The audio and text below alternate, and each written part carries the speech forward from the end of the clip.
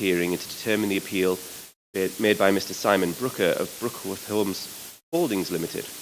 The appeal results from the decision of Wealdon District Council to refuse planning permission for development described as the erection of up to 49 dwellings, access, landscaping and associated infrastructure at land north of the A272, Buxted, East Sussex, PN22 4BA. Now, I will return to the details of the case in just a moment, but before we get underway, I wonder if someone could please advise us of the emergency evacuation procedure and point out the fire exits in the event that the fire alarm should sound. I'll look to the local authority who booked the venue.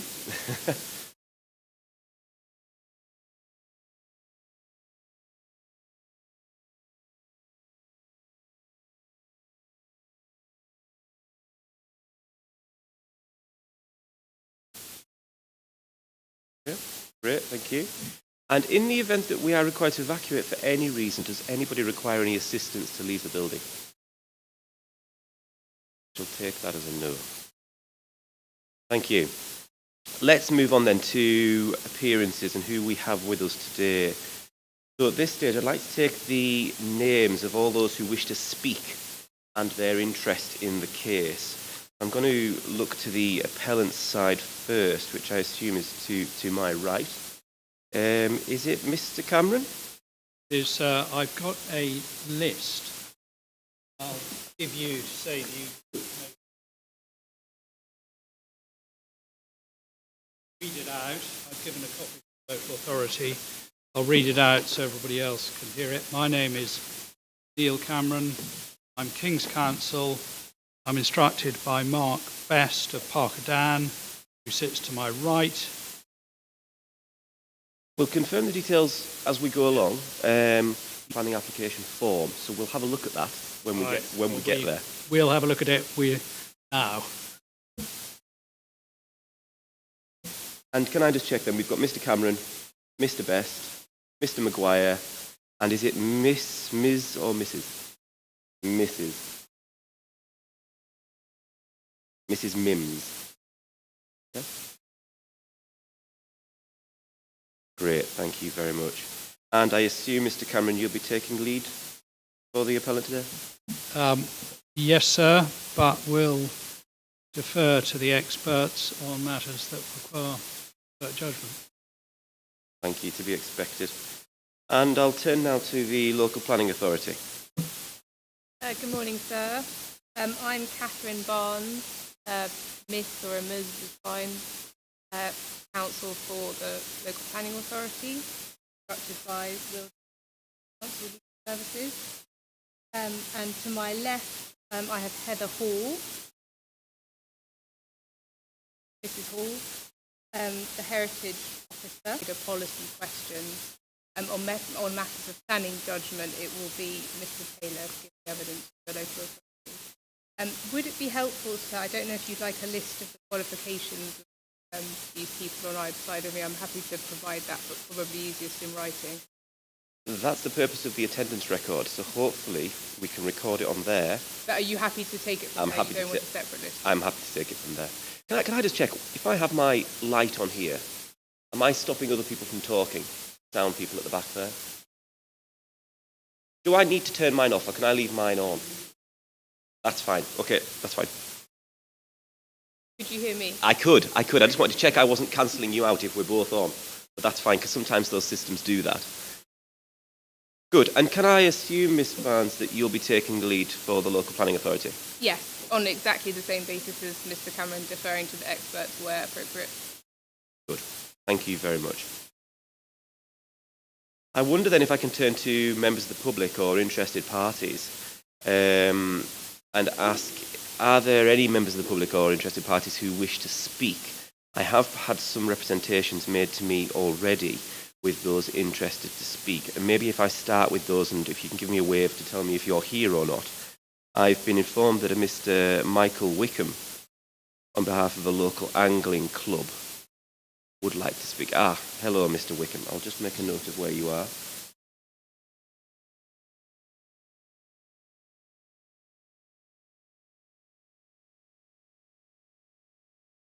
Good. and you would like to speak, Mr. Wickham, at some point. Okay, that's fine. And I've also got a Mr. Nick Danes. Mr. Danes. Am I pronouncing that right? Is it Danes? Thank you.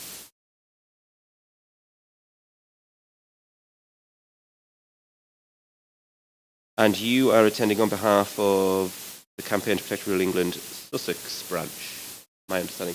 And you're interested in the case as an objector? And I should have asked you as well, Mr. Wickham, you're interested in the case? Objection. I've also Mark and Mrs. Helen Percy.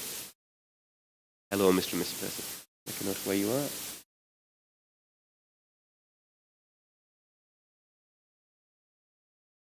Okay. And your interest in the case is?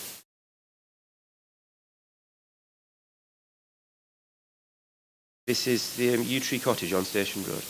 Thank you. And I've also got a Mrs. Lisa Chitty. I did have a note to say she may not be able to attend today.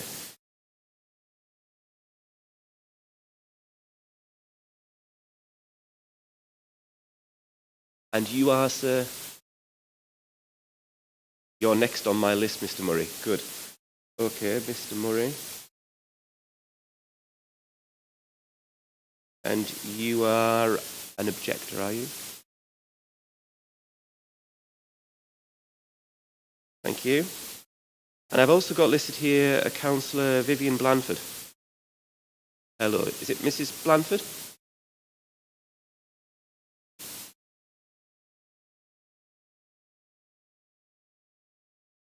I understand you're the chairperson of Buxted Parish Council. I understand you're the chairperson of Buxted Parish Council, is that correct? And is that an objection? You're objecting to the okay. Good. I don't have anybody else listed that I was informed that wanted to attend and speak. Are there any other members of the public here who wish to speak at our proceedings? No, that's fine. I mean, if anybody does want to speak at any point, you can just signal to me and I'll bring you in as and when appropriate. We'll talk about how the proceedings will pan out as we go along. Can I just check at this stage, is there anybody present from the press? No.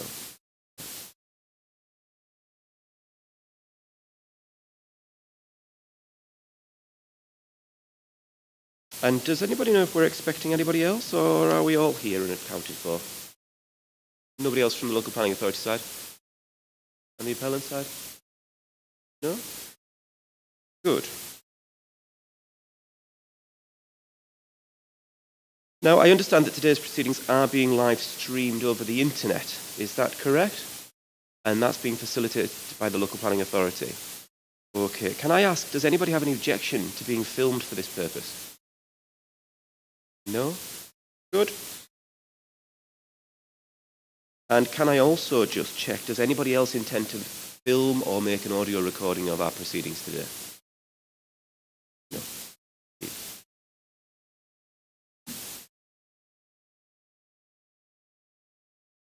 Now, before we start our discussion on the appeal, there are a few formalities that I do need to complete, and I appreciate this part of the proceedings is a little bit technical. So I apologise in advance that this is rather heavily scripted, I'm afraid. But it's to make sure I don't get myself into trouble and forget something important, really. So first of all, let's turn to notifications of the appeal. So I've had sight of the letters sent out by the local planning authority to notify interested parties of the appeal and the arrangements for today's hearing. In that regard, I've seen a letter of the 20th January 25 notifying interested parties of the appeal, and a letter of the 1st of April 2025 notifying interested parties of the arrangements for today. I'm satisfied that that's all in order and happy to proceed on this basis, but does anybody dissent from that view? The appellant side? No? The council? Any comments from the public? No. Thank you. So let's then return to the details of the case, and we can maybe pick up on the point that you've made, Mr. Cameron, as well. Let's confirm the details of the case with the main parties. So as I said earlier, the appeal results from the decision of Wealdon District Council exercising its powers as the local planning authority to refuse planning permission for development described as the erection of up to 49 dwellings, access, landscaping and associated infrastructure at land north of the A272, Buxted, East Sussex, TN 22 4BA. Are those details correct, or do we have some dissent on that, Mr. Cameron? So you're absolutely right that on the application form... Oh, it's always good when I'm right. It says, it's always a good start to say the inspector's right.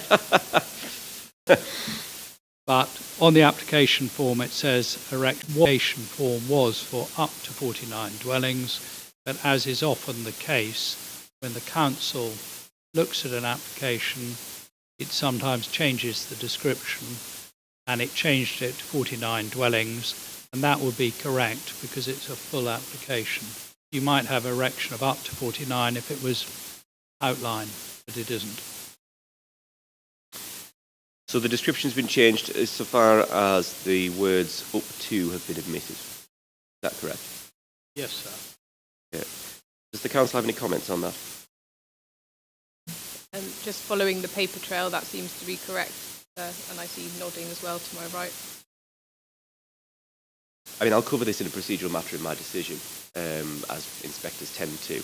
We would usually take the description of development, the proposed development, from the application form, but I'm happy if the parties are agreed that that's what's proposed, take what the council have used on their decision notice, if the appellant's content with that. Yes, sir.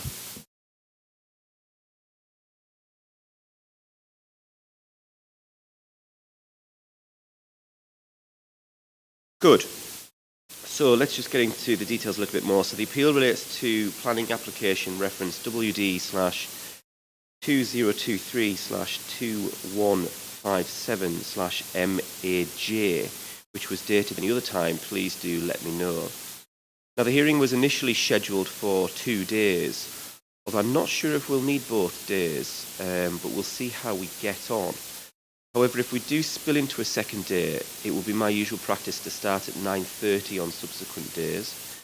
So we would start at 9:30 tomorrow, and I would finish no later than 5:30 each day. Now, I'm told that there is another booking in the hall here for 5:30, so we may have to finish a little bit earlier than that, at around 5 perhaps.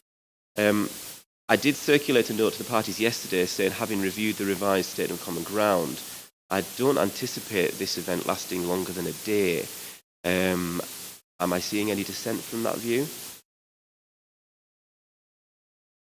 And I also noted that in your yesterday's note you invited the legal representatives of the main parties to make closing submissions if they wish to, and to provide a written note. And I think we can do that within the day, but it may be we need a little break to perfect it, to reflect whatever's happened during the day. And Ms. Barnes probably needs that time. She would go first, and so she'd need that time even more than I do. I appreciate that, Mr. Cameron, and before I invite comments from Ms. Barnes, I have got a section covering that in my opening here, so we'll touch on that in a moment, unless you want to make any comments now, Ms. Barnes. But I mean, that all seems entirely reasonable. And also agreed on, theoretically, it should be possible to finish in 1 day. Good. Okay, let's move on to representations. I've been provided with a copy of the representations that were made both in the run-up to the Local Planning Authority's decision and both in response to the appeal. I've read these, and I will take these into account in reaching my decision. Can I just confirm that the main parties have had sight of these representations? Starting with yourself, Mr. Cameron. We've had sight of all the representations which are published on the Council's website. So, slightly difficult question to answer, but because I don't know which ones you're referring to, but we've certainly had all the ones on the Council's website. Well, there should have been 2 lots. So one lot that would have been from the initial consultation in the lead up to the Local Planning Authority's decision, and then a second group of representations that would have been made by interested parties in the run-up to today's proceedings, which should have been cross-copied to the parties from the Planning Inspectorate? We have got representations made at the appeal stage. Good. And I'll turn to the LPA for the same question, really. Yes, I believe so, and I believe they're all published on the website. They're in 2 sections, exactly as you said, sir. Good.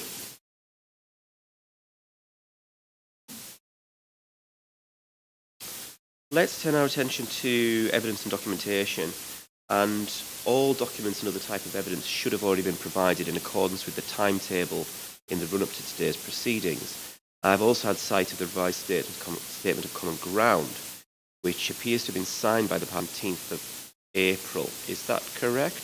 That's the document everyone knows as the statement of common ground. Mr. Cameron?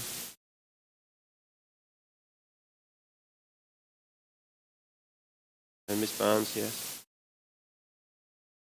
Good. In addition, I note that a Section 106 legal agreement was submitted to the Inspector on the 15th of April. In relation to this matter, I'm also in receipt of the local planning authority's comments in relation to the proposed legal agreement in the form of their Community Infrastructure Compliance Statement, which was received by the Inspectorate on the 17th of April.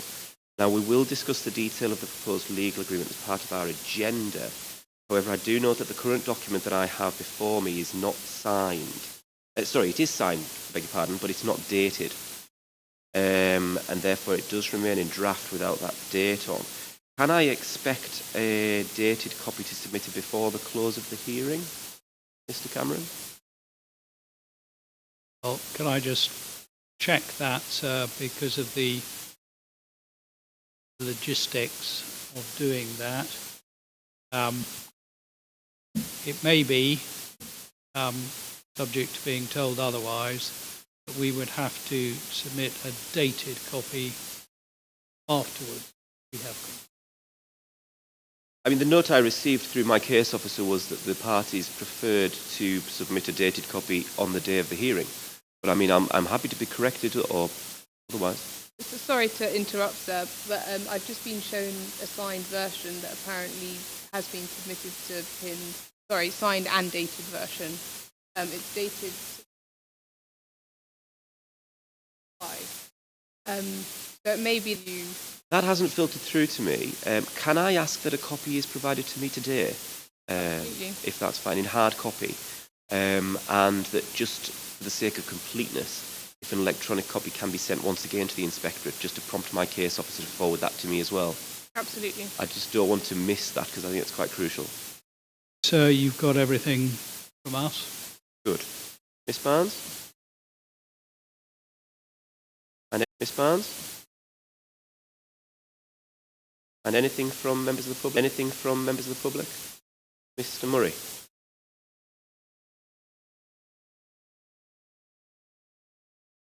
Could I ask you to speak up or perhaps...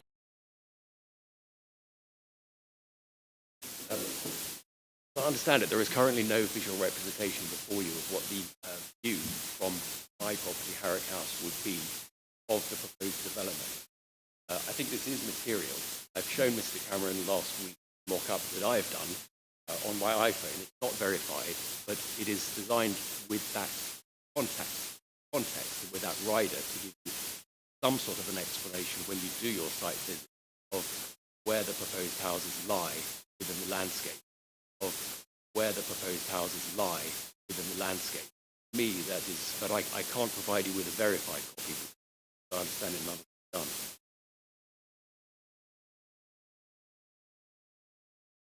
And so you've got something that you want to submit, are you saying? Yes, what I've got is 3 photographs, 2 of which show the view from the property during the winter months. As you'll have seen in the last couple of weeks, a lot of leaves have grown on a lot of trees, and I think it's important that you see what the outlook is during 4 months of the year when there are no leaves on it. I've got 2 photographs of that, and then the 3rd photograph I've got is a representation that I've done showing to the best of my ability what the houses look like in the landscape. And in the absence of any other or better representation, I invite you at least have some regard for that. I'm going to firstly ask why was this information not submitted as part of the appeal timetable? It's not a requirement that I was aware of. I'm just a homeowner unfamiliar with these proceedings. But I can make the appellant aware of it last week and give them a copy of it. I mean, it is highly unusual that we would accept late evidence at this stage. Quite understand, yeah. I mean, I would also need to understand, for example, who's produced this, whether Yes, it's I have. technically produced, whether there's any. I have, but my principal submission is that the obligation is on the appellant to provide you with this. And they've had an opportunity to provide better information if they can. And they've had several years to provide a visual representation, which I believe should have been included in the first place. So because you're left with no visual representation at all, otherwise, I invite you to accept this. I think the two photographs without a visual representation, purely photographs of the view during the winter months, are also relevant and should be uncontroversial. Before I consider whether I should accept this evidence, I'm going to turn to the parties for their response and to find out whether they've actually seen this to start with and their view on whether it should be accepted. I'll turn to the appellant first, Mr. Cameron. So we have seen it in that Mr. Murray kindly allowed representatives from the appellant to visit his property last week, and he gave us copies of these images. So our position is we don't object to this material going in, but what we're going to say is that this is unverified, inaccurate, and no reliance should be placed upon it. But we don't object to him putting it in and explaining what he's done.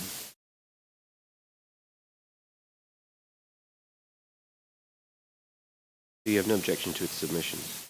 No, but we will make comments on it, and when you see it, you'll see why we make comments that we do. Thank you. And I'll turn to yourself, Ms. Barnes, for your view. There's no objection from us as to it going in.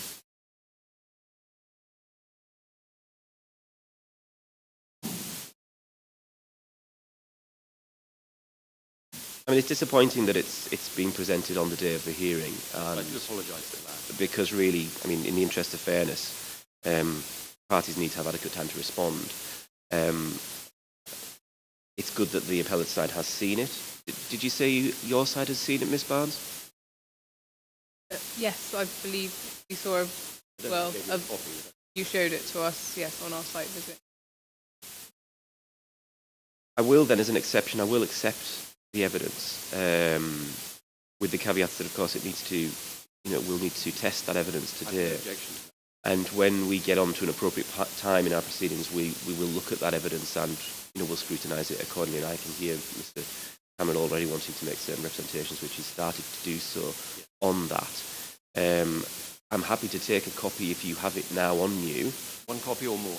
Just the one, but I was going to ask, can you please also make sure this is followed up with an electronic submission to the case officer at the Planning Inspectorate so that we can maintain the public record?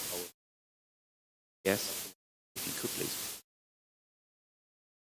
I don't intend to deal with it now. I'm going to put it to one side and we'll get to it at an appropriate time. Great. At an appropriate time when I turn to you for comment, when we're on that part of our discussion, it'd be good if you could talk us through that, and then I'll look to both parties to provide their response. Okay. Thank you, Mr. Murray. Anything else from interested parties, members of the public? Yes, Mr. Dale.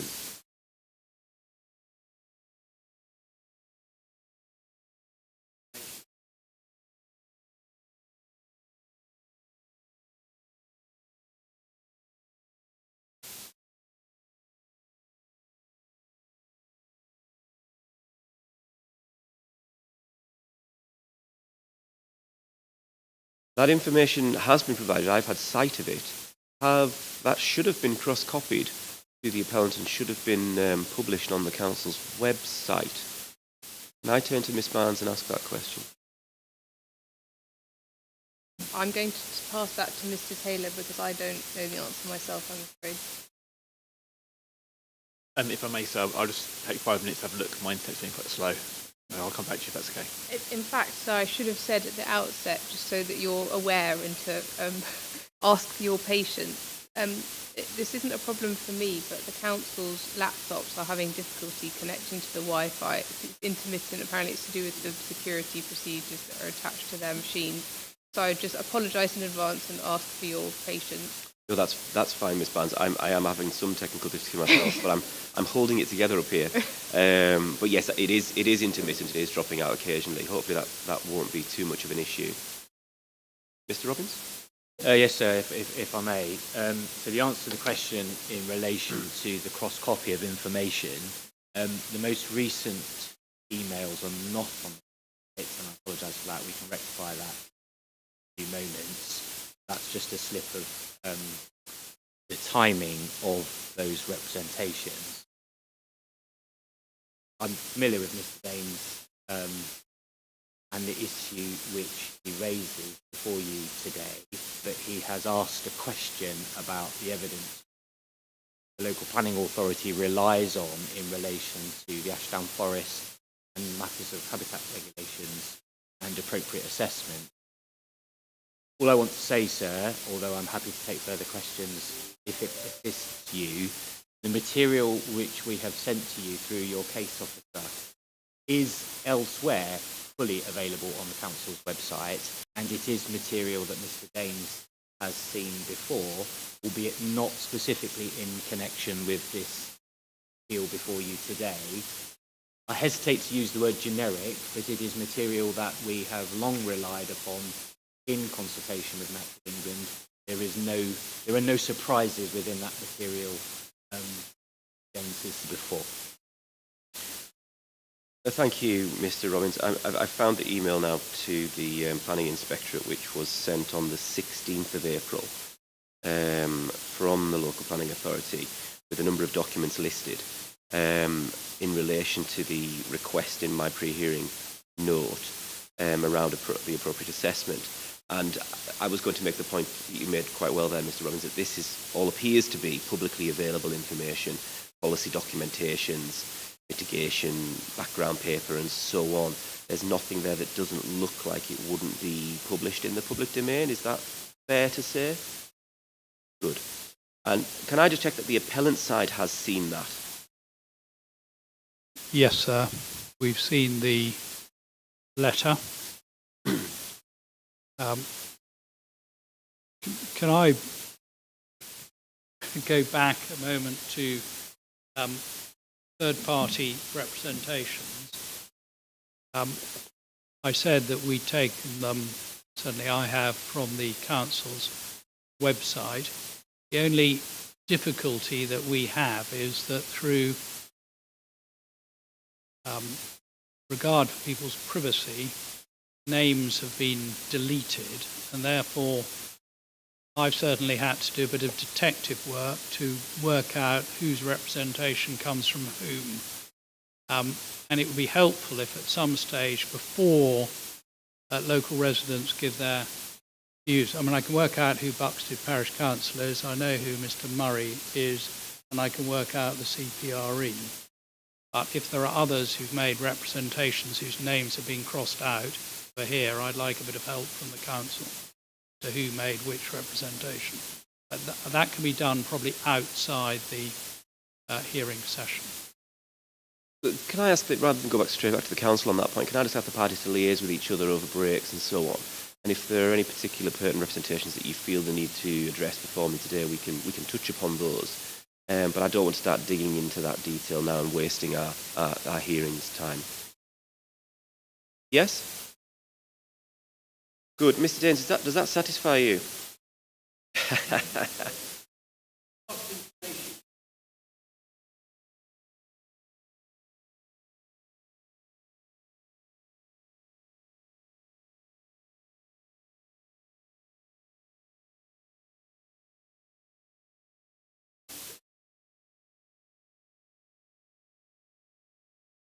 Well, we're probably not looking to get onto that topic until a little bit later. although it is probably first on our list. I'm just wondering if in the first break the council could address Mr Daines with that issue, because there was a letter there, a covering letter in this regard. I don't think it's saying anything different to what's already in the public domain in terms of the council's position in relation to the special protected area. So I don't think there would be a surprise, but I appreciate from the position you're sitting at, you haven't seen it, so you have no idea if it would be a surprise or not. Can I ask you to liaise with the local planning authority in the break over that, and perhaps we'll deal with it as it arises if we get to it sooner. All right, Miss Barnes. I have actually got a hard copy of the letter in question. I have highlighted it, but there's no other markings. Highlighted some generic things. Just in the interest of efficiency, is everybody happy for me to give that to Mr Daines? That would be fantastic, I think. Good idea. And I was going to suggest, we've been sent the letter and the documents referred to. Mr Daines should have the same thing. Could I ask the council to see if in the background today we could get that information on the website as soon as possible so that members of the public could perhaps follow on as proceedings unfold today? So, with your indulgence, we're doing that now. It's happening, subject to the Wi-Fi. But I wanted to manage your expectations, and I'm going to choose my words very carefully. I'm very happy to speak to Mr Daines, but he and I have spoken at considerable length on this issue, as he has also done so with more senior colleagues at the council over very many years. Appreciate he appears today, as he's entitled to do. I've said, and I'm on record, I'll say it again, there isn't anything new within the papers that Mr Daines has not already seen on multiple occasions. I accept he disagrees with it and he might want to address you on that matter. But I stand by my comment that there are no surprises. I very much doubt that I am going to be able to persuade Mr Daines at the break that what we are advancing today before you meets with his, I'll say, agreement. But I'm very happy to try and speak to him at the break. That would be useful if you could, Mr Robbins. And I note that Mr Daines now has a copy of said letter and is reading it profusely. Good. Let's make a little bit more progress if we can. Let's touch on the site visit briefly. Now, I have already been able to see the site, the appeal site, from the adjacent public highway afternoon when the weather was somewhat more fair than it is today. So I do have a general awareness of the site and its surroundings. However, it would be my intention, as is a matter of course, to conduct a full site inspection following our discussions, either today or perhaps tomorrow morning. It is therefore currently my intention to close the hearing before my formal site visit, and so there would be no further discussion on site. In this scenario, I would ask the parties to consider whether they think it necessary to be in attendance at the site visit, or if they will be content in me carrying out this on an unaccompanied basis.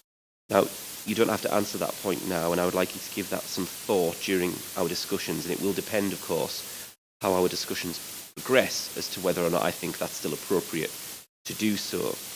And we will discuss this, as is on the agenda, in more detail before we bring proceedings to a close. Now, if, depending on what I hear, I may consider it necessary to adjourn our discussion to the site where we can discuss the case further, but that will depend on how the discussion goes. I appreciate we're dealing with settings of heritage assets today, which may require that. I also appreciate that some interested parties may wish to attend the site visit, if this is to be on an accompanied basis with both main parties present. However, interested parties should appreciate that their presence at the site will be dependent on the permission of the landowner, and should this not be forthcoming, they could observe the visit from adjacent public land. Now, just to reiterate, if I do close the hearing before the site visit, I will not be able to listen to any representations or discussion on site, and so it's very important that you make any comments before we bring these proceedings to a close. Is everybody clear on that point? Anybody have any questions at this stage around the site visit? Mr. Murray.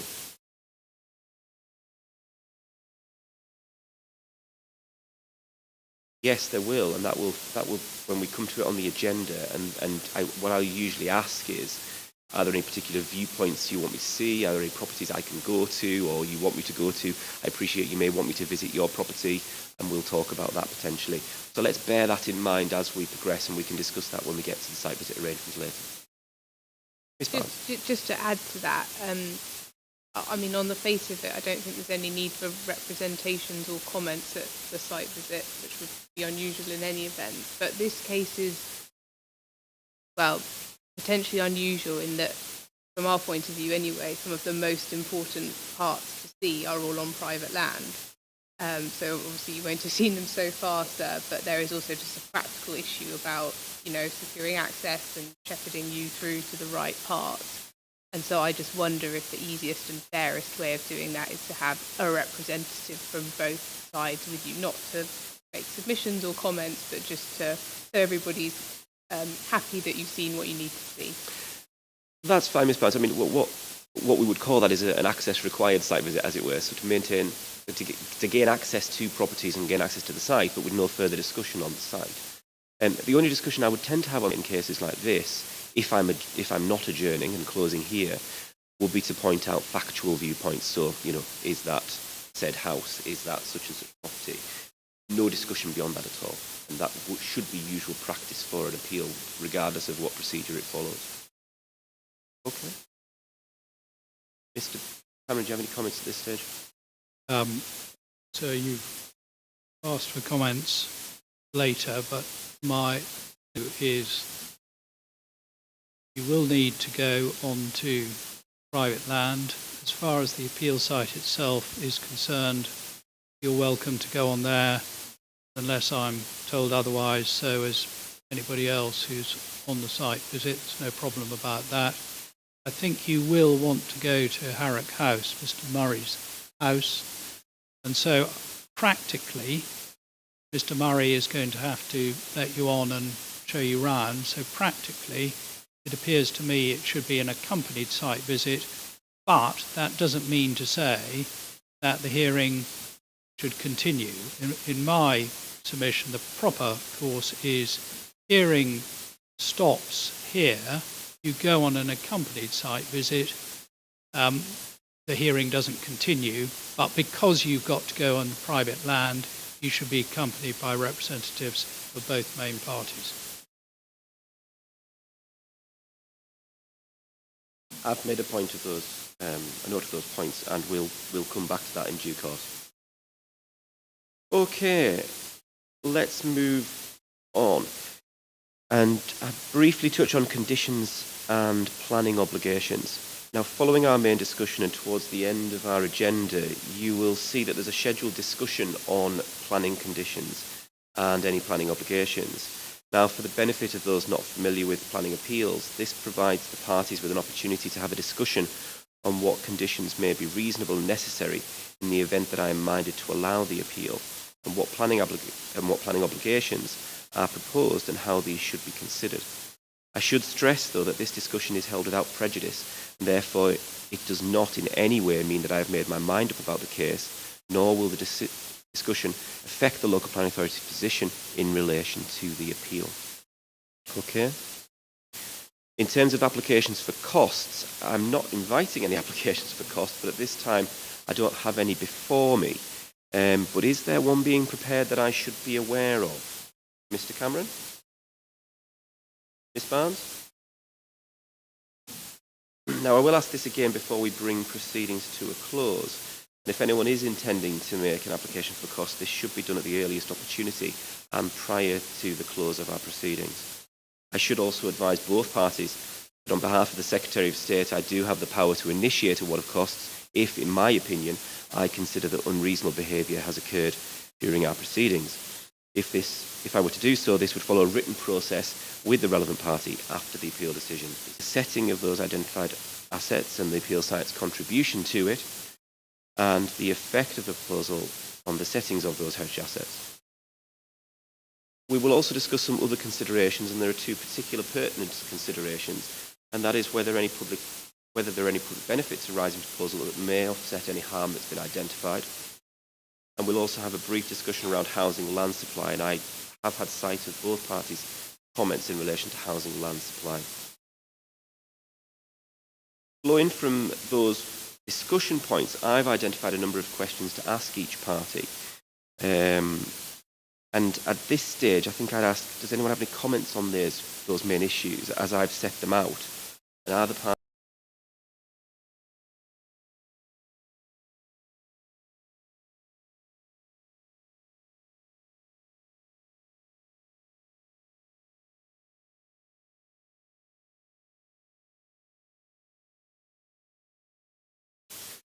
Well, Mr. Murray, I'm going to pause you there for a moment because you started to get into the detail and thrust of the point you're making. Yes, no, that's fine. I think concerns about privacy was probably enough for me. And I think what we'll do then is, I would suggest we have under point 4 of our agenda, any other matters that folk want to raise. And that's where I would normally expect issues to be mopped up like this, and where we can have a broad discussion about that point. So if I can ask you to kind of hold your thunder there, and we can return to that at a later stage. All right. Good. I should also say that my main issues may be subject to some revision depending on what I hear during the course of these proceedings, and therefore they may be set out slightly differently in terms of their wording in my final decision letter. Yeah. Now, during our discussion, I'll invite contributions from one side and then the other in response. I may have a series of questions for one party before I turn to the other, with another set of questions. However, I will ensure that all parties, including interested parties, have the chance to respond to what has been said. I won't necessarily ask interested parties to come in at the back of every question I ask, but I will bring you in at appropriate moments. Otherwise, the proceedings may last a considerable lot more time. This should provide everybody with an opportunity to speak, and that's the purpose of the hearing process. Everybody is able to put forward their points of view at the appropriate time and put their representations to me. I should point out that on some issues I may not have many questions to ask at all, and on that basis you should assume that I've got all of the information I need from the written evidence in order for me to reach a view. However, if anyone does want to make a point or feels that I'm moving on too quickly, please just wave at me or something, and we can pause and take a moment. All right? Now, I should say I've read all of the written statements and other evidence submitted as part of the appeal, so please don't repeat what's already been said, but if you could flag up things that you want to draw, so documents or maps and so on. Okay. And going back to the point that you made earlier, Mr. Cameron, I do note that the parties have both appointed legal representatives for the hearing. And whilst the proceedings here are a structured discussion, this is not a public inquiry, and as such there will be no formal presentation of case or cross-examination unless I specifically agree to this approach. Therefore, you should address all comments and remarks directly through myself throughout the course of our proceedings. Is that clear to everybody? Yes. And that goes for members of the public as well. Closing statements is not usually the case in a hearing, but it is becoming more increasingly the case when there is legal representation. And that said, whilst it's not an inquiry, before I bring our proceedings to a close, I will invite the advocates for both the local planning authority and the appellant to make a closing submission.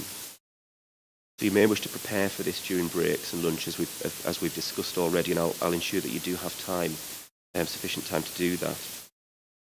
This submission should briefly sum up your respective case, and it should be no longer than 10 minutes, and it should not introduce any new evidence or new issues which we have not already discussed or that is not already before me in the written evidence. Is that clear? Barnes? Could it possibly stretch to 15 minutes if necessary? 10 to 15 minutes, we should say, I think. Mr. Cameron? Yes, sir.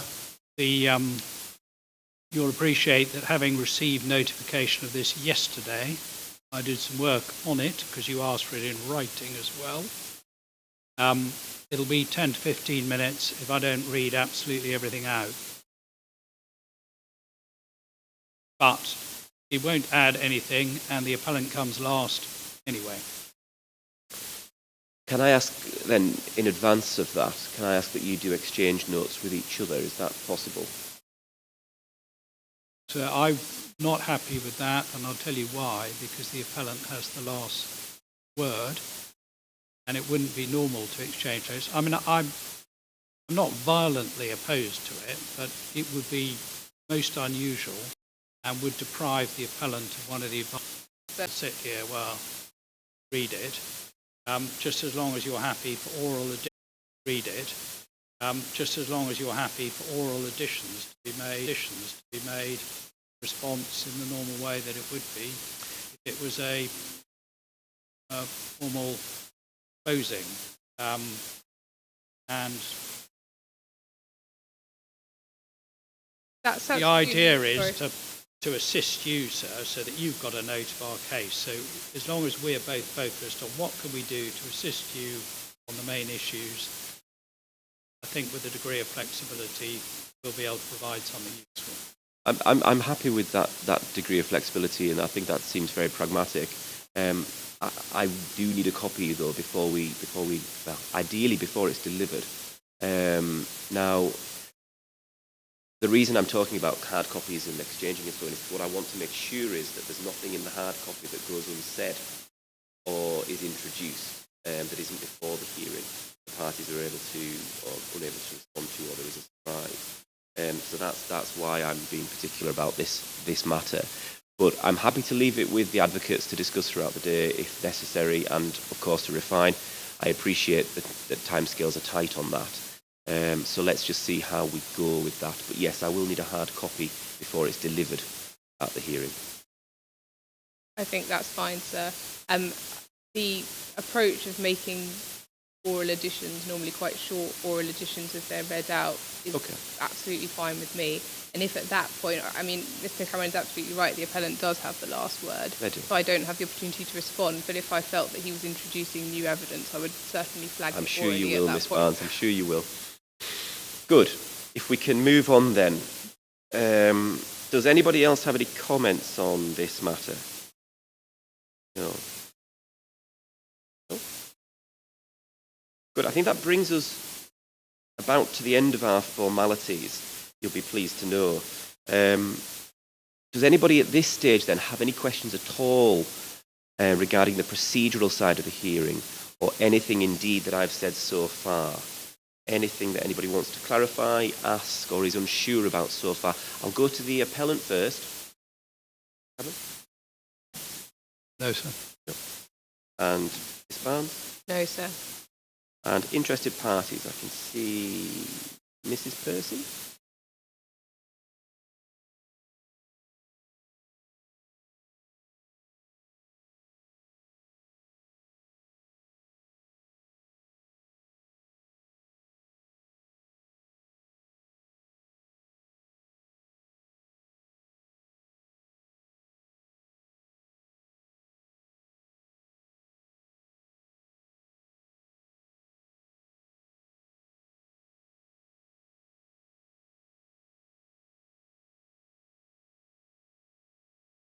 No, that's fine, and I think that's a very fair comment and fair point to make, which is helpful for other members of the public here as well. I appreciate these are for members of the public, they're not usual events. Usually my process and my protocol is that I would bring in interested parties during the discussion as it's happening to respond to the kind of thematic points and main issues as they arise, rather than wait till the very end and say, right, now you have your say, because that allows the parties to respond to what's being said at the time it's being said and in relation to the issue that we're dealing under discussion, rather than having to then revisit matters all at the very end. However, there will be an opportunity at the end of our proceedings where I will say to members of the public, is there anything else anybody wants to say that they haven't felt the opportunity to say yet, or that we feel you really have a burning desire to get out or get across to me? So you will have that opportunity. So I think it's a blend of both, I think, Mrs. Percy. But ideally, we would have your contributions as we go along. But like I said earlier, I won't invite a response to every question I ask. I may bring you in towards the end of a segment or an end of section of questioning to see if there are any points from the members of the public here present. Yeah? No problem at all. Good. Let's then turn our attention to our agenda. And if I can draw everybody to agenda item number 2, which is a discussion on planning policy matters. Now, I note from the submissions that the local development plan for this area comprises the Wealdon District Core Strategy Local Plan, adopted in 2013, and the saved policies of the Wealdon Local Plan, adopted in 1998. Can I just confirm that that's correct, Ms Barnes? That is correct. And that's your understanding as well, Mr Cameron? Yes, sir. Good. Now, other policy and guidance relevant to this appeal include the National Planning Policy Framework, specifically sections 15 and 16 in relation to the natural environment and the historic environment, and we also have the planning practice guidance. I also note reference in the evidence to historic environment good practice advice in Planning Note 3, the setting of heritage assets, published by Historic England in December 2017. Now, a copy of this guidance I don't think has been put before me, but as this is a publicly available document, I have been able to access it online.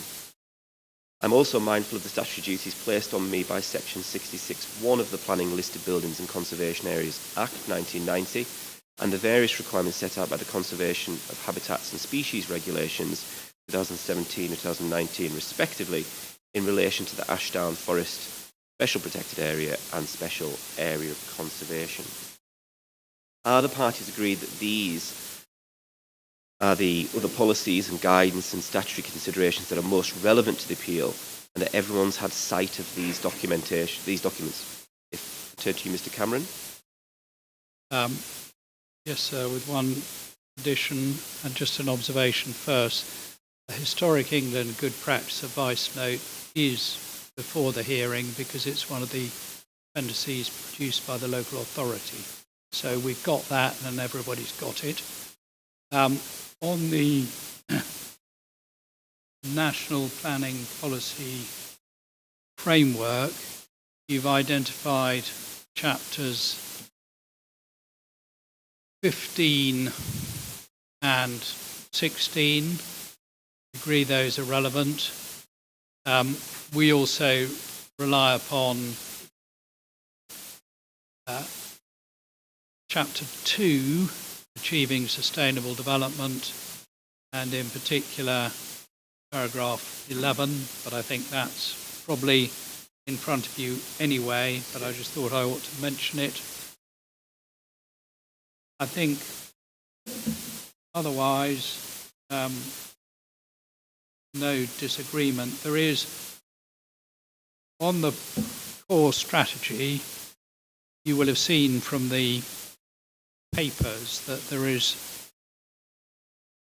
a dispute on the applicability of policies EN1 and EN27 in relation to heritage assets. But having said of the heritage balance, and everything that comes before it in 215 of the MPPF, which is going to help you determine this case. But so if we are going to come back to EN1 and EN27, I would want to come back to that and would want you to hear the views of Mr. Best. But if we're agreed that it's really 215 in the MPPF, then I don't need to. Thank you, Mr Cameron. Ms Barnes. Well, that is music to my ears. Mr Cameron, Ms Barnes. Well, that is music to my ears because I also like this the relevant policies in the MPPF, which are realistically going to frame your decision. So it seems to me it's somewhat of a side issue. So insofar as we do need to address it, I'd suggest we try and do so briefly. In terms of the development plan, it's just been pointed out to me that there is actually an additional element. The Affordable Housing Delivery Local Plan, Local Plan 2016. This is referenced in the Statement of Common Ground.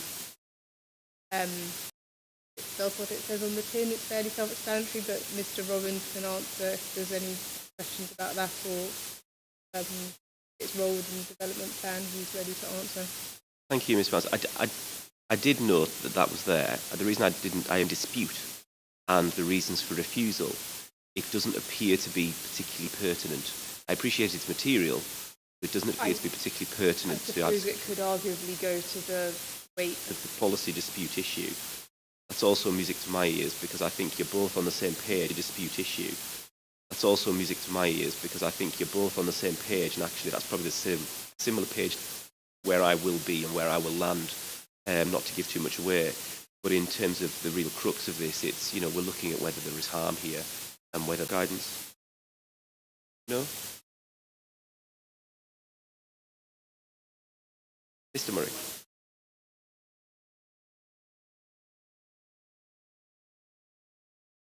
In what context would you like to make? Oh, this is the planning balance in the framework, sorry.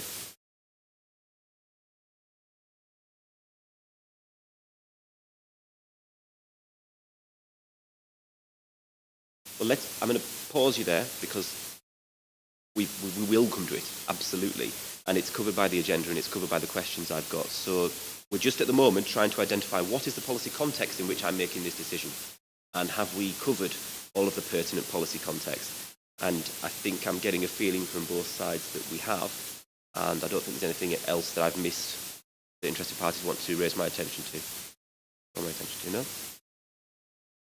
Good. Let's make some further progress. As Mr. Daines has already touched on, in addition to the policies that we have before us and guidance documents, and as requested in my pre-hearing note, the LPA has provided me various documentation and management documents in relation to the Ashdown Forest, SPA and SAC. And this will assist me to discharge my statutory duty as a competent authority in relation to any effects of the proposal on the Ashdown Forest. And you've had sight of that letter now, which I hope you've made some progress in, and hopefully the Council have managed to publish that documentation in the background. Beyond that, is there anything else anybody wants to say on this matter before we move on? Mr. Cameron? On the appropriate assessment point, sir. On planning policy guidance and statutory duties. No, sir. When we come on to how does paragraph 215 in the MPPF work, yes, we will have to consider the statutory duty, but I'm assuming we're going to deal with that later. And we're also going to have to consider the relationship between 215 and a paragraph 11D1. You absolutely are, yes. And I've got some specific questions on that. Okay. Anything from the Council, Ms. Barnes? No?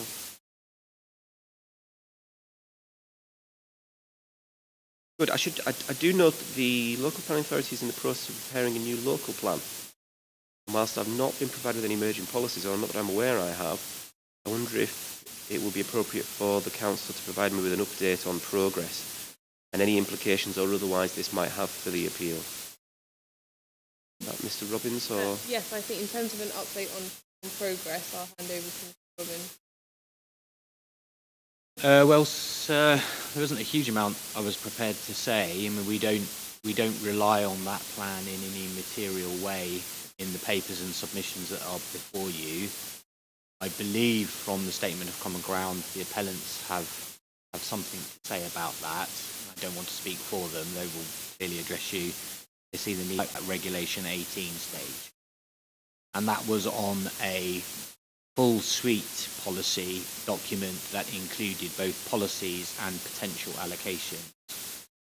We had over 12 and the MPPF has changed and has changed the timing for the submission of development plan documents. And we are, as an authority, in liaison with the Inspectorate and the Planning Advisory Service, and indeed MHCLG, in relation to those obligations. There isn't much more I can say on that, other than I think it would be fair to you, sir, in assessing all of the matters today, to confirm that the Regulation 18 plan did not fully deliver all of the required growth on, I'll say the required assessment. I think you know what I mean by that. The NPPF change in relation to the required amount of growth, particularly on housing, generates a number, and the consultation document did not seek to meet that number for a variety of reasons, which I can explain. I don't know how much depth you'd like to go into. So let's not get carried away with Mr. Robbins. But that is extremely useful. I think I'm going to ask you a very simple yes/no question now. It is: can I give that document and the policies contained within any weight in this appeal?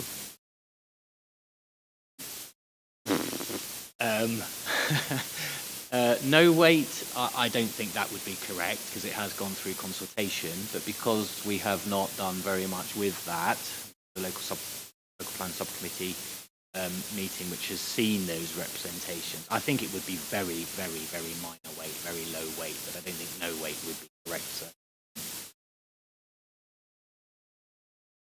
I'm just going to turn to the... Can I draw your attention to paragraph 7.2 and in particular 7.2.1 in the statement of common ground. Just bear with me a moment. Paragraph 7.2.1 on page 17.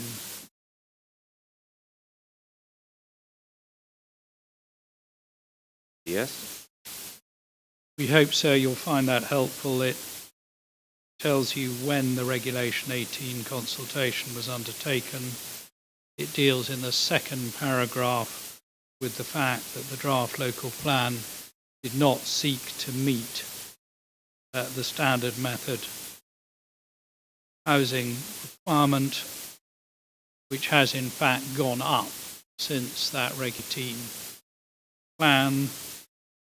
The point is also made that even with that under provision, the plan would have proposed housing development on sites which would have given rise to less than substantial harm to the significance of designated heritage assets and would have involved allocation within national landscape areas.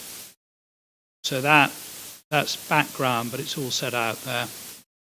In terms of weight, we agree very, very limited weight.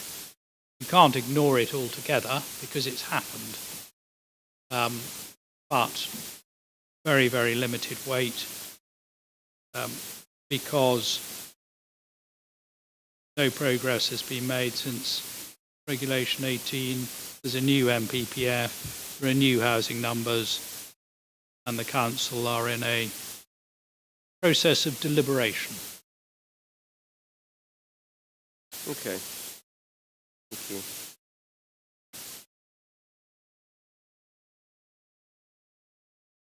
I've made a note of those points. I don't have any further questions in relation to planning policy and guidance. So it's my intention now to move on to a discussion on the main issue, on the main issues. And our first main issue, before we do that, if it's worth a quick comfort break. So how about we pause at this stage, say a 10-minute break. What I don't want to do is start getting into a main issue and then take a break. So I'd rather bring the break forward so we can get into the meat of the first main issue. So I make it around 13, 14 minutes past 11. Shall we come back at 25 past? Yes? So we'll adjourn now until 25 past 11. Thank you.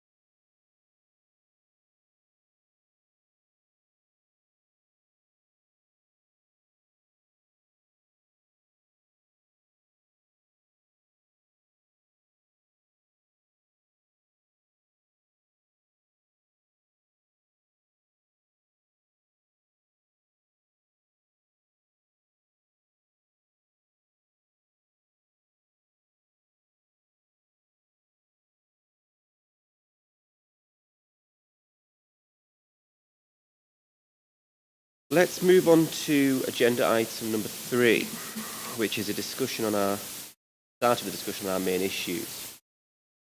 And the first main issue is the effect of the development on the Ashdown Forest Special Protection Area, SPA, and Special Area of Conservation, with particular regard to recreational disturbance.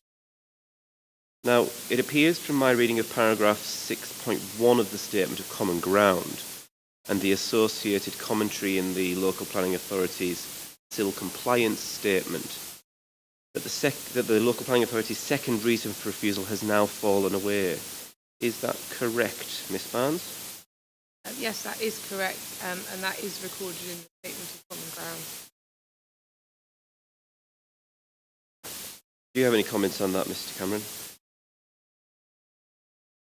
Not on that specific point, no, sir. It's points agreed. Okay. And is it therefore common ground between the parties that the proposal would have an adverse effect in respect of increased recreational disturbance, but that suitable mitigation would be secured by way of the legal agreement?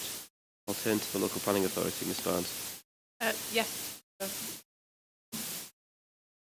Nice brief answer. Mr Cameron. Despite that invitation, it's not going to be quite as brief. I would put it a slightly different way. Okay. And that is, because the site is within the 7 kilometre area, likely significant effects cannot be ruled out through recreational pressures. You then go on to the appropriate assessment stage where you can consider mitigation. Once you have considered the mitigation measures in the form of contribution towards SANGs and SAMs, to use the jargon, suitable areas of natural green space, and that nothing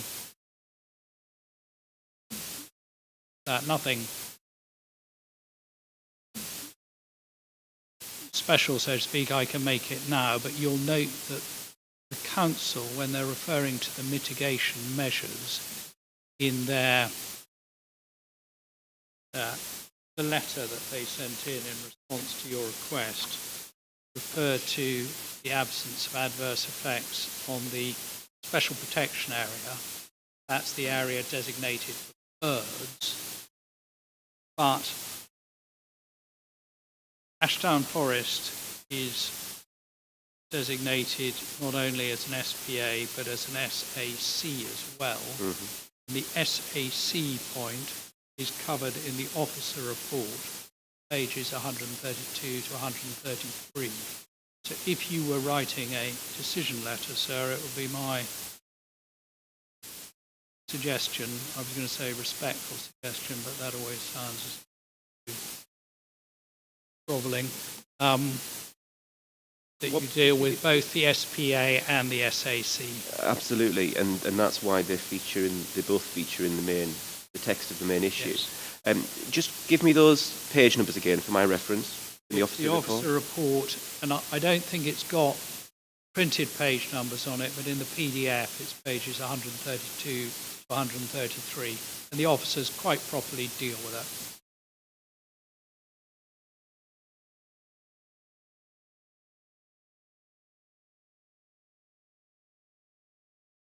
And I suppose the other thing to say is that the reason that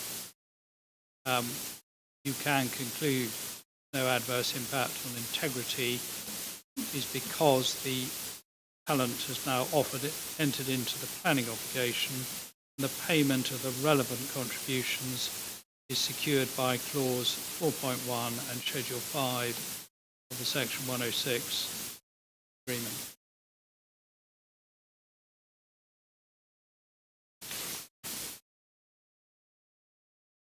And of course, the Council can tell you this, but this approach is not unusual in Wealden. It's a well-established approach, established in policy at WCS 12 and in the documents that have been produced since, and some of them were appended to the Council's response on this issue. And if you would like, sir, and I turn to Mr. Best on this, we can point to previous appeal decisions where this issue has been dealt with.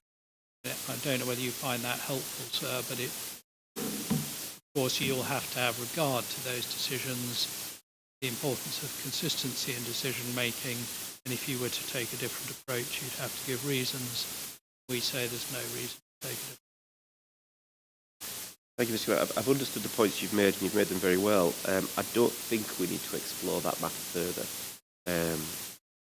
I'm going to turn to the LPA and ask if you could briefly set out your approach to its assessment in this regard, and the likely significant effects on the SPA and SAC and the mitigation that would be secured. Briefly cover that for me.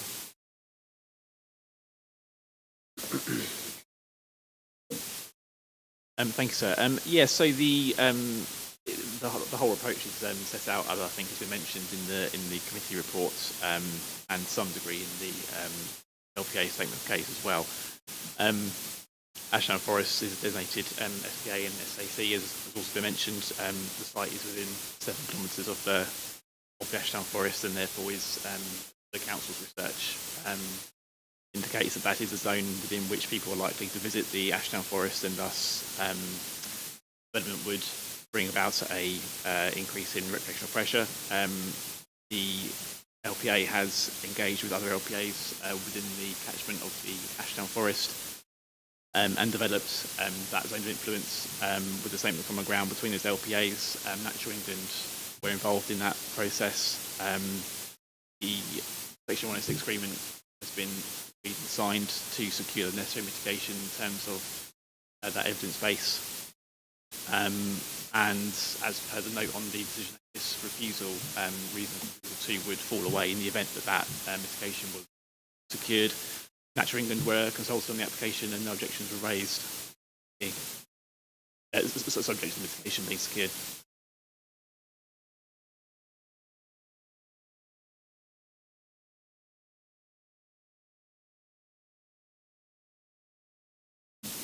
I've just been advised as well about the air quality issue, that it's below the threshold that would trigger impacts in that regard as well.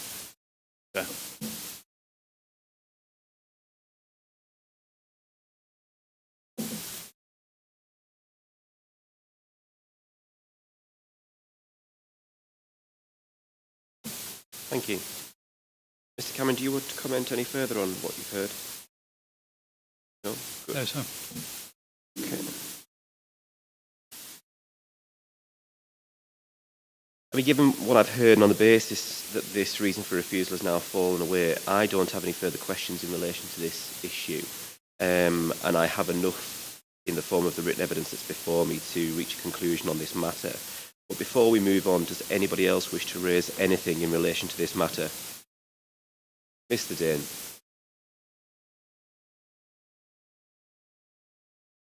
You may wish. Yep, you may do so. Do you have a written copy of this statement, by any chance? Pardon? Would you be able to share that with me, just so I can refer to it afterwards, rather than me making copious notes? Do you have copies to share with the appellant and the local planning authority? Fantastic.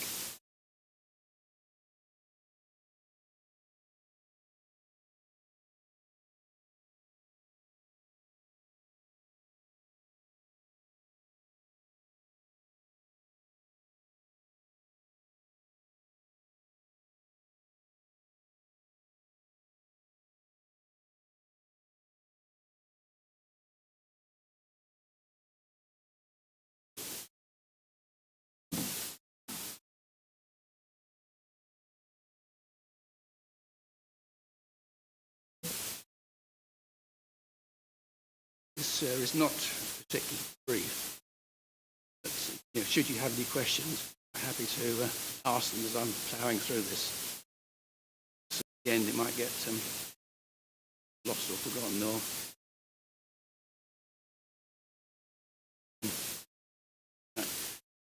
in the inspector's pre-hearing note dated 3rd of April, paragraph 18 requests the council to provide further information by 17th of April in order that the inspector can undertake an appropriate assessment. Of course, an appropriate assessment is not needed should the inspector be minded to dismiss the appeal due to the harm arising from, say, landscape or heritage issues. I am very disappointed that this appropriate assessment information provided by the Council has not been placed in the public domain. I was most interested in seeing and commenting upon it. That, as you now know, has been addressed, and I have a copy. Thank you. In my representation dated 25th of February to the Inspectorate, I made comments on the applicant's ecological assessment dated October 2023. I also made comments on the Council's appropriate assessment. You will have seen these comments, sir. I won't repeat them here, apart from saying that the conclusion of the ecological assessment, no adverse effect to the SPA, lacks any evidential support whatsoever. Thus, this conclusion is in conflict with the requirements of the Habitats Regulation. Part of my earlier representation, I will repeat, and that concerns the requirements of an appropriate assessment. An appropriate assessment must contain complete, precise, definitive findings and conclusions to ensure that there is no reasonable scientific doubt as to the effects of the proposed plan or project. This requirement is contained in paragraph 003 in the government guidance for an appropriate assessment. Similar words appear in many decisions by the European Court of Justice, potentially affecting European sites. The Council's appropriate assessment contained in their officer report to committee in April last year woefully short of this requirement. This is not surprising, as every other appropriate assessment they have undertaken to date for Ashdown Forest SPA has similar deficiencies. More detail on the shortcomings of the Council's appropriate assessment in my 25th of February representation. In their planning statement dated 5th of January 2023, the Plenary brought to the Council's attention several appeal decisions. I would like to talk a little about one of these, the successful appeal reference 330-1104, a site called Land at Old Nursery House, Bramfield, lies less than 3 kilometres south of this Buxted site. Paragraphs 34 to 40 of the decision, Bramfield appeal, are included under the heading of Ashdown Forest SPA, whilst paragraph 41 is headed Conclusion on European Sites. The first four paragraphs, paragraphs 34 to 37 of the decision, outline the potential harm from increased visitor pressure arising from the development of the SPA and proposed mitigation intended to avoid that harm. But the nub, paragraph 38 of the decision, I'll read this out in full. An interested party has queried the effectiveness of SANG and SAM. However, both are well-established measures that have been found to be effective in the general approach elsewhere. In addition, SANG at Upfield is much closer to the, and I heard the visitor surveys carried out on behalf of the Council demonstrate that the mitigation measures are being successful, diverting visitors from the Ashdown Forest. There's also provision through the SAM contribution for monitoring to ensure continued effectiveness. Natural England has agreed the SANG and SAM tariffs and considers that they will effectively mitigate potential recreational impacts of the development. As the government's advisor on nature conservation, with the responsibility for significant experience in relation to these matters, I attach great weight to their advice. I do not find there to be compelling reasons to depart from their view. Mitigation would be effective and reliable, preventing harmful effects on European sites.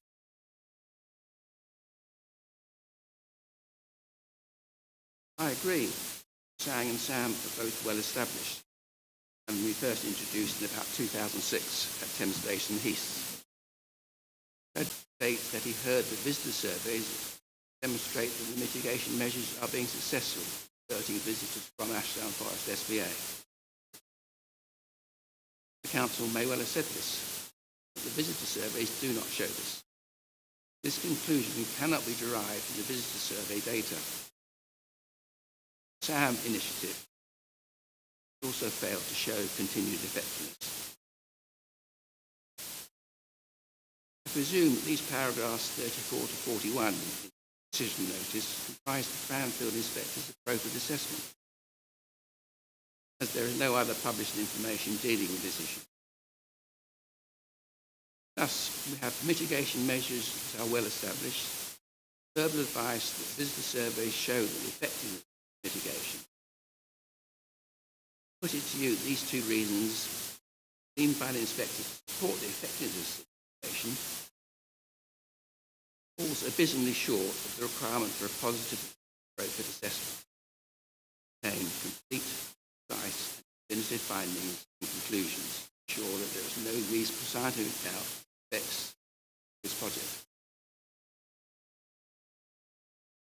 Paragraph 38 of the Brownfield Inspector's decision also states that Natural England considered that SANG and SAM will effectively mitigate potential reputational impacts of the development. And the inspector states that he attaches great weight to their advice.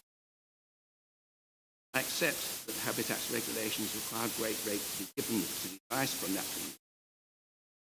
But the regulations also require evidence beyond reasonable scientific doubt mitigation is effective. Natural England has not declared any evidence of effectiveness whatsoever, which must be provided for a positive appropriate assessment can be concluded, completely negates their position.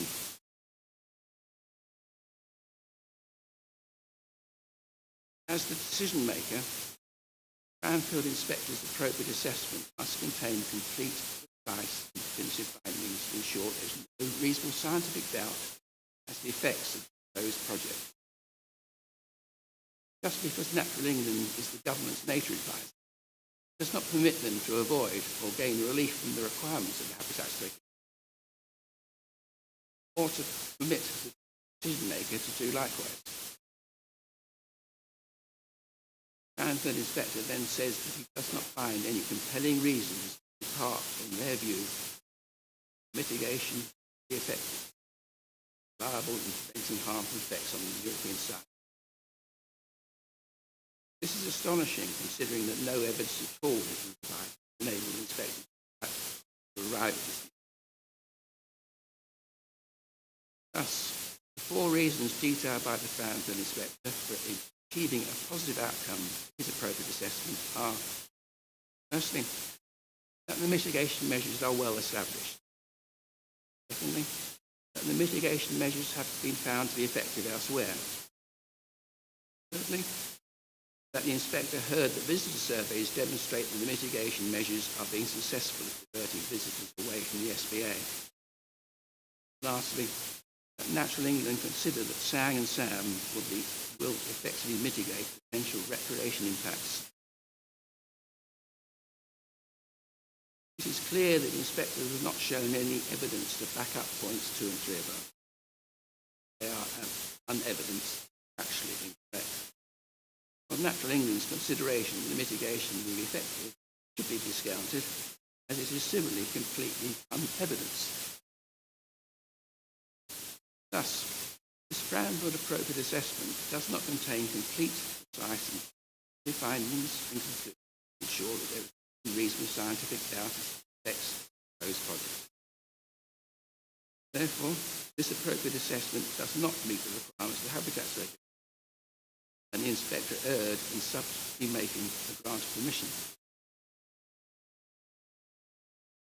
Furthermore, Habitats Regulations, Regulation 63, paragraph 3, also state that an appropriate assessment is not considered to be complete until Natural England has been consulted upon it and the decision maker has then had regard to any representations made.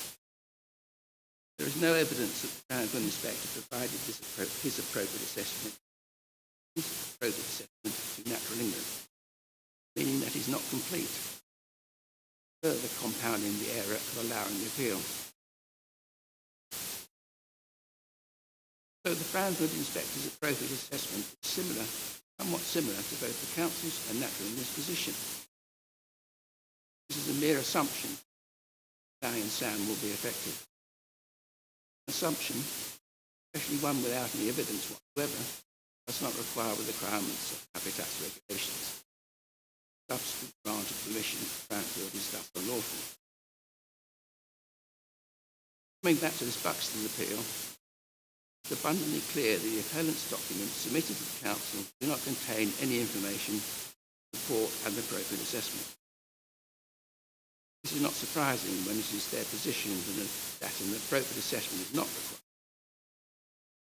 Nevertheless, the appellant has not complied with Regulation 63, paragraph 2, Habitats Regulations, and I'm surprised that the Council did not require the appellants to comply with the statutory duty. The Council's appropriate assessment in their officer report to the committee in April last year was thus made without any information being supplied by the appellant. However, their appropriate assessment fails completely to justify the proposed mitigation measure. Justification of this mitigation is fundamental. It is an essential part of the appropriate assessment. It is not just this appropriate assessment that fails to justify the Sang and Sam mitigation. I've yet to see an appropriate assessment provided by either the Council or the Inspectorate that provides any evidence of the effective mitigation. I briefly tried to identify any evidence of effectiveness for the mitigation, making requests for information in the Habitats Regulations assessment part of the Council's website. But the website does not include any evidence demonstrating the effectiveness of Sang and Sam's mitigation. Subsequent email discussions with the Council have failed to produce any evidence justifying mitigation. I've eventually been drawn to conclude this evidence does not exist, meaning any grant of permission is unlawful. However, even if the evidence contained on the Council's website, this still doesn't mean that the grant of permission can be lawfully made. Habitats regulations require that the evidence demonstrating effectiveness should be contained within the appropriate assessment. That is, if it is not, means that the assessment cannot then include no harm to the integrity of the relevant site. This is what I have to say on that. If I may, just a couple of points on the letter the Council kindly provided me. You asked, sir, for some information to be able to undertake an appropriate assessment. The Council have provided you with quite a bit of the information. Knowing the documents they have provided, not one of these contains any evidence justifying mitigation. It just seems to be all parties, applicants, local planning authorities and the Inspectorate just appear to assume that the mitigation will be effective. I disagree. We have the words in the guidance that beyond reasonable scientific doubt. I did a bit of science, familiar with scientific proofs, and would anticipate that support for the mitigation would follow those lines. Just isn't any. You ask, where is the evidence supporting the mitigation? It doesn't exist. Certainly not in the information provided to you, sir, your appropriate assessment. You have a bit of a challenge there. Be done.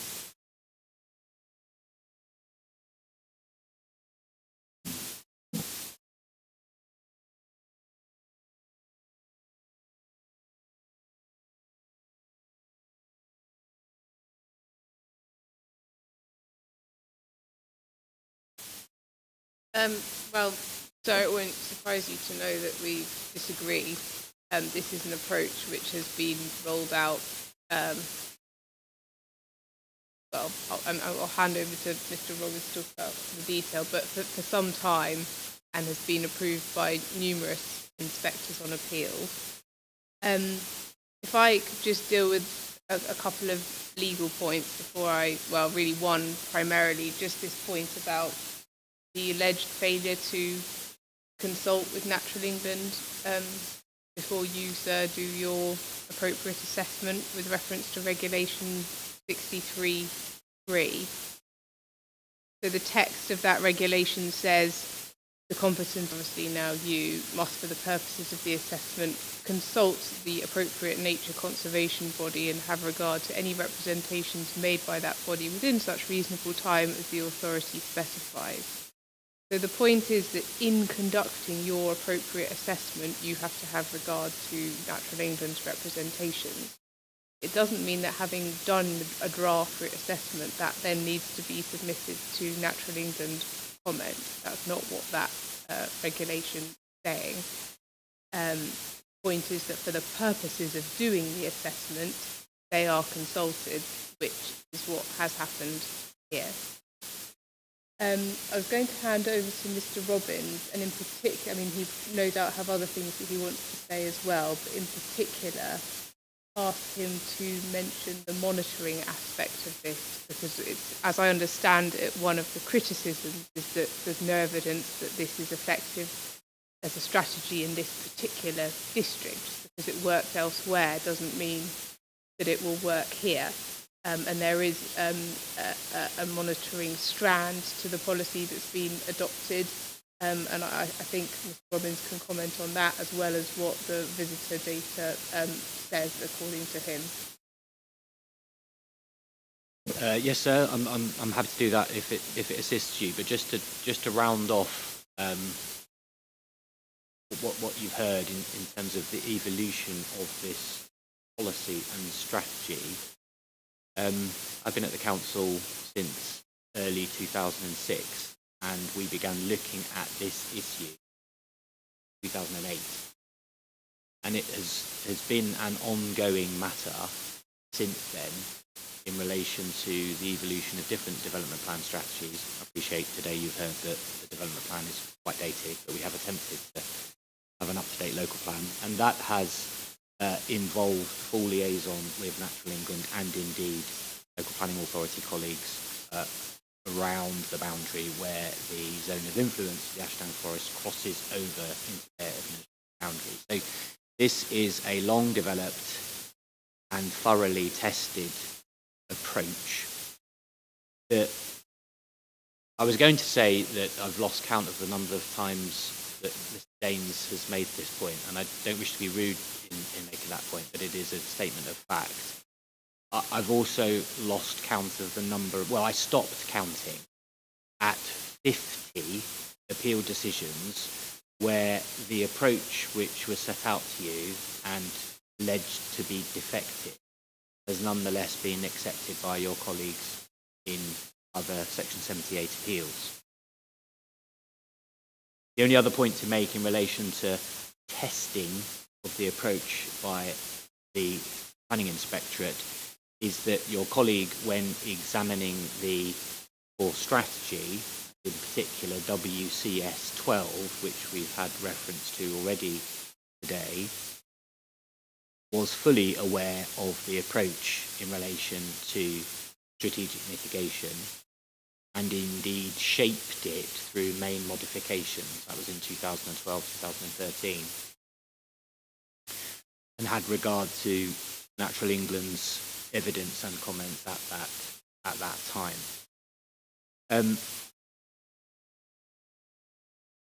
Going forward in relation to the accusation that the evidence is flawed or doubted, I don't know how much you want me to say, sir. The approach is to acquire SANGs, and there are two strategic SANGs within the district, one at Crowborough, one at Uckfield. It is a strategic mitigation measure. It doesn't seek to interrupt people travelling through the Ashdown Forest. It is an avoidance measure, has always been an avoidance measure, and seeks to deter trips. And we test the efficacy of that, and always have done since 2015, 2016, with visitor surveys. And they are, as has already been hinted at, surveys of the people on SANGs, what they are doing and where they travel from. We publish those, we always have done. You've heard doubt cast on whether that completes the picture of litigation, but the entire approach has been developed and was developed with Natural England and indeed our colleagues around the Ashdown Forest.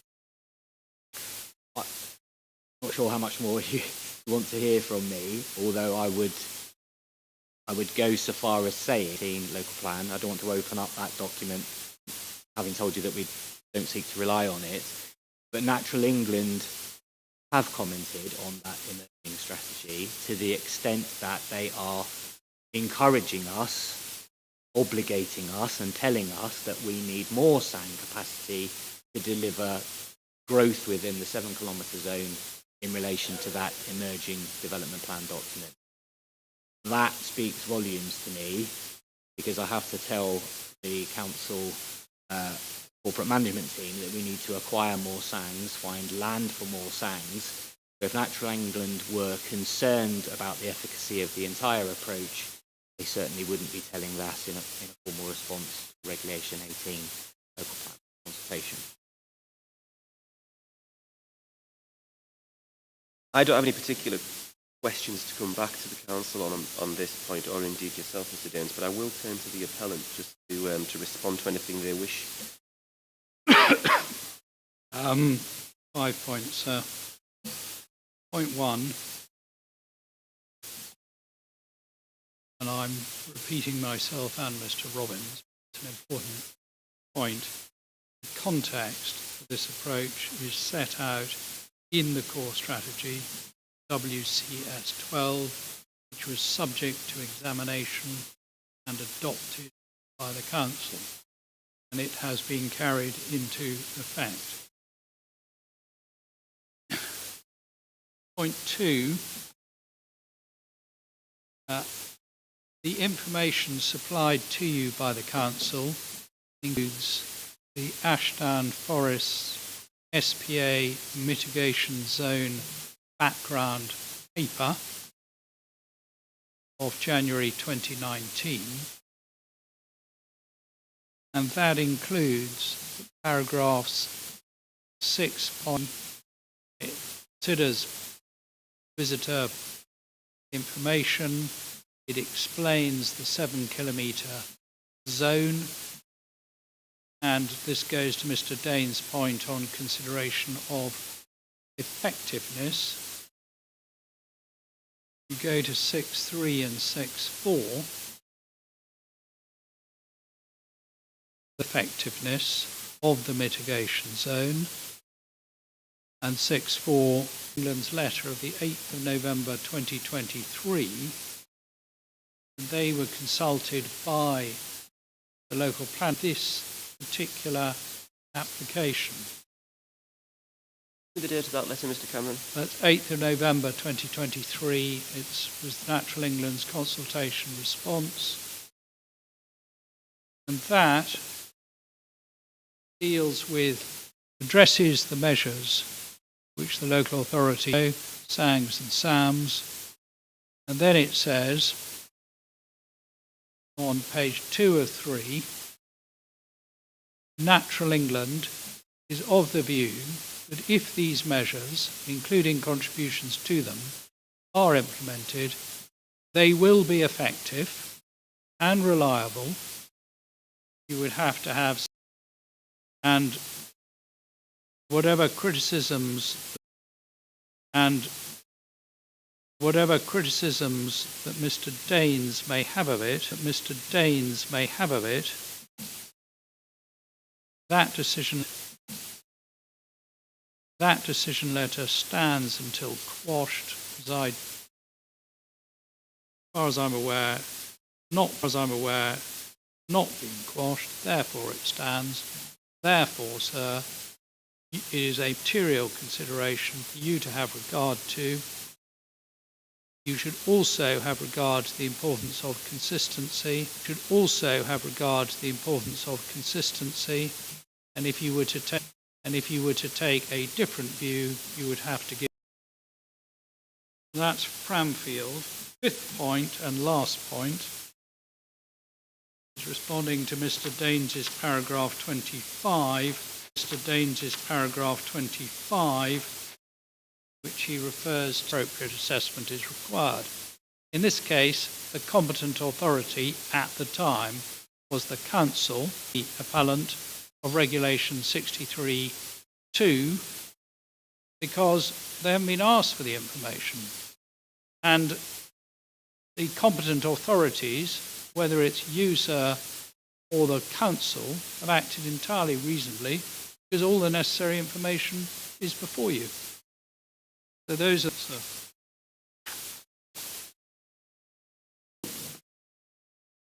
I don't have any further questions on this main issue, so it will be my intention to move on, but I will just pause to see if anybody else wishes to say anything that has not already been covered or said.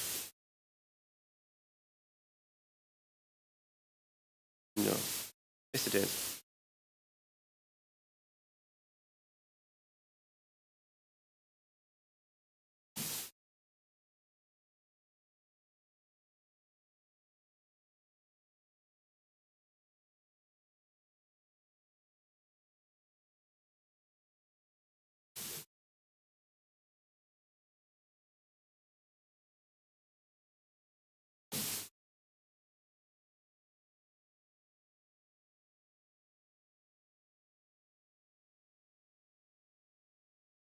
Thank you, Mr. Daines. I've made a note of that point. Does anybody wish to respond further?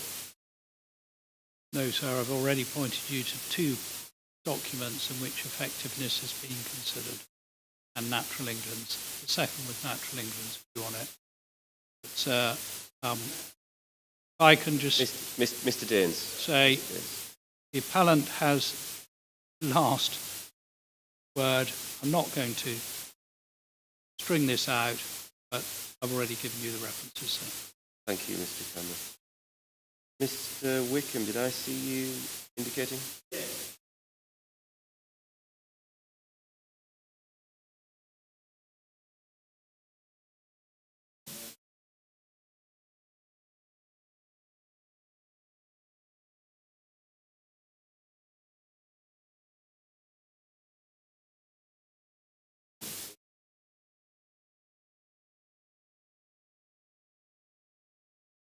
What points would you like to raise specifically now?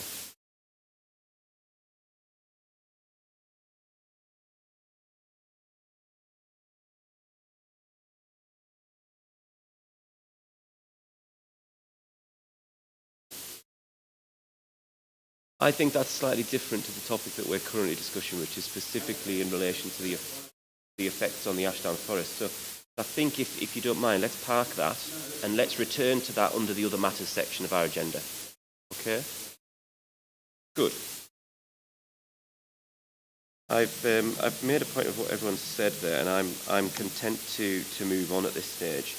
So let's move on to our second main issue, which is whether the proposal would preserve the setting of nearby heritage assets. Now, I want to just start by briefly setting out the legislative and policy context in relation to this issue, because we do have a statutory duty to contend with, and I've already cited that statutory duty, which is set out in the Planning Listed Buildings and Conservation Areas Act 1990, which applies to development proposals which might affect designated heritage assets, in particular section 66(1). And I'm just going to briefly read that out just so that members of the public are aware what I'm talking about. So in considering whether to, this is what the law requires, in considering whether to grant planning permission or permission in principle for development which affects a listed building or its setting, the local planning authority, or as the case may be the Secretary of State, shall have special regard to the desirability of preserving the building or its setting, or any features of special architectural or historic interest which it possesses. In this regard, the framework advises that the significance of a designated heritage asset can be harmed or lost through development within its setting, and that such harm would require clear and convincing justification. For this part of our discussion, I'd also draw the parties' attention to the framework's definitions of both heritage significance and setting of a heritage asset, which I'm not going to read out, but that's set out on page 78 of the framework, and hopefully the main parties are aware of that. I see some nodding. Good. So bearing that, I want this part of our discussion to bear in mind that legislative and policy context, as it were. Let's start first by identifying the relevant heritage assets and their status, and then have a brief discussion around their significance and the extent to which their settings contribute to their significance. I then want to move on to a discussion about the appeal site and gain an understanding from the respective parties as to whether the site falls within the setting of these heritage assets and what, if any, contribution the site makes to the significance of those heritage assets. There's a lot going on there, so I'm going to try and slow down. We'll then discuss the effects of the proposal. We're going to do this as a stepped approach. We're going to identify those heritage assets. We're going to talk about their significance. We're going to talk about their settings, the contributions they make to significance. We're then going to talk about the appeal site and whether or not it falls within the setting of any of the listed buildings and its contribution to those heritage assets. Has everybody followed that? I appreciate it's a little bit technical. Yeah? This is exactly why we have a hearing for these things. Okay, and then lastly we will discuss the effects of the proposal. Okay? So let's firstly identify the nearby heritage assets that might be affected by the proposal. Okay? I'm going to turn to the local planning authority first, and I'm going to ask the local planning authority to briefly identify the assets, comment on their special interest, and the extent to which their settings contribute to their significance, in either a positive, neutral, or negative way. There's a lot going on there. I think we're going to have to. Can I just begin with a very short introduction? It's not evidence, but just on what the assets are. We've included an agreed plan in the Statement of Common Ground at page 15. I did see that. Which I hope is helpful. If I can find my statement, here it is, yeah. Which has them all marked, the ones that we need to talk about today. So we've got Harrock House. This is page 15 of the... Yes, correct. Harrock House, which is grade 2 star. Then we've got Harrock House Lodge, grade 2. Mm-hmm. And those obviously, they sort of go together, so I imagine that there's some group value there, I understand. Yes, they will probably be discussed together. Then we have Buxted Park itself, which is grade 2 star, and you can see over the page there's another map just showing the full extent of that park. Then we've got a cluster of 3 grade 2 listed buildings to the southeast of the site. Linden House, Mill House and Old Mill. Correct, and they probably will be discussed as a category. I see some nodding. And then Hog House, which is grade 2, and that is in the northwest corner of Buxted Park. And the other thing I was going to clarify, there are 2 pillboxes from the Second World War on the site, but conditions have now been agreed, and in light of those conditions which are recorded in the Statement of Common Ground, obviously we'll come on to discuss the technicalities of those, but the local authority is happy that there is no unacceptable harm to those heritage assets. So I think, subject to you thinking otherwise, sir, or the appellant, that the focus of the discussion today is the grade 2 star and the grade 2 assets that I mentioned. It's those 7, and I use the term designated heritage assets, which Correct. is the language of the framework I'm adopting there.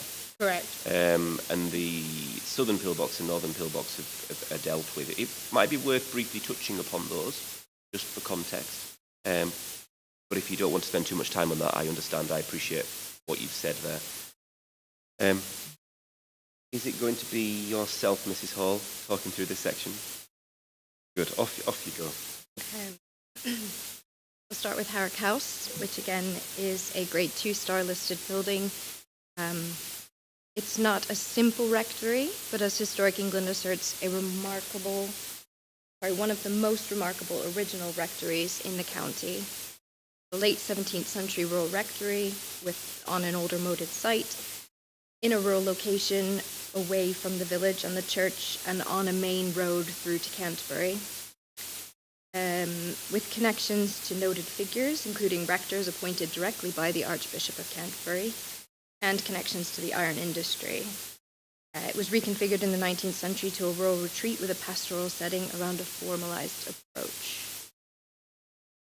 Broadly similar to what the appellant has set out in their statements at 3.3, but and 3.4, slight nuance. That's in the appellant's heritage appeal statement, correct? Yes, heritage appeal statement.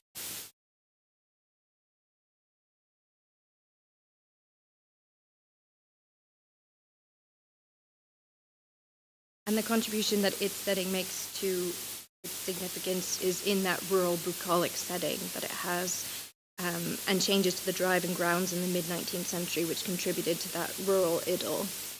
In 1874, both parcels, the east and the west side of the site, were pasture, and they were read together as part of that experience.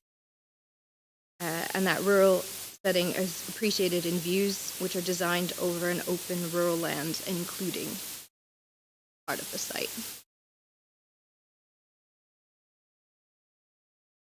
In addition, there is, did you want me to talk about the site's contribution at this point as well, or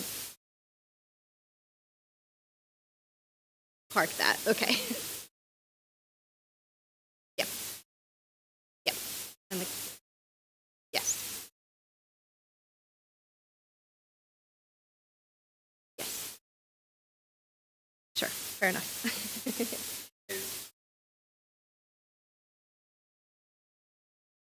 Yes, so the glebe land also makes a contribution to the significance in terms of both its function and its aesthetic qualities, and in terms of how Harrock House became a high status dwelling.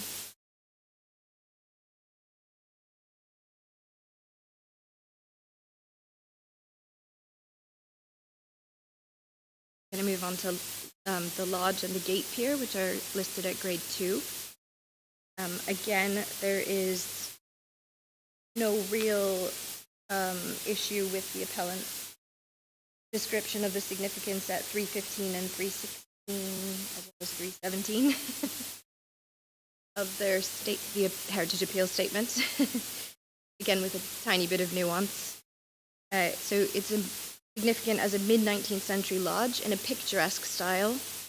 Its function as a lodge in terms of the security and the impression that it would give to the public is also part of its significance, and it has group value, as you identified, with Harrock House and the formal approach, including the gate pier. And architectural interest specifically in terms of its quality and survival, as well as the use of the ground floor rooms, which exhibit the relationship with Harrock House itself. Its setting obviously relates quite intimately to Harrock House and the designed access and the whole ensemble in terms of the glebe land and the formal pastoral setting. It also has some significance in terms of its setting via its relationship with the road in terms of that function as a lodge, which has to do with the perception from the road and that sense of separation, kind of experience or expectation of what might be beyond. And in that regard, the picturesque style of the lodge is particularly important in that ensemble. And the open fields enable the lodge to be appreciated for its historic purpose and in its rural scene.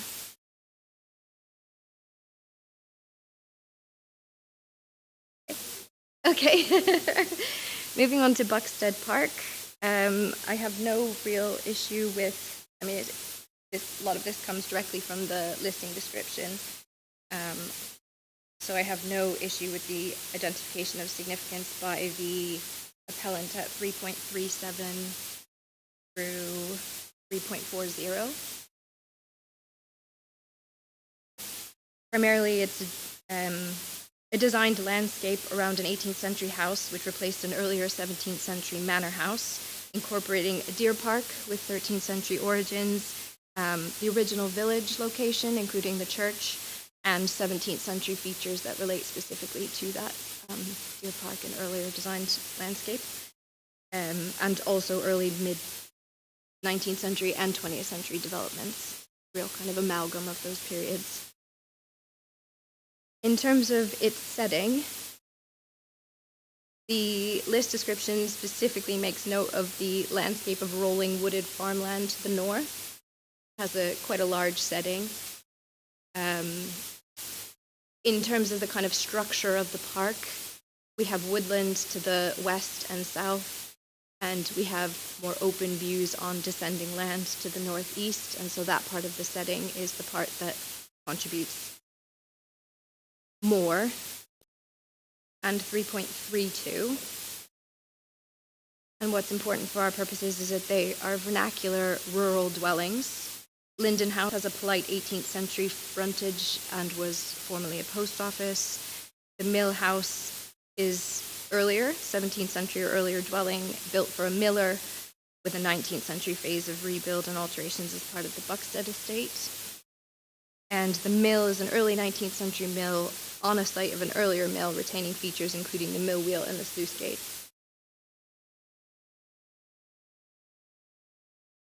And the contribution that their setting makes to significance is slightly different for the mill house and the mill, because they have a functional relationship with parts of the land to the north and also to the east, or in effect. Linden House has a more close setting, but the open setting contributes to the understanding of the rural origins of the buildings and evidences the post-medieval settlement. It doesn't have any functional relationship with the land around it, or kind of aesthetic and experiential qualities of the rural land around it, whereas the mill and mill house have more functional relationships, primarily the mill. North and east, it has to do with the mill pond and the kind of engineering of the river corridor in order to get water away from the river and towards the mill in order to function. And then it rejoins the mill to the south, slightly southeast of the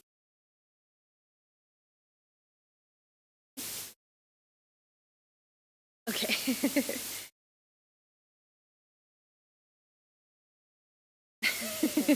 One more. Oh, two more actually. Hog House. Again, late 16th century vernacular dwelling built for a high status owner in a rural position, with 19th century alterations as part of the emparkment into Buxted Park. And again, it's a rural building on the edge of the village and distant from the unpleasant industrial sites that it would have related to, but with proximity to the road. And again, that open setting contributes to understanding the rural origins of the building and evidences the post-medieval settlement.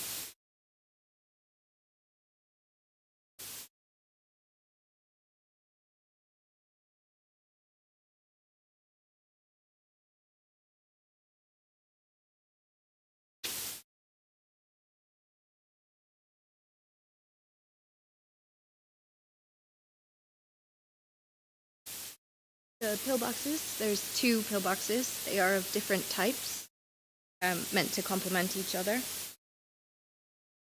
They are part of the GHQ stop line that protected the river corridor and part of the and Buxted Bridge. Sorry, the main contribution that their setting their setting makes to their significance is in direct relation to those features and the protection that they provided, but also has group value as part of a longer line of structures and are able to be appreciated in terms of those elements from the open land that surrounds them.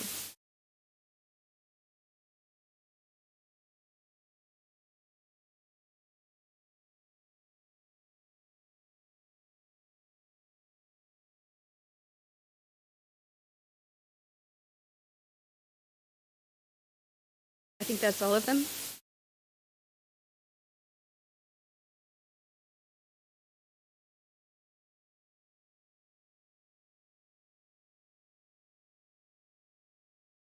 I'm just going to do an introduction, then I'm going to hand over to Mr. Maguire. Just one thing to bear in mind on the statutory duty. As you know, sir, Section 66, subsection 1, applies to listed buildings and their settings. So until the law is changed, which it's due to be, that duty doesn't apply in relation to the Buxted Park, registered park or garden. I don't think it doesn't make any difference to the policy in the MPPF, but it's just worth just bearing that in mind.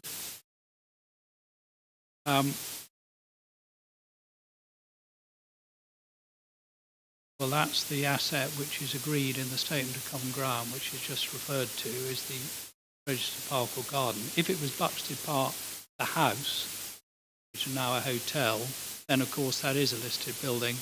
But as I understand it, if you look at Statement of Common Ground and the map which Ms. Barnes took you to, that is, it's the registered park or garden, which is the heritage asset which is in contention. And if you look at 8.1 in the Statement of Common Ground, it's Buxted Park, Grade 2 starred registered park and garden, which is, of course, a designated heritage asset. It's just that Section 66 does not apply to it. Yes. And there is a change proposed that was in the Levelling Up and Regeneration Act, which introduces a new section into the Town and Country Planning Act, but it's not yet in force. So we don't need to bother with that. That was second point is on the policy context. And so you've quite rightly drawn attention to the definition of significance and of setting of in the National Planning Policy framework. But it's really important to, one might expect, to read it. So the value of a heritage asset to this and future generations because of its heritage interest, the interest may be archaeological, architectural, artistic, or historic. And it can derive from the asset's physical presence, but also from its setting. So in order to understand significance, you need to go slightly further and just describe it. And if one looks at the PPG, paragraph 6, gives guidance on this, PPG on historic environment. So you need to ask yourself, you need to do this because when we come, which we're not doing at the moment, to looking at harm, you have to ask the question, what harm will be done to the values which give an asset its heritage significance? So one needs to consider archaeology, architectural and artistic, which are often put together and indeed are in the PPG, and historic, and to untangle those parts of significance. And then you can look at the whole, but you need to untangle them, because unless you do that, how do you properly go to the next stage, which is what's the harm to the significance?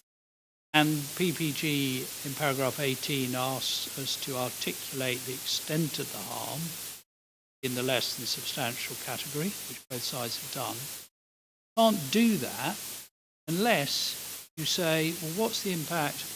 Does it have archaeological significance? If it does, what's the impact on that? So when Mr. Maguire goes through, I'm going to ask him to address those points, because you have to do the exercise properly. And note for now that the council has done that expressly. And when we go to contribution of setting, it's the advice, Historic England, GPA 3, which you've referred to, perhaps advice note. Paras 9 and 10 give some guidance on how you go about that. I'll shut up and hand to Mr. Maguire, who's going to go through heritage assets.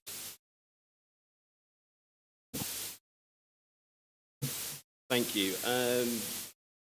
As Mr. Cameron said, I'm going to go through heritage assets and try and break down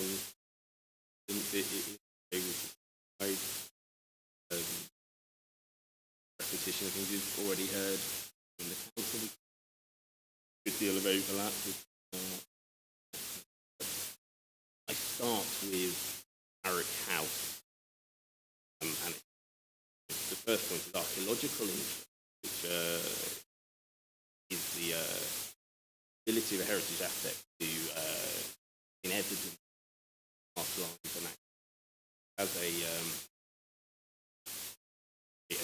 building of its core in the late 17th century, and Harrock House does have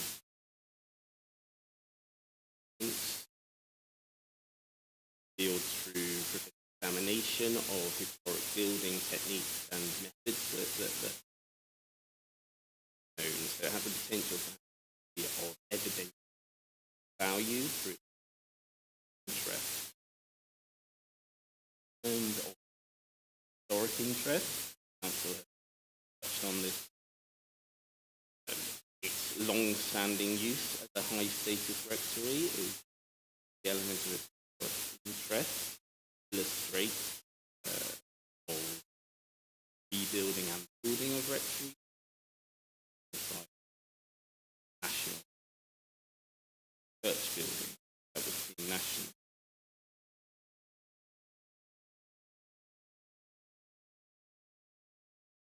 Or interest, architectural interest. This is, you can see this by reading this century. This is what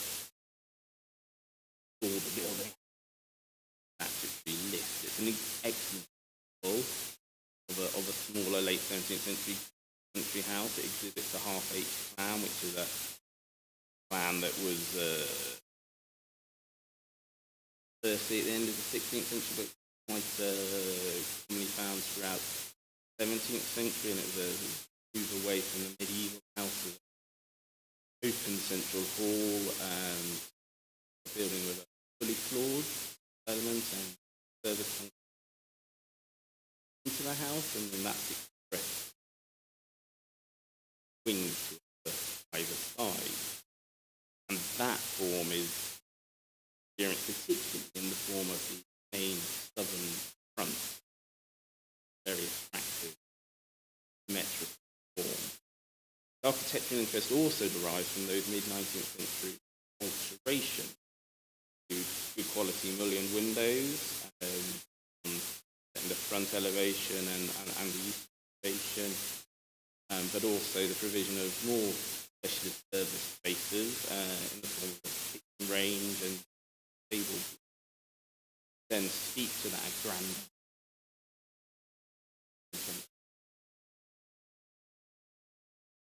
architectural interest is also tied with quality materials and workmanship throughout. In terms of setting, council have touched upon the rural setting away from the village, including land, which contributes to its historic interest as a high status rectory and a long-standing rectory. This disagree with one of the statements made by my counterpart, which is that the two parts of the application read together, because we have evidence, for instance, the 18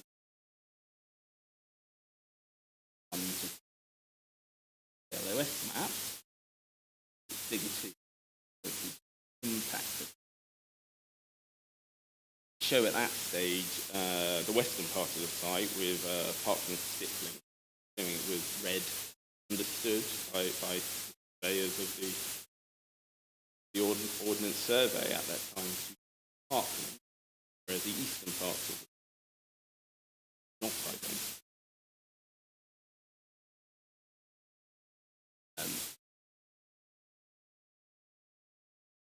In terms of its actual and the contribution by setting, again, presence of open green space immediately around it allows an appreciation of those principal elevations and attractive elevations I noted, which allow one to experience that architectural as root value with Parrot House Lodge as in the middle of the 19th. Part of that entrance experience, as I've touched upon, was the lodge, driveway, formal pleasure grounds around the house, and parkland that we can see the OS map.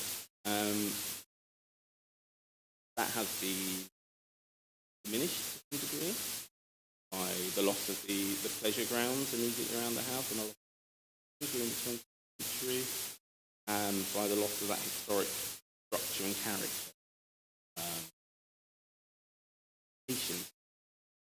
From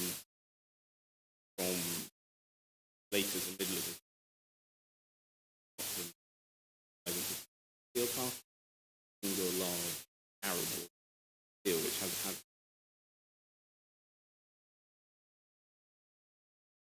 move on then to Lodge. Long on that one, which is grade 2 building and a Parrot House itself. Again, as a mid-19th, that archaeological interest, that evidential value is much lower. Parrot House Lodge, the building constructed from the period. Large number of buildings survive locally and nationally, so there's less potential investigation of physical fabric or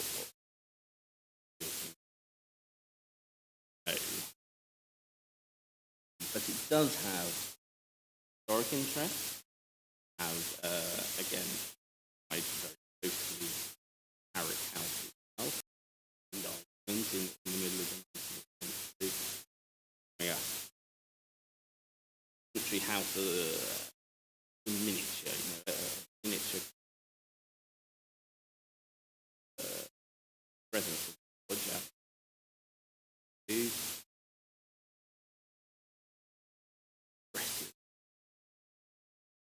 On approaching the building, what they should anticipate. Or servants are kept in a building this night. How impressive must be staying in a house. I'd also direct on to the recent list description, which I think very effectively sets out architectural things.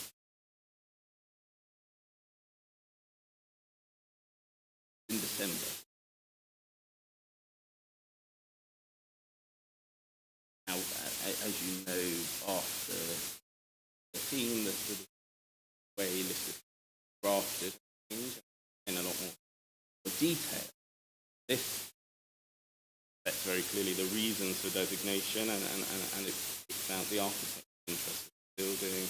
I'll read it to you. beautiful because you've got it, but the well-designed, well-crafted, and fuzzy, and fuzzy in a picture.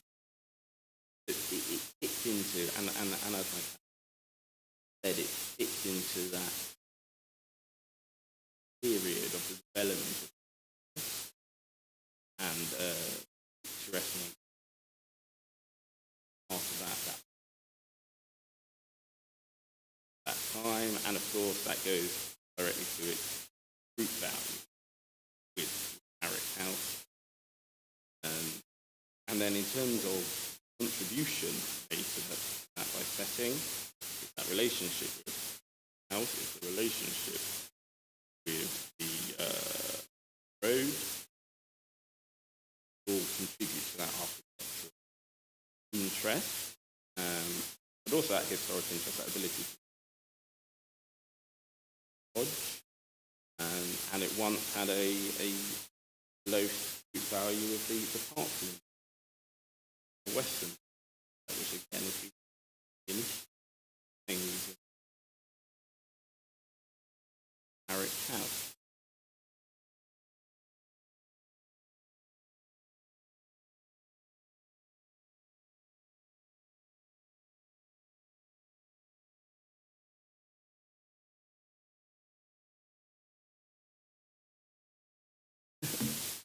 So I'll move on then to Buxted Park, the registered garden. Again, there's little to be said in terms of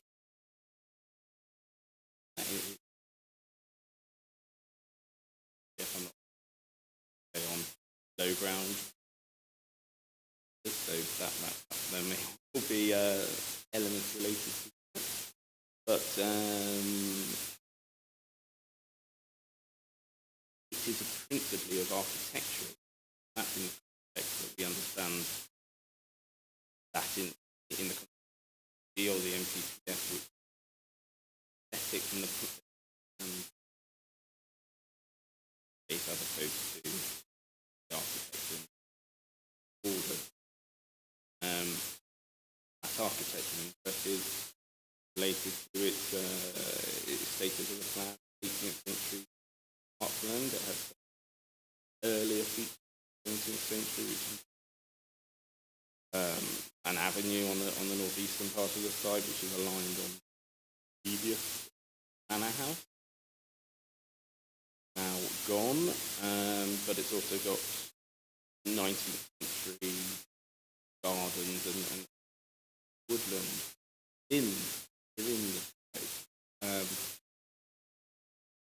Historic boundaries remain. They're firm boundaries. It also has historic interest through association with Liverpool and with the historic village of Buxted, which was centred around the driveway to the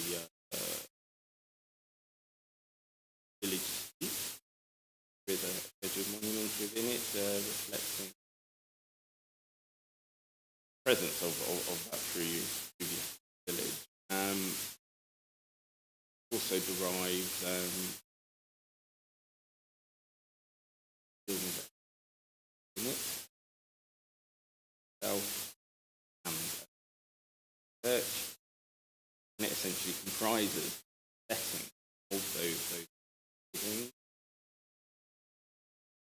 In terms of the setting of the parkland, substantial area, so it's setting various elements includes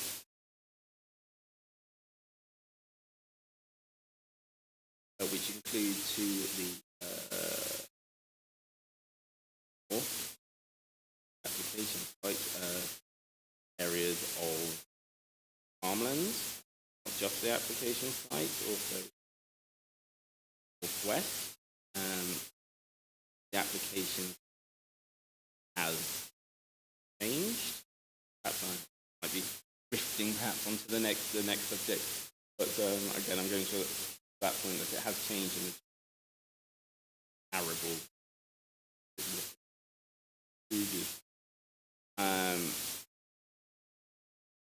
This has some bearing on essentially the historic interest of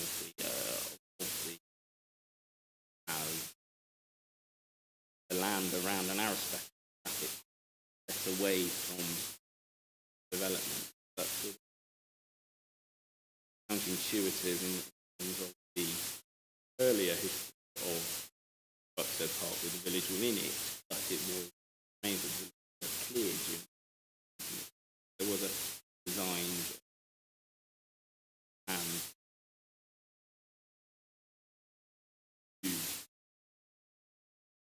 development residential away from it.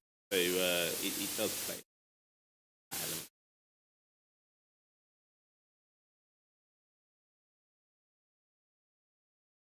I'll move on then to the group of listed buildings of this site, Linden House, Mill House. Again, there are archaeological methods. Mill House does appear to have a rather older building behind the 19th century or 18th century frontage, which is actually quite well experienced on the road in terms of massive stack. So they made that later.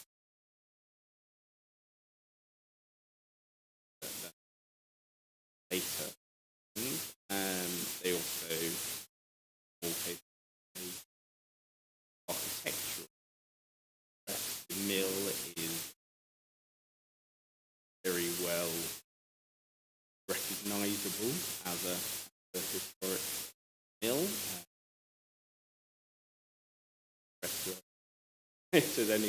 As anything else, looking at it, whereas my counterpart noted, the other buildings have a vernacular character. They're distinct quality brick frontages and mill house lighting. Principal elevation as well. Mill house. Yeah. They have historic as a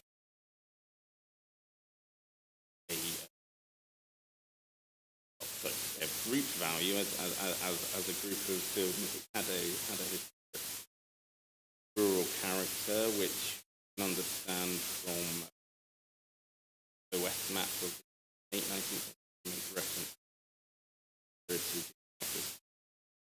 the building was normally of Buxted from station in terms of their setting, the four elements will end out their relationship with river corridor, direct functional relationship, which in as much content together, the old mill in particular, very good from the road, but imagine it's like that relationship. They also, in all cases, relative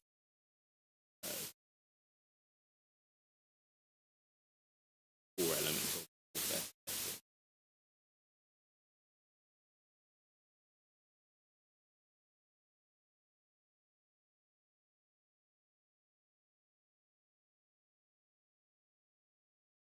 Sorry, bringing the list up.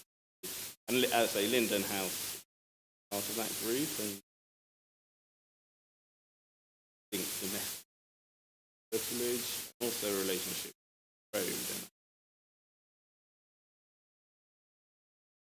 important relationship as well, because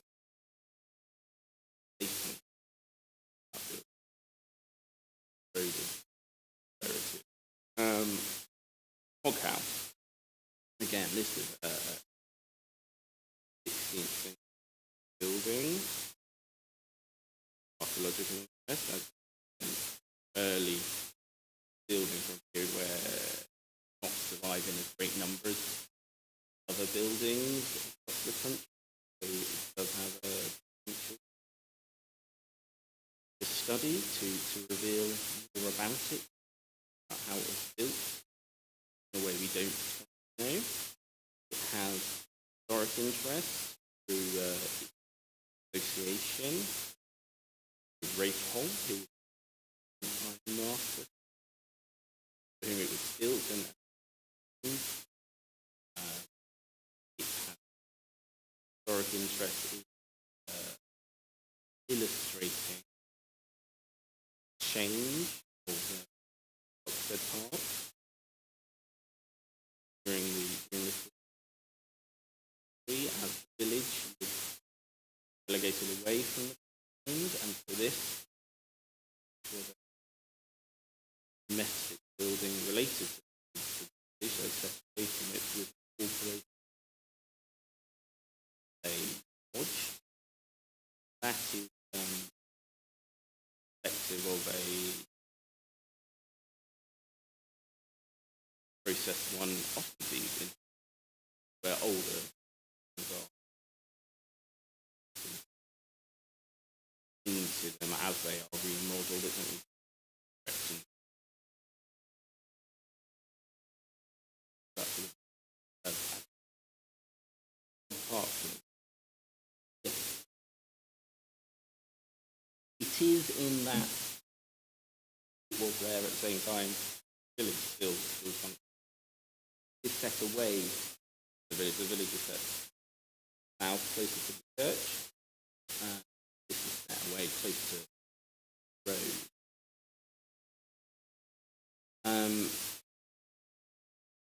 Well, so just before that, it's architectural interest, which I think is the core of its interest. Beautiful brickwork building.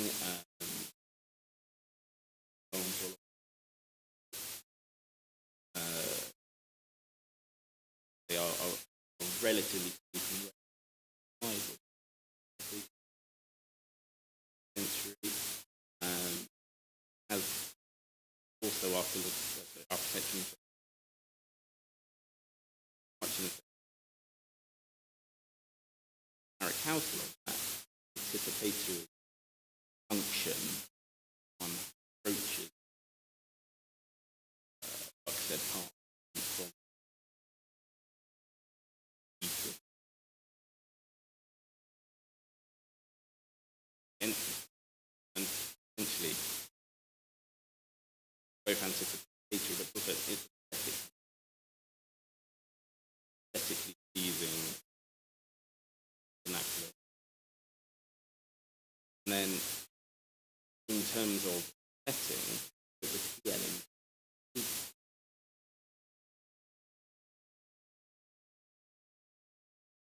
also have a relation to road.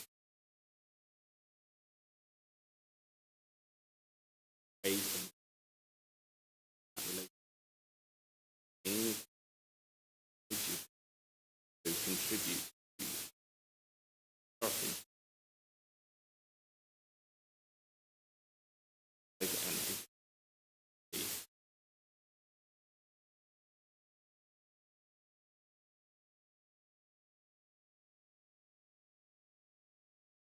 finding the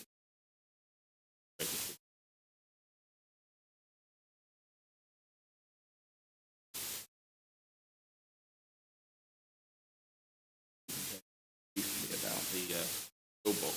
I don't have a lot to disagree with what counterparts said on there. I would say that principally the toolboxes, their architecting is very limited, mass-produced. Don't British interest in my view, that also looks their interest, state, but they are of historic interest, direct association of the 20th century in terms of the relationship river corridor. They were constructed to guard elements of that, and they also have a degree of value. I know particularly that there's a third box within Buxted. Now, good.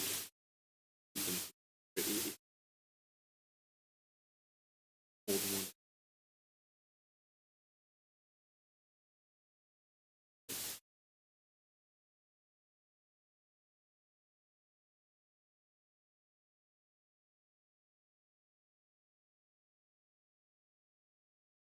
Sir, it's agreed. I would suggest that the hog house is wider setting, but yes, I agree.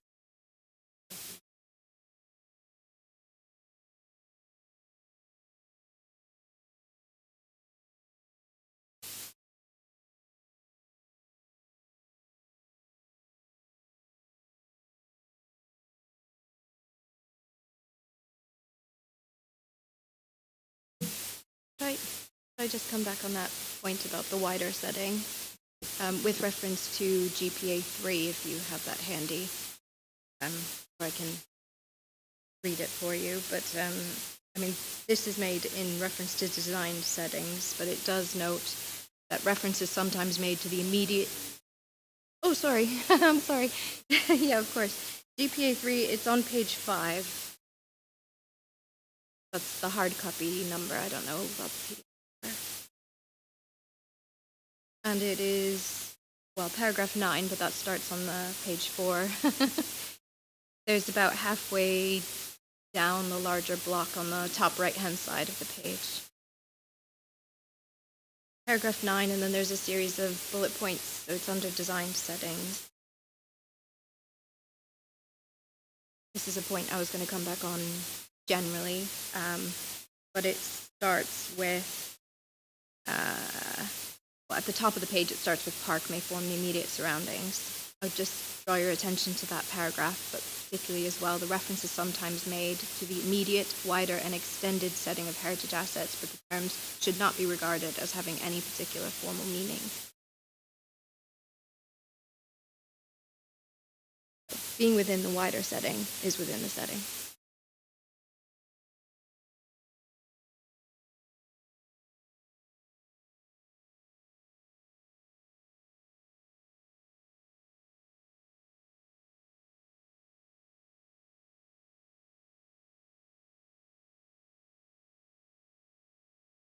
Well, I'd just say that, yes, it's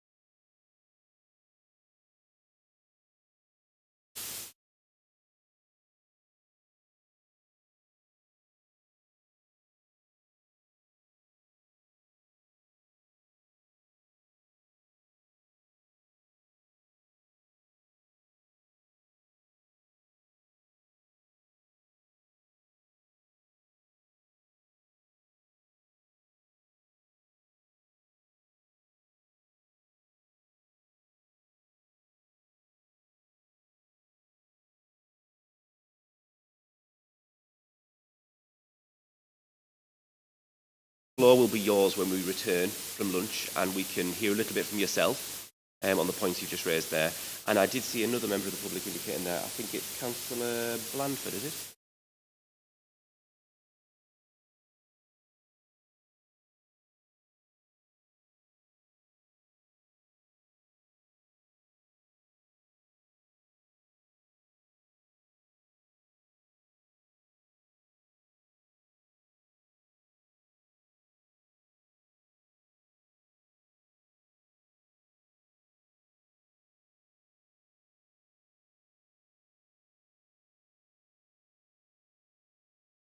Oh, good. I hope you included that on the registration that came round. Excellent. Oh, we can add that to it. Don't worry. Good. Okay. I'm happy.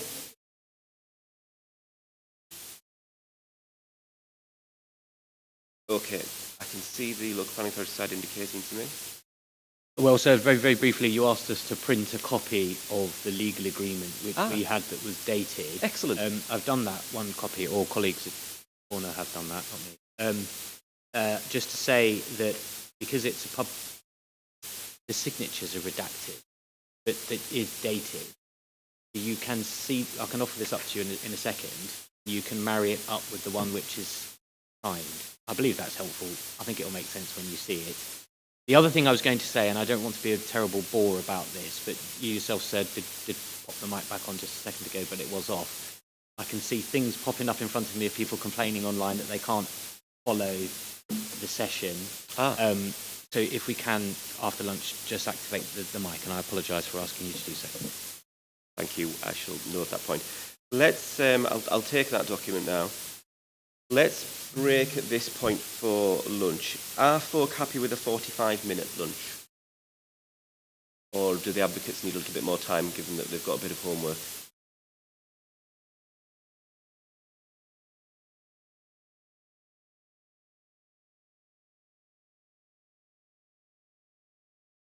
Miss Barnes? 45 minutes. Okay, then let's...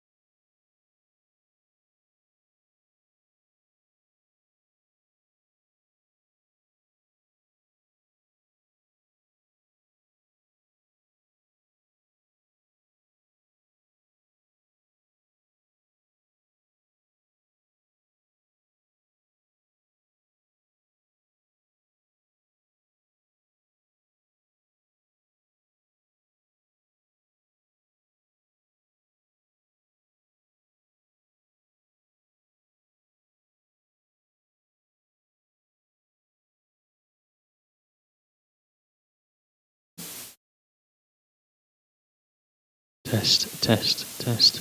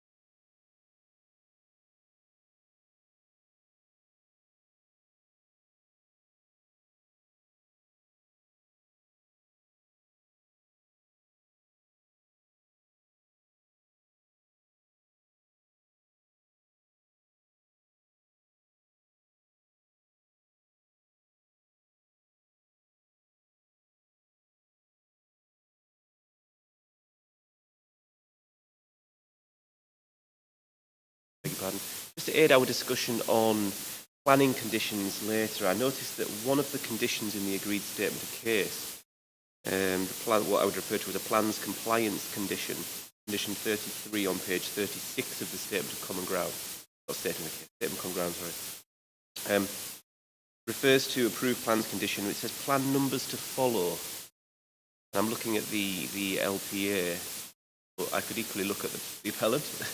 I didn't know if is a list to be provided.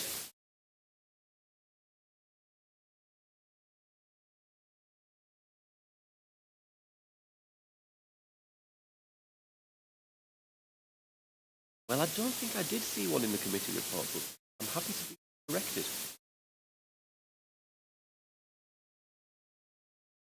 No, so you're correct. It's not in the committee report, but I can generate one if that's okay. Could that just be generated in advance of our discussion on the planning conditions later today?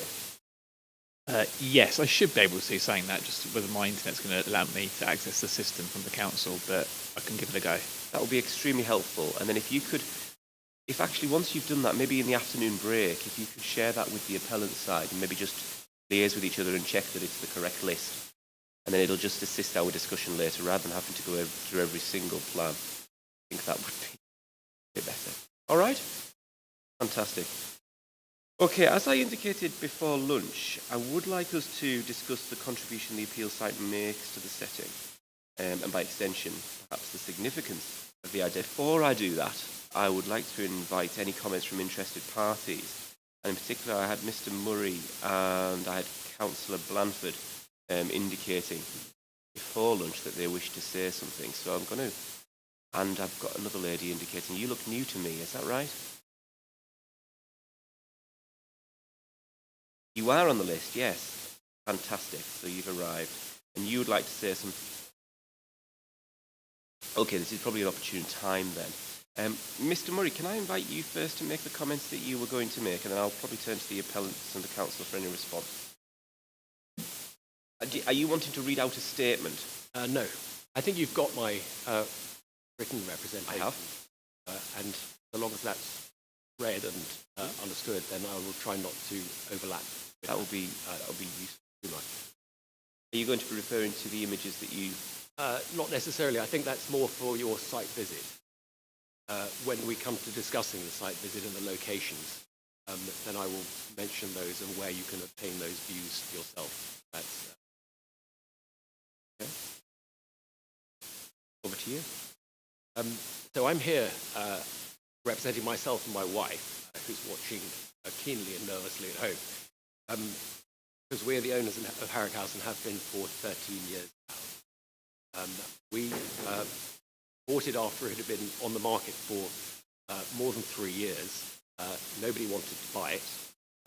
It was at the time the cheapest square footage in the whole of the south of England, I reckon. And they had to knock a third off the price in order to persuade us to buy it.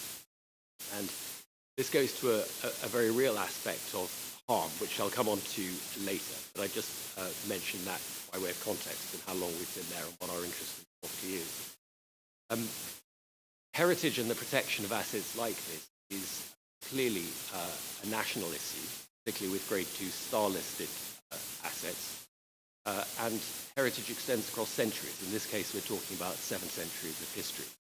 And when seen in that context, the current failure of Wealden to provide a proper local plan should be seen in proper context and not be seen as an opportunity to exploit a kind of postcode lottery of permitted vandalism. The importance of these properties extends across the country and is relevant to everybody in the United Kingdom. We all have an interest in the preservation of these properties. And that's why I think it's important to see the lack of a local plan in a wider context. I think it's also important to note that Wealden's district local plan, Wealden's district 4 strategy, which still remains in force, does contain some references to the importance of heritage.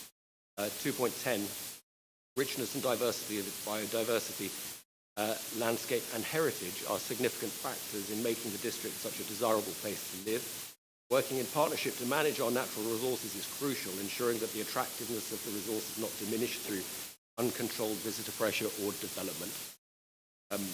SPO2, we will ensure that the intrinsic quality of the historic environment is protected and that Wealden's environmental heritage and cultural assets are used appropriately to encourage tourism development and support inward investment. And later on, 726, it refers to protecting and improving the setting of Wealden's cultural heritage. So it's not completely missing. But also, insofar as 215, and I'm only going to refer to this very briefly,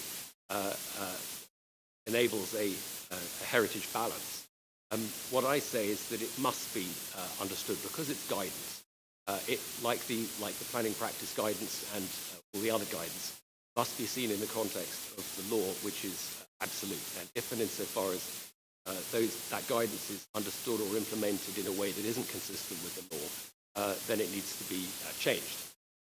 Not the guidance, the interpretation and the implementation needs to be changed. So the Listed Buildings Act is very clear. Special regard required for the desirability of preserving settings, features as architectural interest and historic interest. Preserving is interpreted very strictly as a 1992 decision of Lord Bridge, unanimous decision of the House of Lords in the case of Lakeland District Council and the Secretary of State for the Environment, which is appropriate because it's a case of a rectory.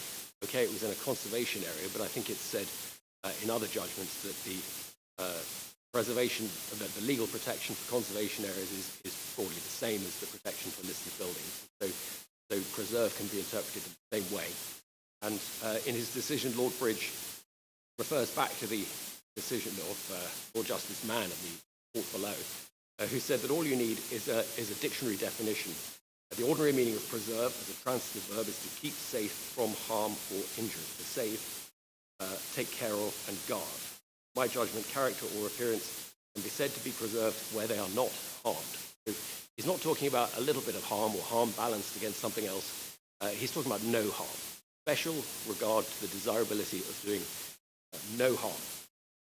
And that is seen clearly in decisions like Lakeland, but also the more recent decision in Barnwell, which makes absolutely clear that what we have here, where any historic asset is involved, is a strong presumption against doing any harm. So when we apply that to the National Planning Policy Framework, yes, there's a balance, but it's a heavily tilted balance against any development that could do any harm. When we look at Section 11, the crucial test in D1 or D2, what I say is that D1 is firmly engaged. What it asks for in the latest version is a strong reason for refusing the development, and that strong reason is precisely provided by the strong presumption against doing any harm. In D1, there is no question of demonstrably outweighing benefits, which is in D2. D1 simply says the application of policies in this framework, which for our purposes, according to footnote 7, means designated heritage assets. The presumption in favour of development is disapplied with assets of particular importance and where that strong reason for refusing is engaged. And that is in the alternative. There's an or at the end of it. So having looked then at what preserving means, we have to look at what types of harm we're invited to consider. That is set out in both the planning practice guidance and also in the English Historic England's briefing note 3, which broadly adopts the same wording. And we're invited to look at views or from an asset will play an important part in the way in which we experience an asset. We're invited to look at environmental factors, noise, dust, smell, and vibration. And the briefing note 3 goes further and talks about light and light splays, which I think is important. And then we're crucially invited to look at the historic relationships between places, so we're looking at group value, and to consider the historic or aesthetic connection that amplifies the experience of the significance of each. And cumulative change is also engaged. So we have to think about which assets we're looking at, and I identified 15 within half a mile radius. We're looking at those that are affected. I don't say that they all are. I do think, though, that of those that have been referred to already, I think we should include the church, because I don't see how you can consider the the historic or cultural importance of a rectory without also considering the church. The church, in this case, Grade 1 listed, clearly designed to be a very important local asset in a very rural area, built in around 1250, we believe, but then in turn gave rise to the need for a rectory. Instead of locating a rectory conveniently close to the Church of England clearly took the decision that it wanted a high-status rectory because it set it some distance away, well back from the road, in its own glebe land of 80 acres, which is designed to provide it with an attractive setting, but also security and a certain amount of wealth. Alongside the old rectory, which is now Harwick House, you have a tithe barn, which is anomalously a non-designated heritage asset, but it's clearly part of the story of the evolution of the area and the church's influence in it. And the lodge obviously comes later. But as the rectory evolves into a particularly high-status place, you see it retained in the control of the sovereign through the Archbishop of Canterbury, and you see a string of particularly important vicars who are sent there to spread the word of the church around Sussex. William Levitt is a crucially important historical figure. He's regarded as having invented the blast furnace. This arose because he was the second son of a well-known local iron founder, and iron production in those days was all done by hammering metal, not molten metal. He was the second son. He was supposed to go into the church. He was highly educated. His older brother John died, and so he ended up being both a vicar and an iron founder. And applying his superior education to the technologies of iron founding, he invented the blast furnace. And he is reckoned on the site somewhere around Harwick House to have poured the first cannon in the UK. The reason why Archbishop Cranmer was so keen to promote him by giving him living at the Buxted Rectory was partially because of the proximity of Ashdown Forest and the supplies of wood, and partially because of the iron ore in the ground, but also because he clearly wanted to promote him, set him up so that he could do his thing. And his thing was to cast cannon for Henry VIII, who at the time was paranoid about invasion from France. So he is reckoned to have cast 250 cannon supplied to the Mary Rose and other ships, which is reckoned to form the basis of the English Navy and begins to set England on a course for world power. And it begins with William Levitt in the Buxted Rectory. So in that context, you have 80-acre glebe land, and in the middle of it all, very close to the rectory, you have 5 hammer ponds, which are, when you see them, you'll see that they are a very substantial industrial work to create them. A very large amount of labour went into them, not explicable as fish ponds. And so I can't prove it, but the possibility has to remain that this is the very site of the invention of the blast furnace. These hammer ponds are power resource. The water is held and then allowed to go through a sluice gate to turn a water wheel, which then powers a furnace. Why would such a facility be in the middle of the polite, tranquil setting of a rural, high-status vicar's residence? The only possibility I can see is that it is indeed the site of the invention of the blast furnace, and it is right alongside the development. The third pond is about, I think, 7 or 8 meters from the first house.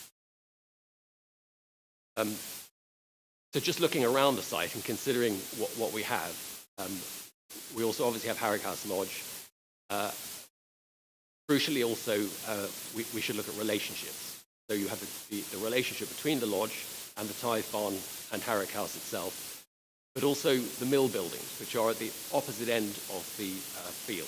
So the 1773 map shows the part of the field where the houses are proposed to be built, marked as mill field, because it is clearly the place where the miller grew his corn. And Lisa, who's here, will tell you about the relationship between her house and the mill field. But what we're looking for is consistency.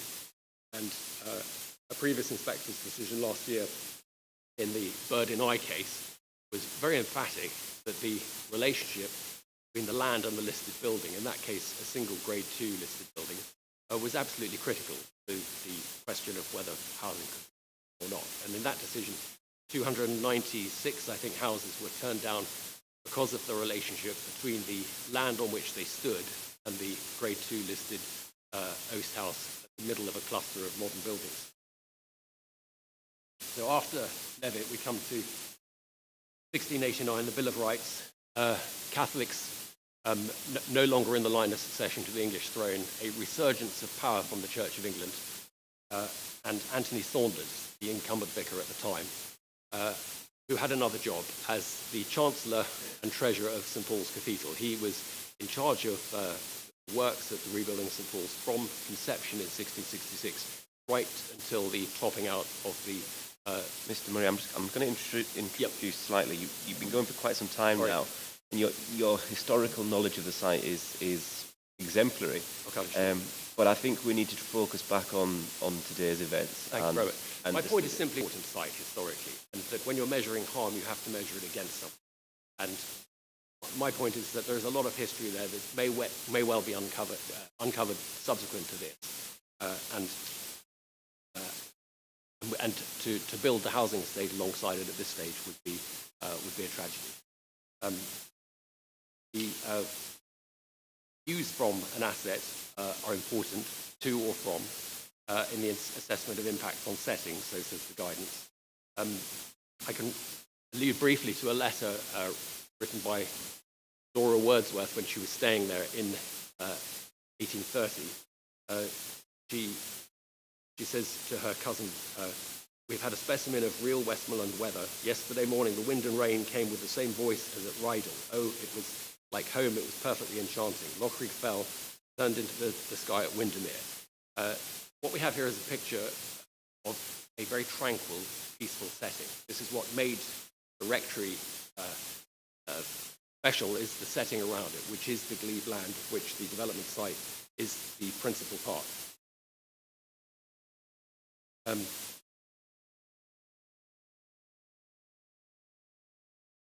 Is there anything specifically you'd like to respond to that you've heard already from or the local planning authority? I don't have any objection to what they said. I just want to amplify to make clear that everything is understood. I think I've covered most of what I wanted to say. I think the ponds are very important. I think the building itself of Harwick House is very important. My point about the 1689 Bill of Rights, for you particularly, is that the incumbent vicar at the time, Anthony Saunders, was in charge of the rebuilding of St Paul's Cathedral. He was employing Christopher Wren and had been employing him for 20 years when he decided to entirely knock down his rectory and rebuild it. So there is a very real possibility that Christopher Wren was involved in the design and construction of what is now Harwick House. It's not been proved. The evidence may be there in the archives of St Paul's Cathedral. And what I wanted to stress is designed views. I think it's quite clear that when the rectory was built there, the setting was a very important part of why the building was angled and articulated in the way that it was.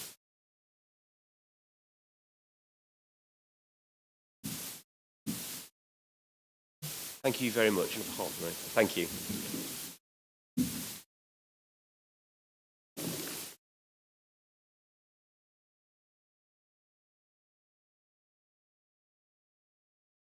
I think Councillor Blandford, you wanted to make some comments, is that right?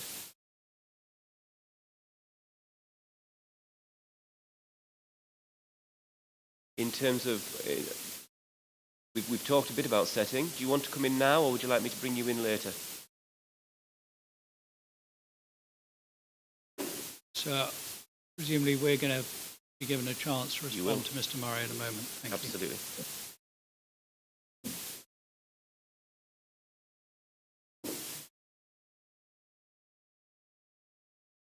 Most of the historical evidence has been based on the 60s.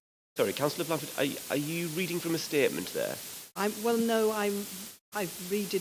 a statement and I've listened to what has been said and I wrote some notes in the You don't have a copy of it, do you, by any chance? my pencil, scrubby handwriting. Don't worry about it. Don't worry about it. I shall listen intently and make some notes. Thank you. Well, you can have that one afterwards, if you can read it.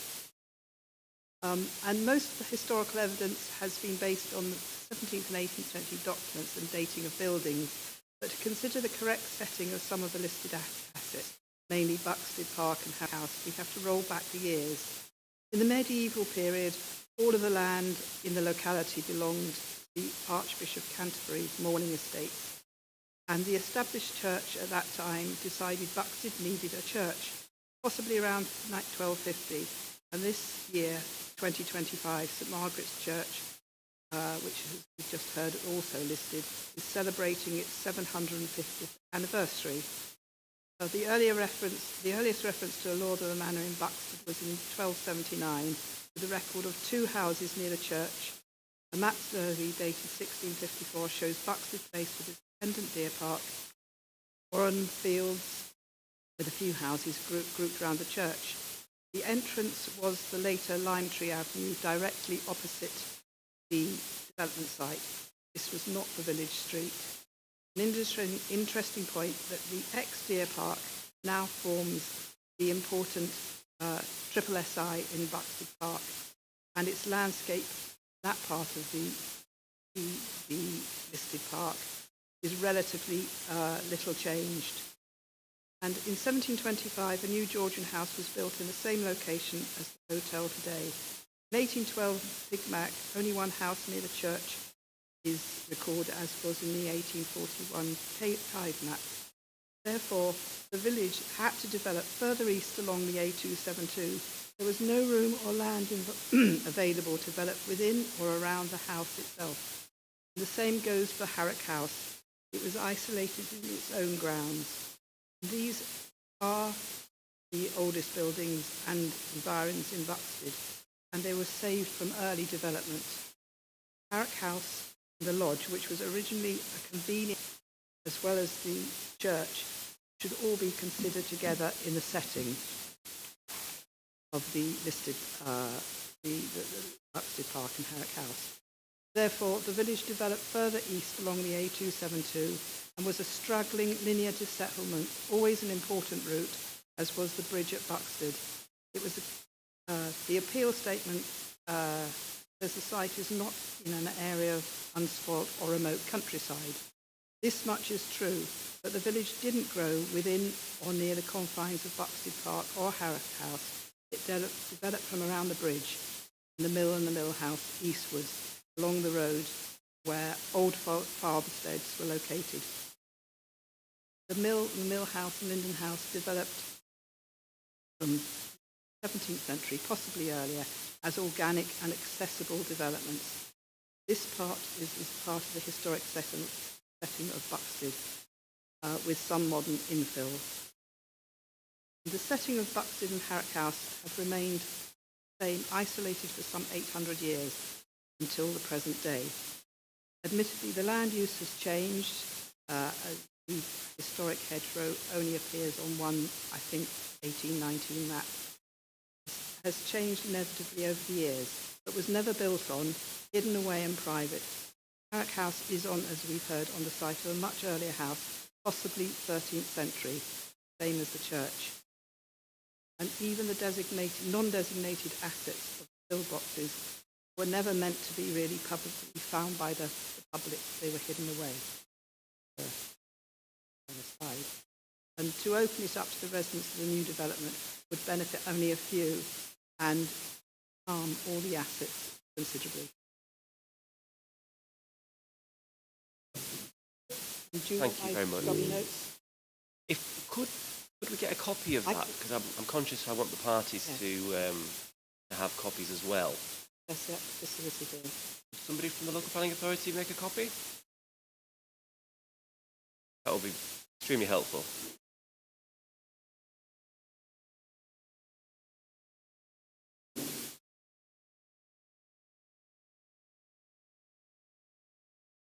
I wonder if I could,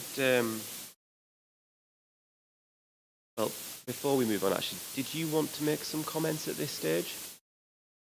Was that in relation to the old mill, did you say, or was it Mill House? Both. Both. Okay. Yes. Yep. I'm happy to take some. Just remind me of your name. Sorry. So I'm Lisa Chitty.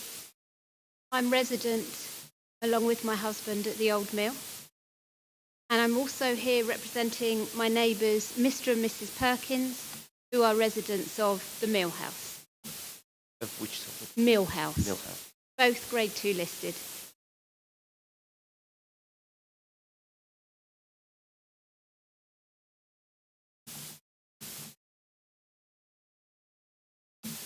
The reason I'm here today is for one purpose and one purpose only, and that's to protect these assets from their functional setting from irreversible destruction. Of all the assets, and there's many heritage assets, as we've learned, surrounding this site, the Old Mill and the Mill House will be most harmed by the complete and irreversible destruction of Mill Field, should a housing development be built there. This development would constitute negative change and sever the last remaining link between these heritage assets and their original setting. The historical evidence is undeniable. It's called Mill Field. It has a functional relationship within the setting of the Old Mill and Mill House. Despite what I've read in the appeal statements, suggesting changes, abuses, etc. And guess what? I'm not a miller. I don't make flour from corn in the Old Mill, and neither do Mr. and Mrs. Perkins bake bread. But that doesn't change the original historical setting and the importance of these heritage assets. The fact that all of the historical documents that I have seen are in perfect proximity to the granary, the mill and Mill House is surely evidence of their functional relationship with that field. I'm not a historical expert, neither do I have letters after my name, but I fail to see how logically the spatial relationship with the river corridor, for example, can be confirmed as by the developers' experts with the Old Mill and the Mill House, but not Mill Field. I'm really cross, actually, with the number of inaccuracies throughout this report, throughout the hearing statement, about my property. I'll give a quote. Otherwise, the Old Mill has a well-defined domestic garden which forms the core of its setting. It has historically been well separated from the appeal site by this domestic garden, as well as the belt of trees on the southern edge of this appeal site. Well, if Mr. Patrick Maguire, the author of that, would kindly show my husband and I this well-defined domestic garden, we would be ecstatic, because the 10 years that we have lived there, we have struggled with the fact that there is no domestic garden around the Old Mill. This demonstrates the complete lack of understanding of the site. I'm looking across here. Not one person has come and asked or seen or been here. None of you. Nobody's ever visited. And so I just want to take you just for a couple of minutes to describe the setting, because obviously, sadly, none of you have been there. As you turn off the main A272 of Station Road into the shared driveway, which runs up between Mill House and the Old Mill, you can see the Old Mill in the distance, quite a tall, towering, imposing building with its orchard in front. For those water mill experts, any water mill expert will tell you that there was always an orchard with a mill, because the fruit trees make great buckets, because they're very durable, very flexible, and as they bend with the ripened fruit, they're perfect for this use. On the other side of the drive, the first thing that greets you is the original serving hatch that still dominates this side of Mill House today, and it's still there. And as you look up the end of the driveway, you see the stables where the workhorses would have been kept, next to the granary, and then just behind, Millfield. Yeah, there's a couple of trees, but you can see how you can pass yourself back in history and see how the workings would have been. Even today, with new cars on the driveways, etc. So I'd also like to point out that again, if you come around, you can see the wheel still attached to the old mill. And despite, again, what has been said about the infill of the mill pond, you cannot see the wheel because it's sunk in water in the mill pond. So there is still mill pond there. So for as long as we've been there, the wheel sits in about the bottom third of the wheel sits in water permanently. So again, there is no well-defined domestic garden which forms the core of the setting. And in fact, there's stables to one side behind and a paddock to the side. I think had anybody bothered to actually view and assess the harm rather than doing a simple paper desk exercise, the view I've just described, it will be clear this historical setting would be abundantly clear. I think the only time I think I've ever seen anybody from the developers was when they trespassed on our land in a desperate attempt to find the derelict agricultural drainage pipes that travel through our land into Mill Stream, which is on our land. The appellant's statement highlights that the framework requires the significance of a heritage asset, including any contribution made by its setting, should be established to a level of detail proportionate to the asset's importance. I have to say, there would be no mill and no mill house if the field hadn't existed, because where would they have been able to get anything to be able to produce the corn?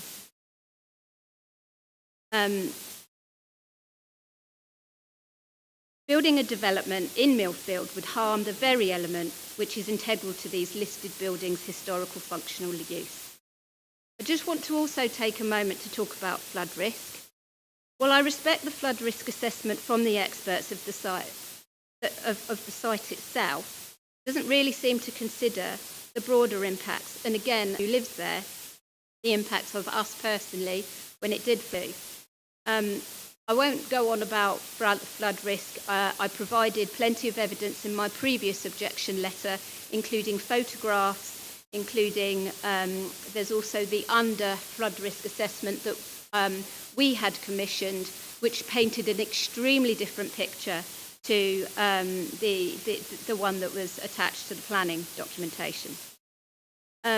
What I will say, however, is, and I won't quote section 66, but we all know that, have to have special regard to the desirability of preserving the building or its setting.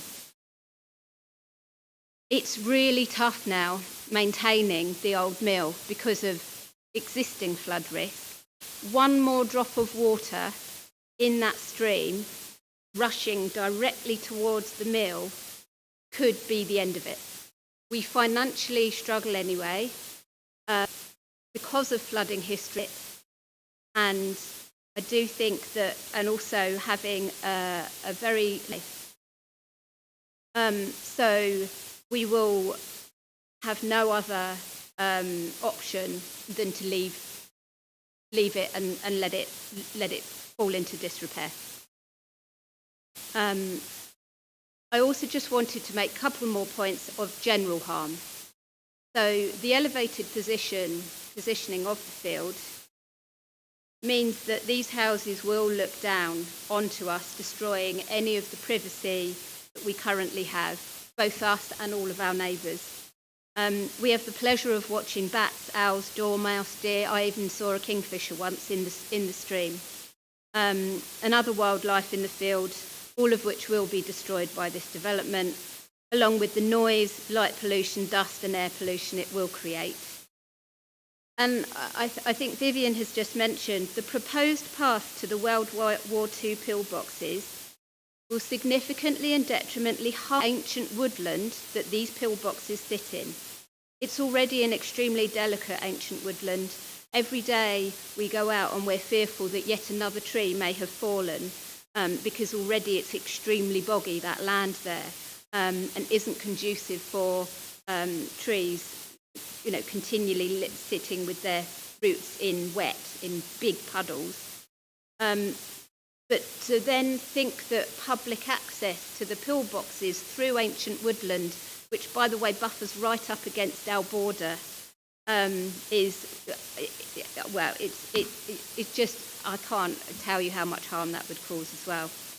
So we conclude that the proposal would fail to preserve the listed buildings being of special architectural or historic interest, and in doing so above, the proposals would result in harm to the significance of these designated heritage assets.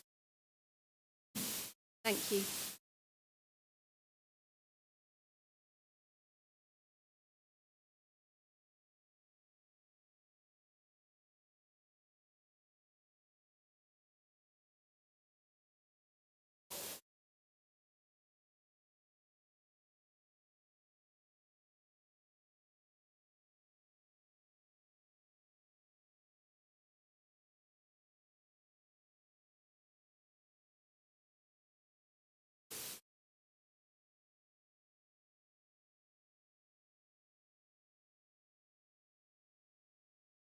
Just one point, sir, responding to Mr. Murray and his suggestion that the Grade 1 listed church was affected.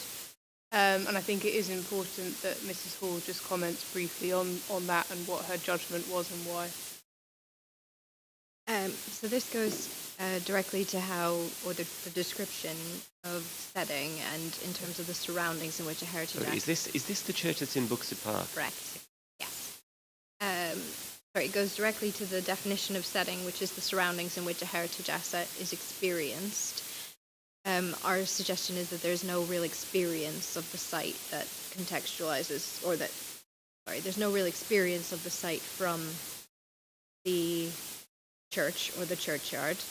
And it goes to GPA 3, page 3, which describes the differences between setting, curtilage, character, context, and landscape. And it goes directly to the context of a heritage asset is a non-statutory term used to describe any relationship between it and other heritage assets which is relevant to its significance. So we would argue that the church has a contextual relationship with the rectory rather than a direct kind of experiential relationship, and therefore no harm to its setting. You're suggesting that the appeal site doesn't fall within the setting of that Grade 1? Correct. Thank you. I've understood that point. Mr. Cameron, I'm going to give you an opportunity to briefly, you may, respond to what's been said by interested parties. Or I do want to start making some more progress. Thank you. Make the brief, sir. Can I just say I'm going to allocate tasks to the team, specific tasks to respond. So Mr. Murray introduced the images. He wants you to use them on site, so I'm going to ask Mrs. Mims to respond on the accuracy in a moment. I was going to ask Mr. Maguire about the effect on the church, but I think Mrs. Hall has dealt with that. I'm going to ask Mr. Maguire about Mill Field, with particular reference to 575 in his heritage statement, where he deals with Mill Field Point. And I'm going to ask Mr. Best to respond on flood risk. So it's not on every single point, but on some of them. Sorry, that paragraph, was it paragraph 575? Yes. Explain why he said what he said. And I'm going to respond to Mr. Murray's points on legal approach. And I'm going to do this as quickly as I possibly can. He referred to what he called Lakeland. He was referring, I'm pretty sure, to the House of Lords case, South Lakeland District Council and the Secretary of State for the Environment, which, sir, for your note, is reported at 1992, 2 appeal cases 141. And he is referring to the endorsement of the judgment of Lord Justice Mann, which you can find on page 150. And the long and short of that is that you preserve a heritage asset if you leave it unharmed. That is that element of the ratio of that judgment. Doesn't take us much further. That's well established. On the so-called heritage balance and the relationship with the other elements of paragraph 11 in the MPPF, the law here is extremely well established. There's a case called Forest of Dean, which we have put in as one of our cases. I can give you the citation, but I don't think I need to because I've put it in. And I invite you to look particularly paragraphs 37 and 47. But this is the essence of the point. When one's dealing with the MPPF, one deals with 11D1 first. You'll find that in that case it's called paragraph 14 because that's what it was in the previous version. The words are slightly different, but the point is the same. You look at 11D1 first, and you ask yourself, do the application of the policies in the framework that protect heritage assets provide a strong reason for refusal? I'm probably telling you everything you know, sir, but I've got to respond to Mr. Murray. So you go to the heritage policies and you apply the heritage balance in paragraph 215. And if the public benefits outweigh the heritage harm, then the heritage policies do not provide a strong reason for refusing the development proposed. Pretty simple. If you find that the balance goes the other way and the public benefits do not outweigh the harm, then they could provide a strong reason for refusal. It's as simple as that. And so if the heritage balance is struck in favour of the scheme, you go on to 11D2.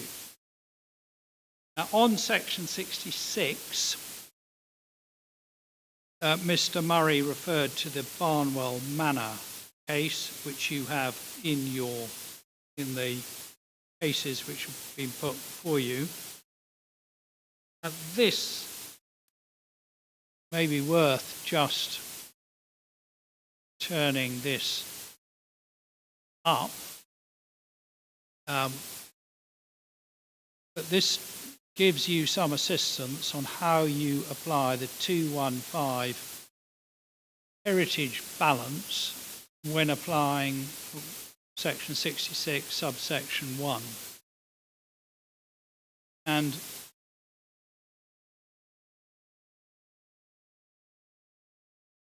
it goes a bit slowly when you don't want it.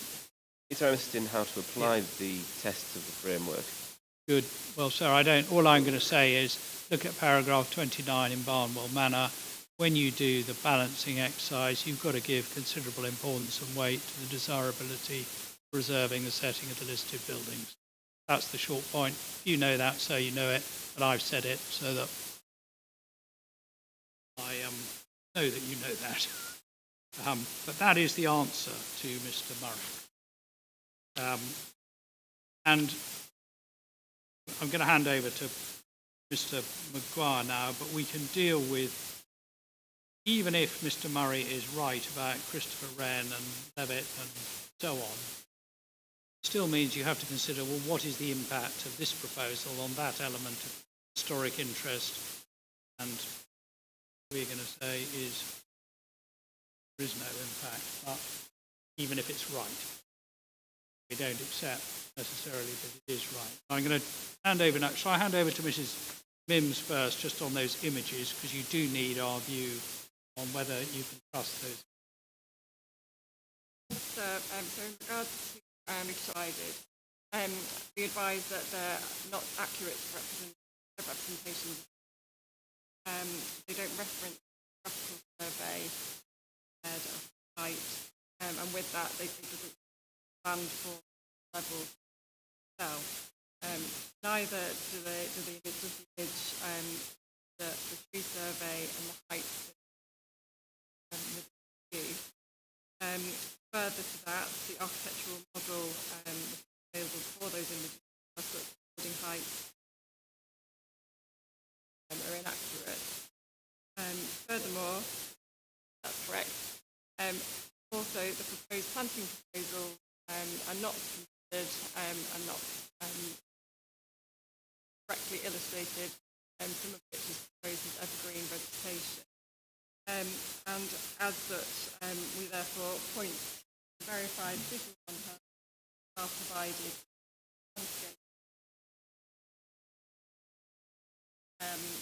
which the full methodology is provided is some nestled site, which the lowest landfall is. Which picture are you referring to there? Just BVM 1. BVM 1. And it's a statement of 6.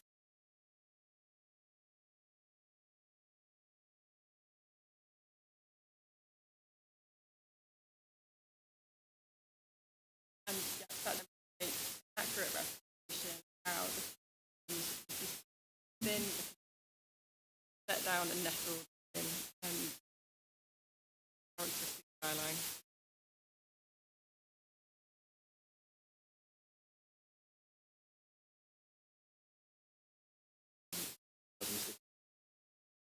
Yes.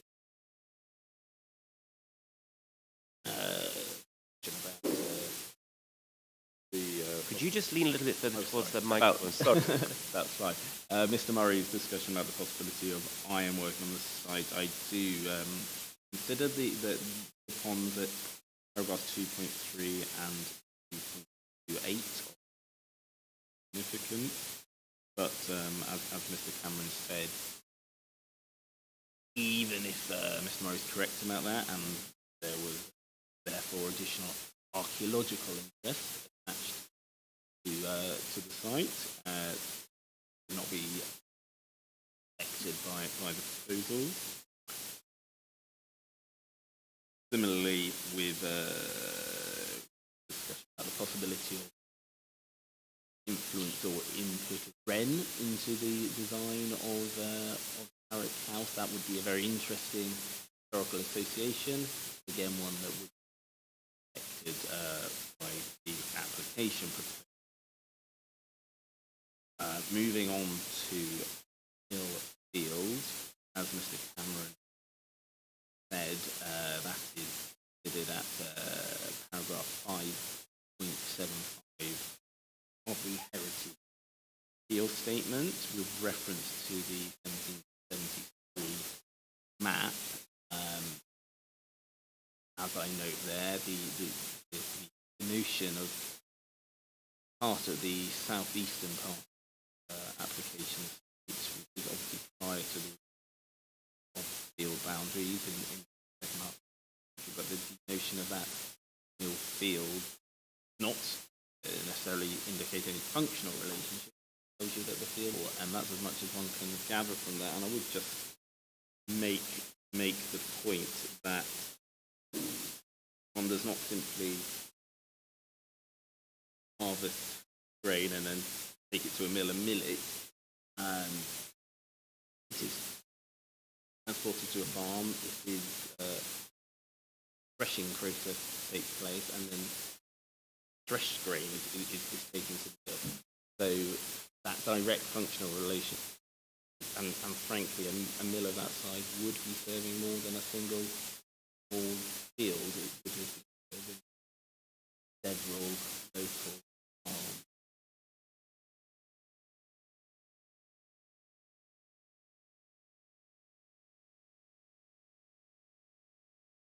Mr. Chitty, you've made your points. The appellant had a right of response. They've given that response, and I've made a note of both points, and I'll consider that as part of my decision. Thank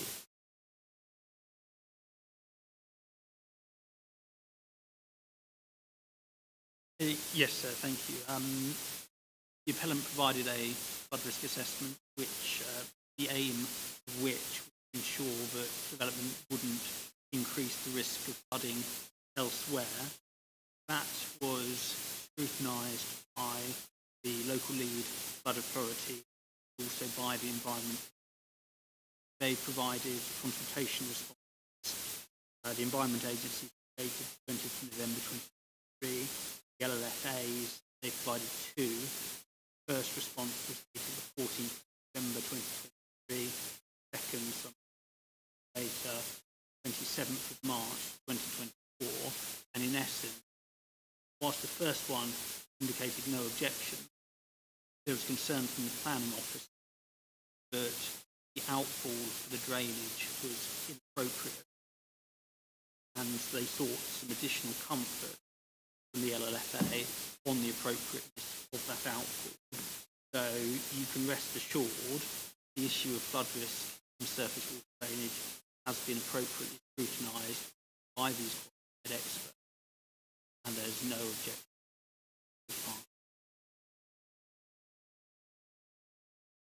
Thank you, Mr. Best. That's helpful. Anything else from the appellant's side before we move on? Thank you, and thank you for addressing those points swiftly. That's helpful. We veered off track a little. It was important, I think, to bring interested parties in at that point and allow them to have a say in terms of what they'd heard already, and I think it was an appropriate juncture. I want us to get us back on track in terms of our agenda now and the discussion points. Before lunch, we identified those heritage assets. We started to understand the significance of those assets. We touched upon the setting of those assets and how they may or may not contribute to significance. And I now want to turn our attention to the appeal site itself. And I want us to think about really the contribution that this, if any, that the appeal site makes to the significance of each one of those heritage assets. I wonder if the parties could very briefly set out what contribution, if any, the appeal site makes to the significance of those heritage assets. And then we're going to go on to, very quickly, hopefully, a discussion around impact and harms, if there is any.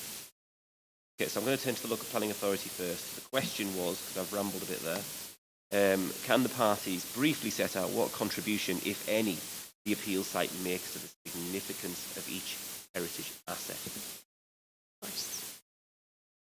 We'll go in the same order. So Harrick House. The appeal site forms part of the former glebe lands, and its relationship in that regard is both functional, as the PPG tells us we can consider, and aesthetic. And it's about the visual impression of the status and isolation of the property and how it became a high status house. It also affords experiential qualities such as quiet and tranquility, as we've heard from a few of the speakers. And the change in character that Mr. McGuire referred to, I think, needs to be taken in the context that there is no parkland character surviving at Harrick House, and for that I'll refer you to paragraph 311 and 312 of the appellant's heritage appeal statement. And in fact, it shrinks quite quickly after it's implemented, and for that I'll refer you to figure 7 of the statement of significance. And in the context as well that the site still has rural uses, as they were in both the 18th and 19th century. And the reference to that, again, is at 310 of the appellant's appeal heritage statement. We also have a visual consideration in terms of the designed views and the impression that you get from the road looking across the site towards the building, and from the site, or from the listed building looking back towards the road across the site. And those 19th century changes, architectural changes, in fact, are reinforce the views over the site. Sorry. The changes to Harwick House in the 19th century, the architectural changes, reinforced those views to the southeast over the site, which you will see when we go on site, hopefully. And finally, if I could just refer you to a couple of statements by Historic England in their comments on the application on page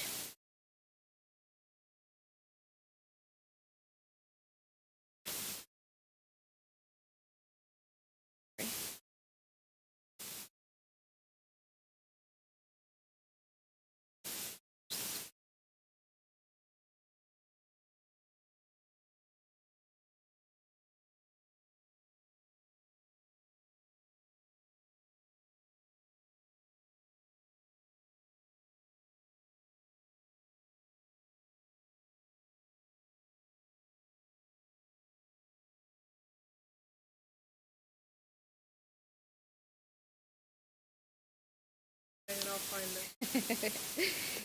Sorry, I do have the quote.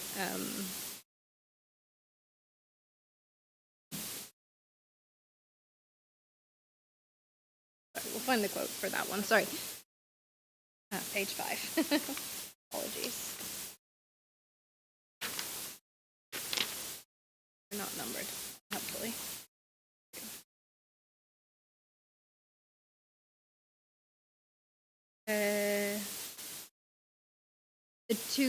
So it starts with however. It's in the middle of the paragraph, in the middle of the page, just before we get to Buxted Park, and it starts with, however, the meadow does not contribute meaningfully, and it goes on, the two fields together created the intended bucolic setting. And at Appendix 1 of their response as well, they go to, it's important to stress that the site contributed also to the architectural significance of the rectory / Harwick House. And in this regard, the historic interest is not secondary to the architectural interest. They're interlinked and they contextualize each other, and the statutory duty applies equally to both.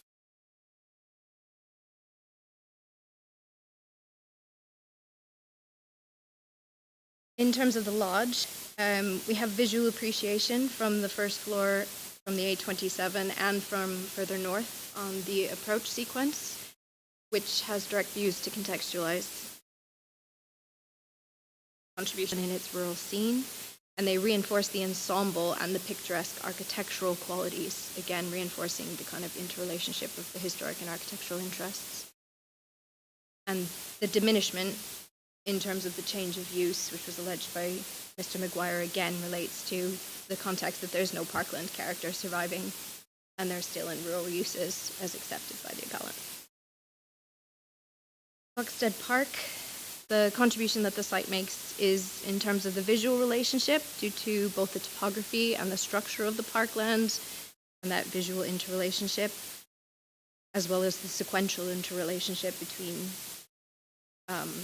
when you progress through the site and come out onto the A272 from the public footpath. And the open character emphasizes the separation and that sporadic, dispersed, linear kind of development that Ms. Blandberg was speaking of. And the site acts as an extension of that medieval landscape character, despite the loss of the field boundary or the uses of the site, which again are rural, about the rural character of them. Taking Linden House, Mill House, and the mill together again, the open setting contributes to our understanding of their rural origins, as I alleged earlier, as vernacular and historic properties, and evidences that dispersed, linear, sporadic, and rural nature that they had, as well as the kind of transition from the rural area with rural boundary treatments moving into Buxted. And also the qualitative experiential aspects, again, which we've heard from some of the owners of the houses of the tranquility, the darkness, qualities of the rural area. Moving on to Hog House. I disagree slightly that the park is the main context.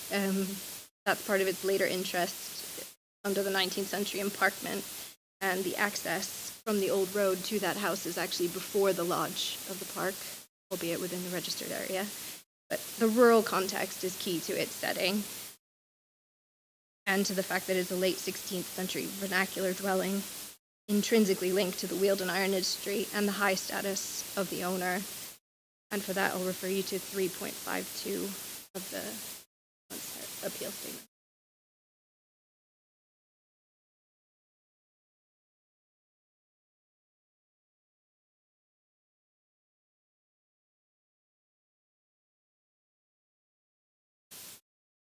Which does relate to its historic which does relate to its historic interest as a rural rectory set away village, has no effect on the core aspects of its architectural interests, which are embodied in its form and its fabric, with materials, craftsmanship, elevation, etc. So it does form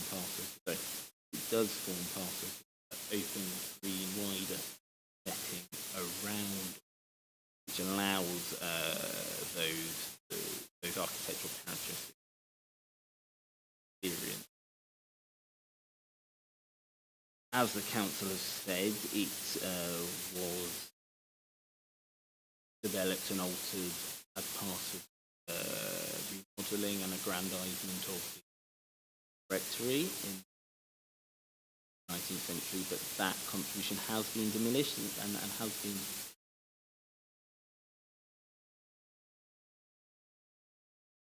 a great deal lost by changes that occurred during the 20th century in terms of removal of the historic parking character and of the field boundaries, which have reduced the contribution it makes to that aspect of significant its role as part of that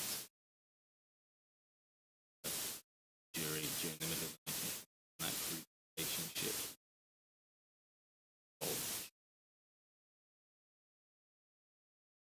Move then onto the lodge, very similar point that the lodge was constructed as part of that phase of work, as part of the reordering of the house and of the entrance experience, which might form part of that experience as parkland.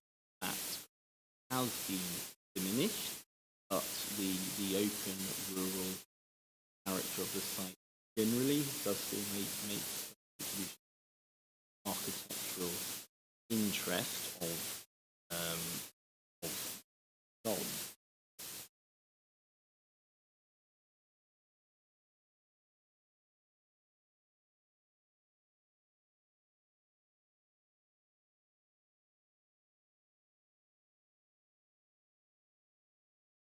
In terms of Buxted Park, again, as I said in discussion, the core of the architectural rather than that being the aesthetics and character of the with the park and its velvet edges. But it's part of it. The developed nature of the site does contribution.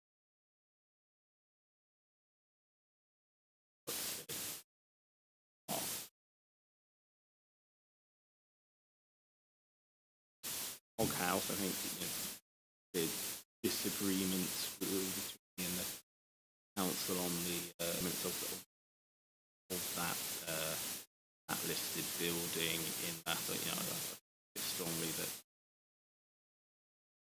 significant element of setting as it is today is that relationship with the block as it exists, and we're set quite away from that, in as much as forms part of the that it is very well separated. It is part of a wider rural setting, but that whole house really situated opposite, the school building. It's far from a setting in its current form, so I'm not of the view that the significance to the architect of interest. We've talked about their setting so far, and I've on the point about the functional relationship, but I largely agree with what the council said, that it does form part of the rural setting of those lists. Now, one has to relate that to significant. It will have no impact on the architectural interest of those listed buildings, but it will have an effect on historic interest. So it does contribute to their historic interest in terms of allowing the historic grouping of those buildings away from as a group of linear development away from relation.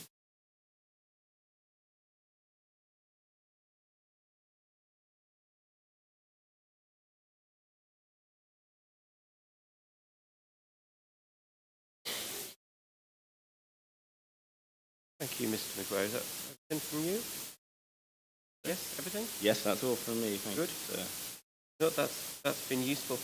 I wonder then, in the context of what's been said, I wonder if the parties can outline for me what you consider to be the effect of the proposal, if any, on the setting, and by extension perhaps the special interest of the heritage assets. So we've talked about the contribution the site makes, and now I'm trying to understand what the impact would be. I'll start with the council again, if I can. Sorry.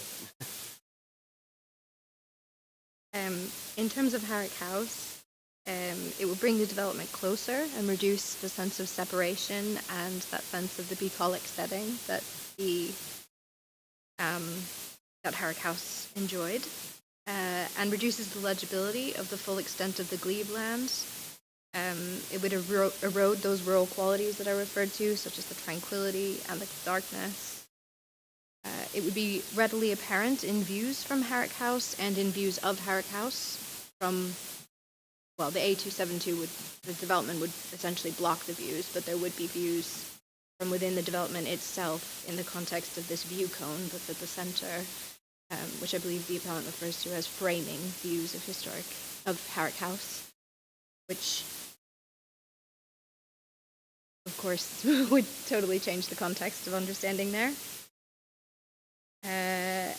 Also, in terms of hard edge to the west, that linear form of development with the, I think it's called meadow view, facing onto Harrick House and the other assets, and in terms of the open edge to the south, so the loss of the kind of rural boundaries that we get for Linden House, the mill and the old mill. They sit in large spacious gardens. They all have well-defined boundaries. They all have individual accesses. This would be a large urbanized road that would be leading into a suburban style estate. All of that would reduce the kind of rural qualities of the surroundings. And of course it would affect the design views from Harrick House out towards the eastern part of the site.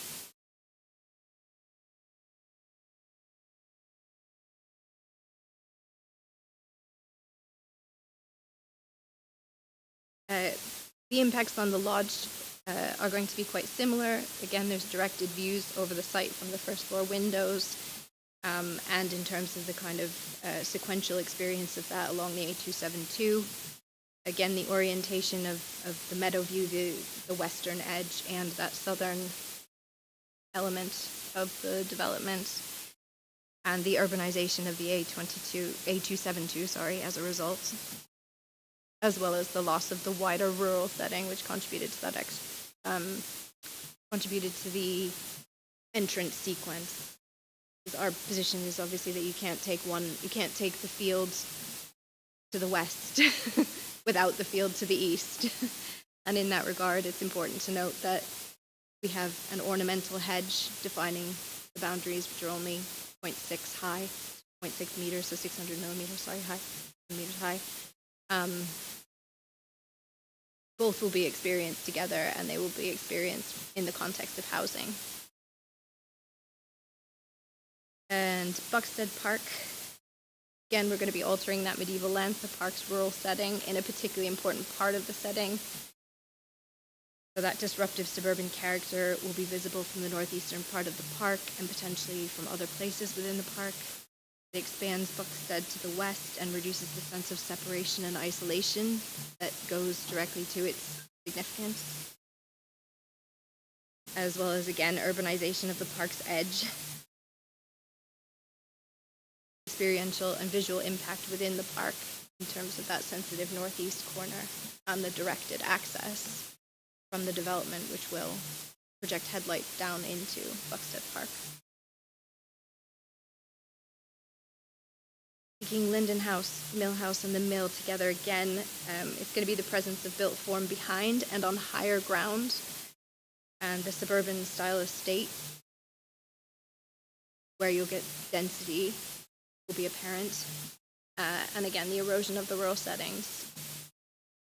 At the moment, you kind of, as you progress along the A272, you get a tapering effect where the houses have a linear, sporadic character. You're going to again be confronted with that hard western edge and the density, or understand the density in terms of the depth of the development behind those buildings, which will erode their character and the sporadic linear evidence of the original settlement character there. And again, very similar for Hog House, it relates primarily to the urbanization of the rural area and the erosion of the gap and that experience on the A272, reducing the rural area.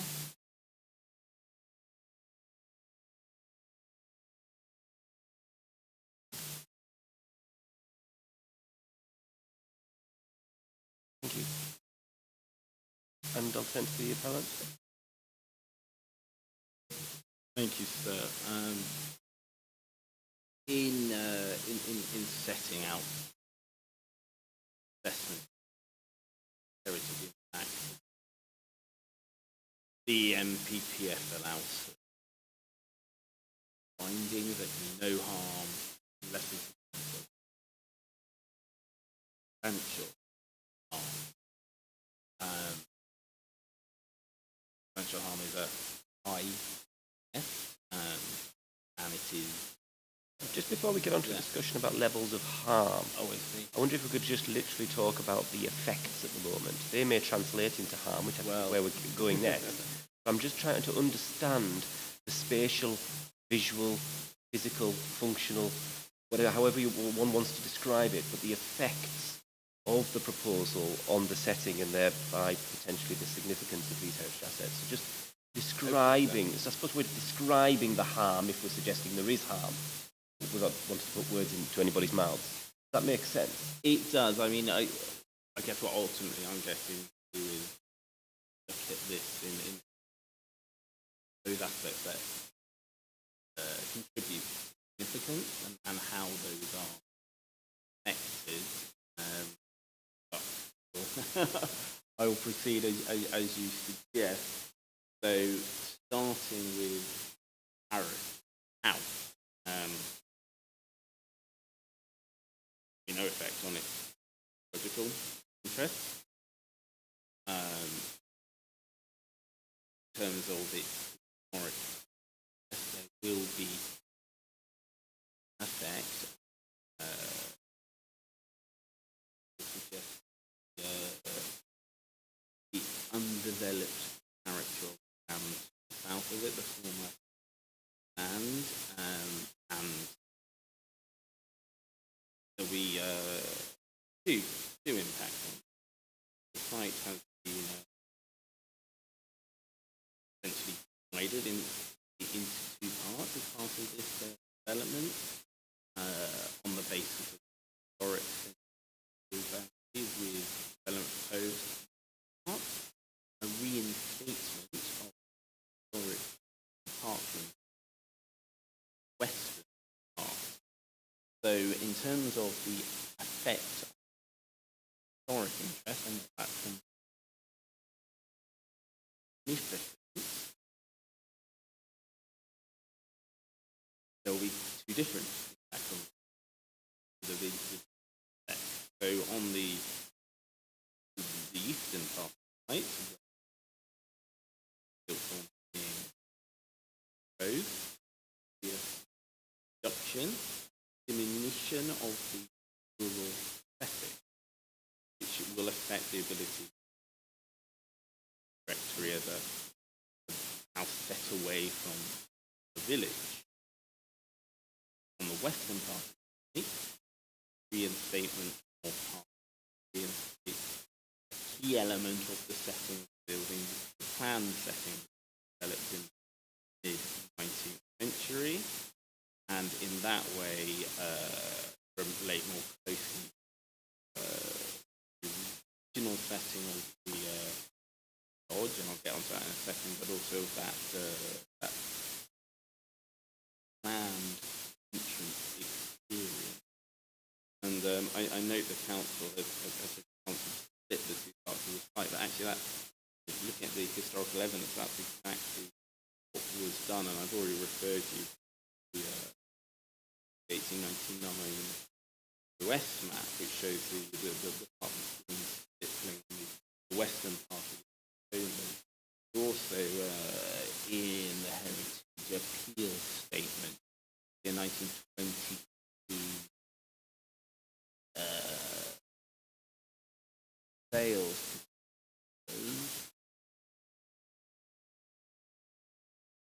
but this is when the house sold, and at that stage, so when it ceased to be erected, and at that stage, they sought to sell it as two plots.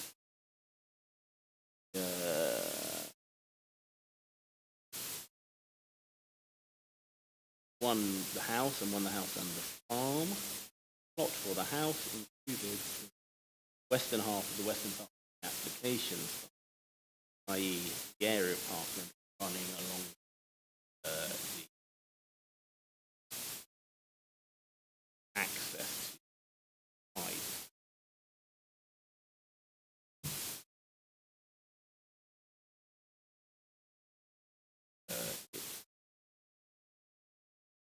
Yes, that's right.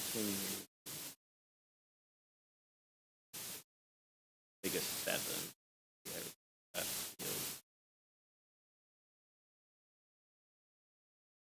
So the Heritage Appeal. No. Right.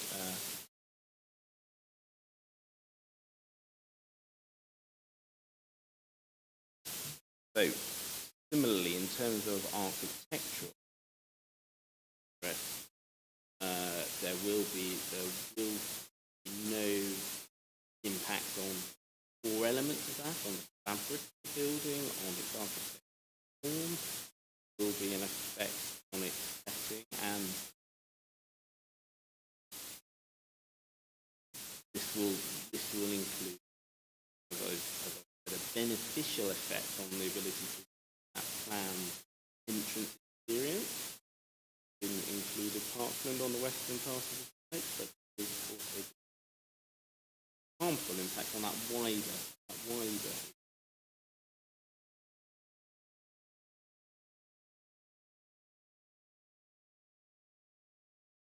then move on to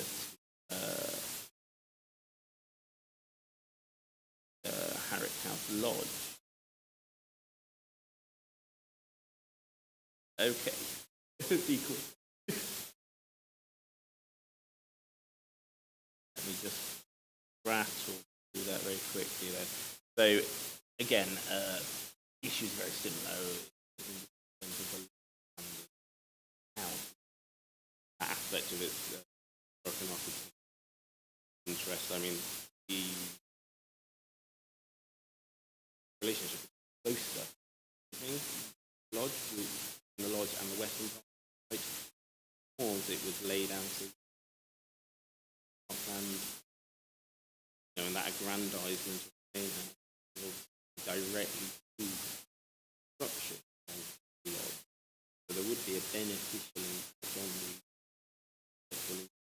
lodge.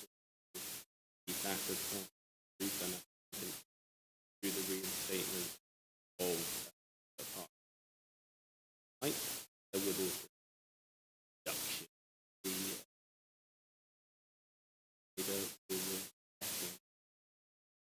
element.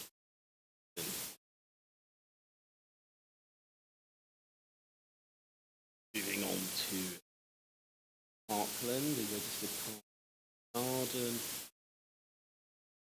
Again, there will be act on the internal elements of its architecture, on the core of its but there would be effects through the introduction of the principle of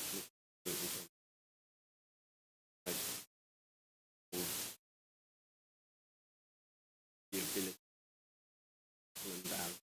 as sitting in an isolated rural setting. I would say in terms of the level of impact, that needs to be in the context of the overall setting of the I think it has a large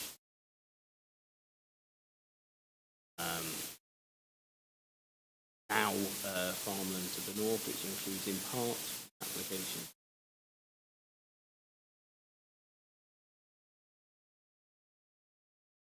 In terms of the group of listed buildings to the southeast, so Old Mill House and Linden House, again, the core aspects of their significance will be affected, their architectural interest, but there will be an effect, much as the council said, on their rural setting, the ability to feed them, as so that their historic interest, their ability to rural group, set away from population centres. In terms of Hog House, again, the impact on core elements of its significance, and I'm often use that both of them is so sufficient away from that.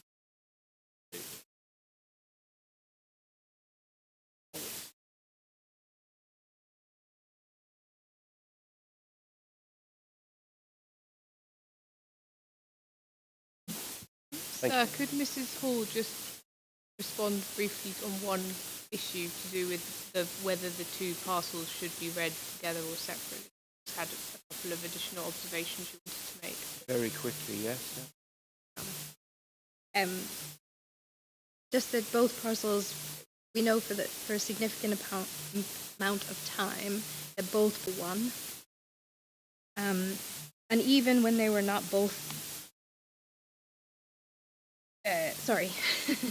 they're both even when they're not in the same use, so where one half is read as parkland and one half is read as arable use or some other meadow use perhaps, both in the same use, they both still have a rural use, and the character of those is similar in so much as you can see both of them together. They're both reflecting the rural surroundings, regardless of that use. And finally, what the appellant is proposing on that part of the land is, they're referring to it as parkland, At 4.26 of Mr. Maguire's heritage statement, he's equating parkland with pasture, and what is proposed there is not grazing animals. What is being proposed is essentially a grassed area with a public footpath that's going to be read as a public park as part of the development, particularly because we have no historic parkland character surviving at Herrick House. They're not going to be read as parkland in the way that is being suggested.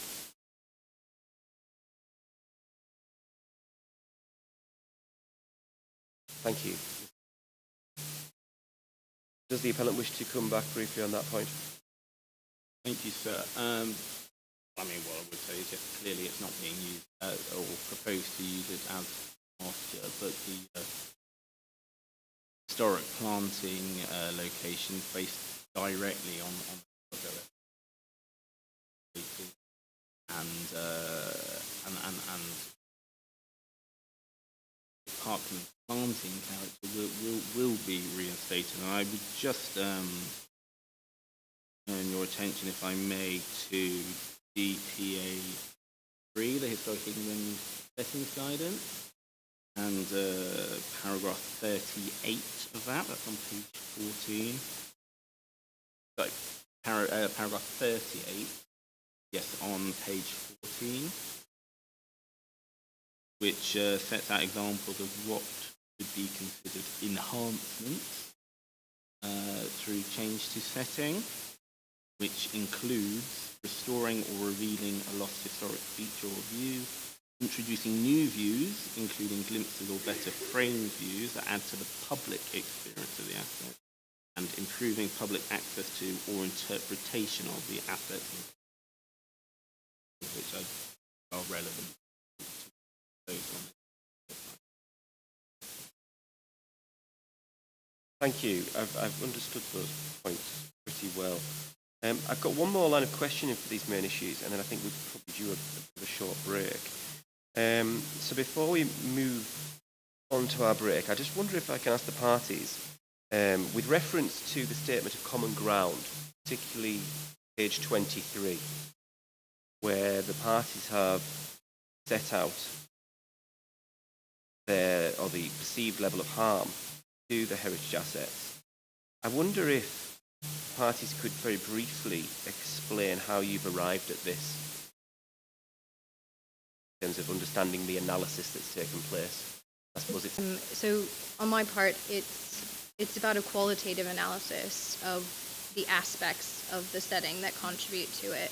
And that follows the GPA 3 guidance in terms of the checklists, where they set out particular aspects that you then interrogate in terms of step 2 and step 3. It's not it's a qualitative analysis rather than a quantitative analysis. It's not about how much of it is affected. It's about the importance of the element that is affected. That's it? No, that's fine. That's absolutely fine. It wasn't a trick question. It's just helpful to go through these things to understand the respective sides and how they've got to the positions they're at. And that's that same question for the appellant side, please. Part of the answer, and Mr. Maguire will speak to its application. But the appellant's position is that the exercise that's being conducted here is to articulate the extent of the harm within the range of less than substantial. If you've got a range within less than substantial, the top of the range must be just under substantial. We know that substantial from the PPG means serious harm. Example given in para 18 of the PPG. So that's the top of the range. So if you're going to get towards the top, it has to be serious harm to the asset's significance. Other aspect that the appellant asks you to consider is when you're dealing with setting, how do you approach the degree of harm? And we have drawn attention to the house.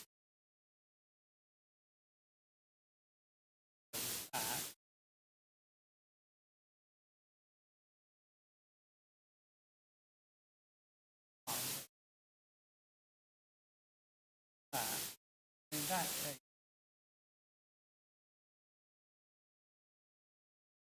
consider it when you feel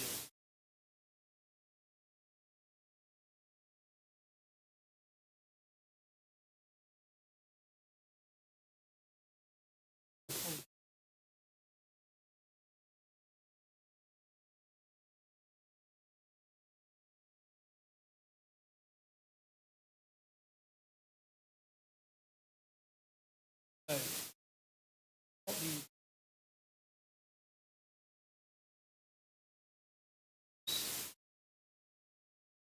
49 and 12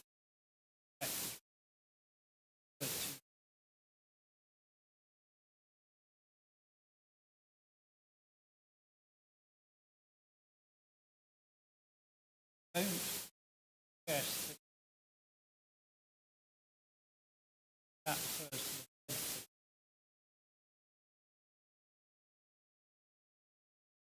criticised, if I can say it, in the London Historic Parks and Gardens. 1250. Worth reading this out. In cases where the impact is on the setting of the designated heritage asset, is only the significance of that asset, only the significance that asset derives from its setting affected. All the significance embodied in the asset itself should remain intact. If you take Harrock House, its historic associations with the iron industry remain intact. The materials remain intact. The half-H form remains intact. The architectural detailing, any association with Christopher Wren, evidential archaeological value, all remain intact. What the inspector goes on to say is, such a case, unless the asset concerned derives a major significance from its setting, then it's very difficult to advance a long way on scale towards. That's the very case that we're dealing with here. So that when the local authorities say, on page, it's all set out, when it's an impact on setting, and so much of the significance, really important significance, of Harrock House derives from its history and architecture. So it's not just a question of qualitative analysis, because it has to be interrogated, and there has to be a logical basis for it. And the logical basis to say, well, it's below, to say, well, it's below substantial, it's in a range, then you look at what is the impact of this proposal on each element of significance. And it can't possibly be on a rational analysis as a result in the upper half. I appreciate it's a matter of judgment, but you still have to go through that action. I'm going to hand over to Mr. Maguire to explain why the approach he's taken. We're not going to overdo the whole thing again. Just for a moment on a couple of things you said. If case law dictates that I have to give great weight and importance to any harm, does a spectrum of harm within less than substantial harm, does it matter? And I'm just putting that to you. Yes, it does. And the reason for that, and I'm going to give you a reason for that. If you have land, city and country Bram's Hill, it addresses this. It's just how does one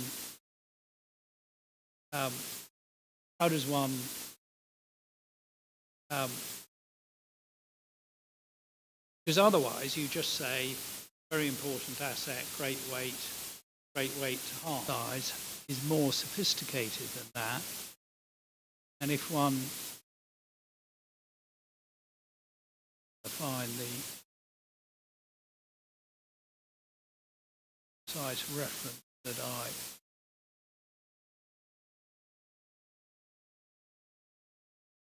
I want, here we are, paragraph 75 in Bram's Hill, Court of Appeal. And I'll read it out for those who haven't got it. It won't take that long, but I think it answers your question, sir. This understanding of the policies in paragraphs 193, 195 and 196, which were the previous paragraphs in the old MPPF, reflects what Lord Justice Lewison said in Palmer, that the imperative of giving considerable weight to harm to the setting of a listed building does not mean that the weight to be given to the desirability of preserving it or its setting is uniform. This will depend on the extent of the assessed harm and the heritage value of the asset in question. These are questions for the decision maker, heeding the basic principles in the case law. So, sir, for you, it's the extent of the assessed harm, what we spent quite a lot of the day discussing, and the heritage value of the asset in question, which we've also spent quite a lot of the day discussing, because it's the architectural, historic and ecological value.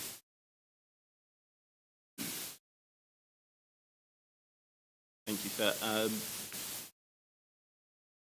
Just follow up to say... Sorry to interrupt, just Mrs Hall is itching to respond to aspects of that, which we can obviously do when Mr Maguire's finished, but I didn't know if you wanted to separate it into sort of questions of approach before we get on to the facts. I'll hear what Mr Maguire has to say, and then I'll give the opportunity for the LPA to respond.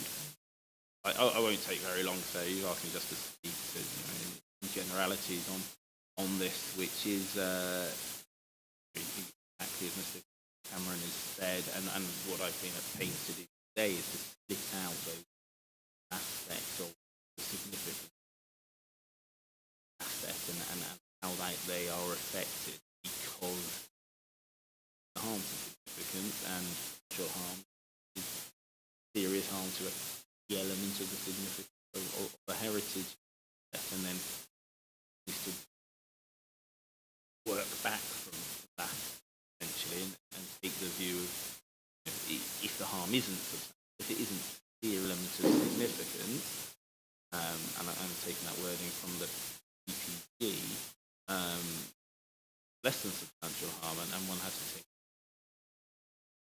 within that category closer to substantial harm or closer to no harm in calibrating. That's the approach to look at archaeological interest, architectural interest, historic interest, and the impact on how they contribute and how it reaches the assessments you see in the statement from the ground there. That's useful. That's good. I am going to turn to the LPA to respond to that point. Well, not that point, but the point you made earlier, I think. It will be fairly brief. Under the List of Buildings Conservation Areas Act 1990, equal weight is given to the setting and the asset itself. So I just wanted to remind us of that. And also that Historic England have reached the same conclusions. They use the same approach. So we are using a similar adopted approach. And also just refer you to the twin roles of setting under GPA 3, which are how a site contributes to the significance of a heritage asset and allow that significance to be appreciated. And finally, just in the context of 1249 and 1250, I would encourage you to read the subsequent paragraphs 1251 to 1253 of Summerscale, where the inspector contextualizes the statements made in the first two and it's very much based on the specifics of those particular cases and the way in which those assets derive significance from the setting and the way the setting is impacted. It's a very different case. And just to, well, probably state the obvious, but as for the weight that should be attached to the Somersfield decision, it's not a binding decision, it's a Secretary of State, well, and Inspector followed effectively Secretary of State decision. It's not a court decision, it's simply a material consideration. So it obviously needs to be taken into account. That does not dictate the approach that has to be taken. And as Mrs. Hall indicated, there were, as is so often the case, site-specific, proposal-specific considerations, which when you read the decision as a whole and in context, make it clear why the inspector reached the views that were reached on the facts of that particular case. Thank you, Ms. Barnes. That's useful, and thank you, Mrs. Hall. Does the appellant wish to come back briefly on that point? Just one point, sir. Completely agree that a previous decision is capable of being, and in this case is, a material consideration. If you're going to disagree with an approach, you'd have to give, you're free to do so, but you'd have to give reasons for doing so and have regard to the importance of consistency. Thank you. That's fine.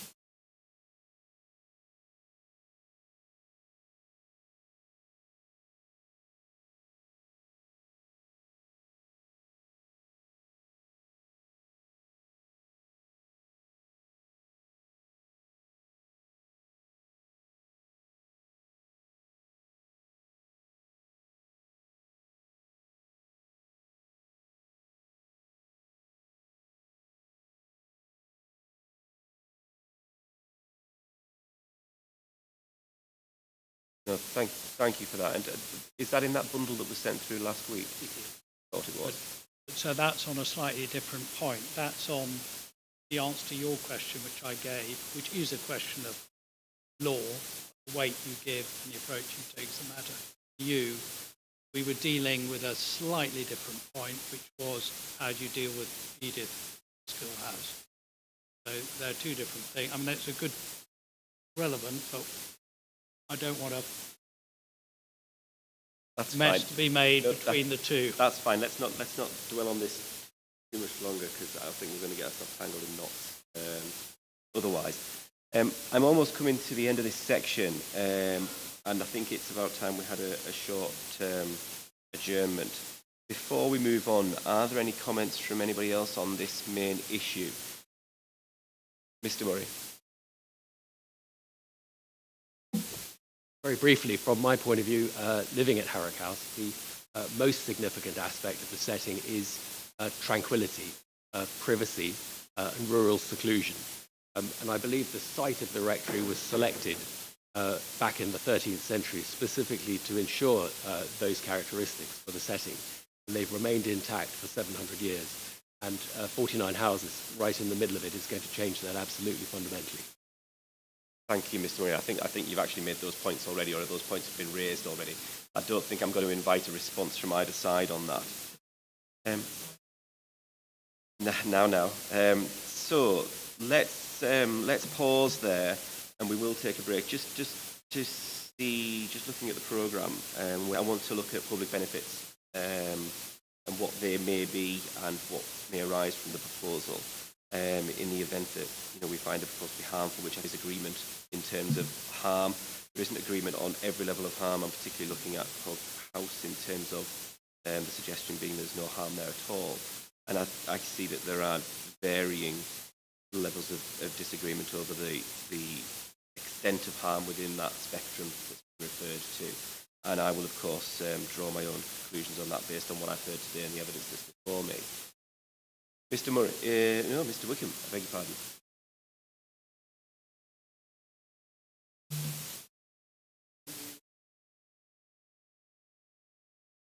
I am hoping so. I have a brief section on public benefits after this. We need to discuss how. I'm happy to bring you in when we discuss any other matters, which I think we will be on to certainly in the next section.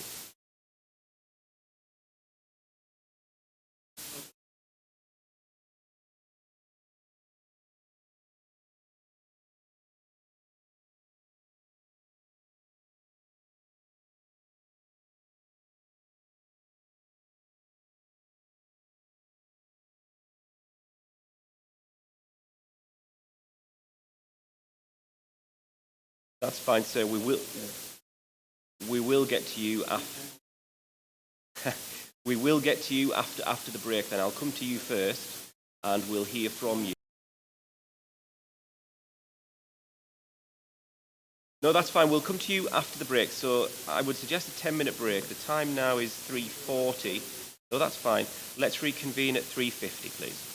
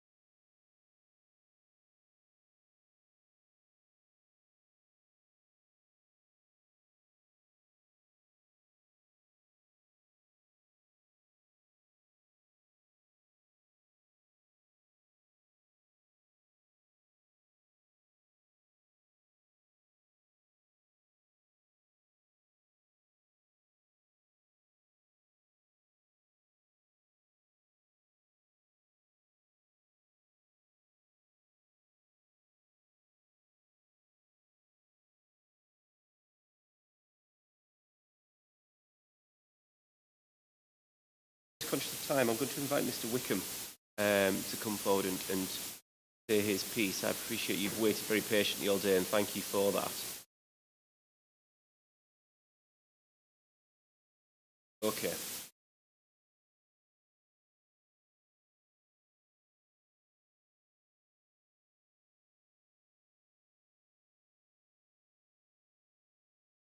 Thank you very much.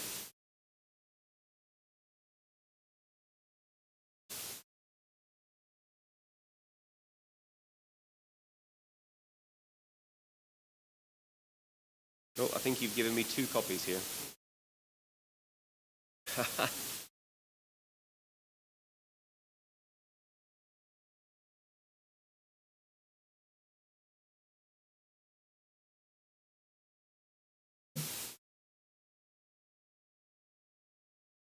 My name is Michael Wickham and I'm a trustee of the Asildon District Angling Club. First and foremost, I would like to say that the Angling Club is in full agreement for this planning appeal to be refused. If it's not refused, then I think the developers should be made to include the club's recommendations as follows. Harrock House has been leased to the Angling Club for over 40 years, giving pleasure to the young and old alike. And one of the main attractions of the lake is the peace and quiet that it can give. It's not always about how many or how big the fish are. Wildlife can be seen in abundance, ducks, swans and many species of birds going about their daily business. Kingfishers, rare, are always busy in the spring catching fry to take back to their young.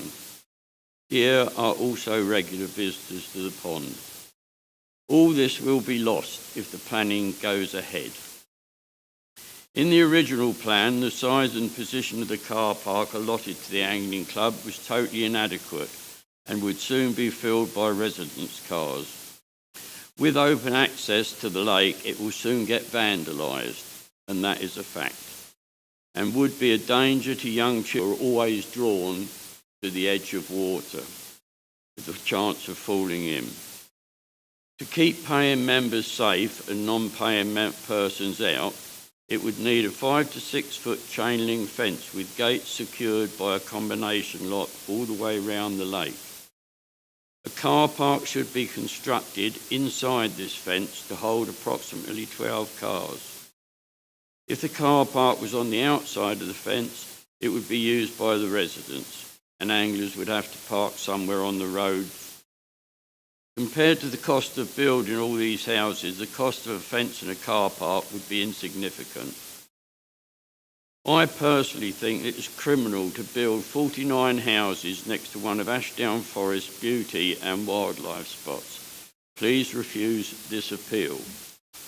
One interesting fact, Harrock House, and I don't expect any of you are young and old enough to realise this, Harrock House was formerly owned, when we started leasing it, by the Honourable Mr. Platts Mills, a London barrister.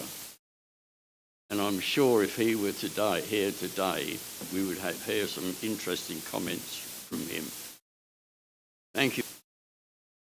Thank you, Mr. Wickham. I'm going to ask the parties to respond to that when we turn to our other matters. I wanted to give Mr. Wickham the opportunity to speak just in case we don't get everything we need to today.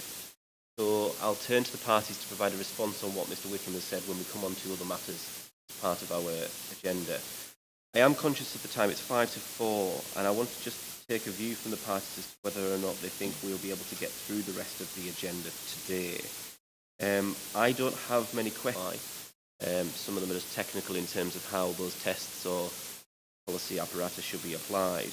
But I'm going to turn to the local planning authority. I have to say, sir, we're doubtful that we'll finish, especially if we need to stop by 5, although we should just check how long we've got. I mean, that said, it may be that we can we might be pleasantly surprised, but so far, that hasn't been the way of things. Things have expected, and I wouldn't expect public benefits to be any different. But it may be that we have to return for a short period tomorrow morning. Mr. Cameron, what's your view? if we have a stop at 5, we won't get through it, and I'm concerned that sufficient time should be given to looking at the differences on public benefits. And some there's a dispute, is it a benefit, and others, what's the weight given to it.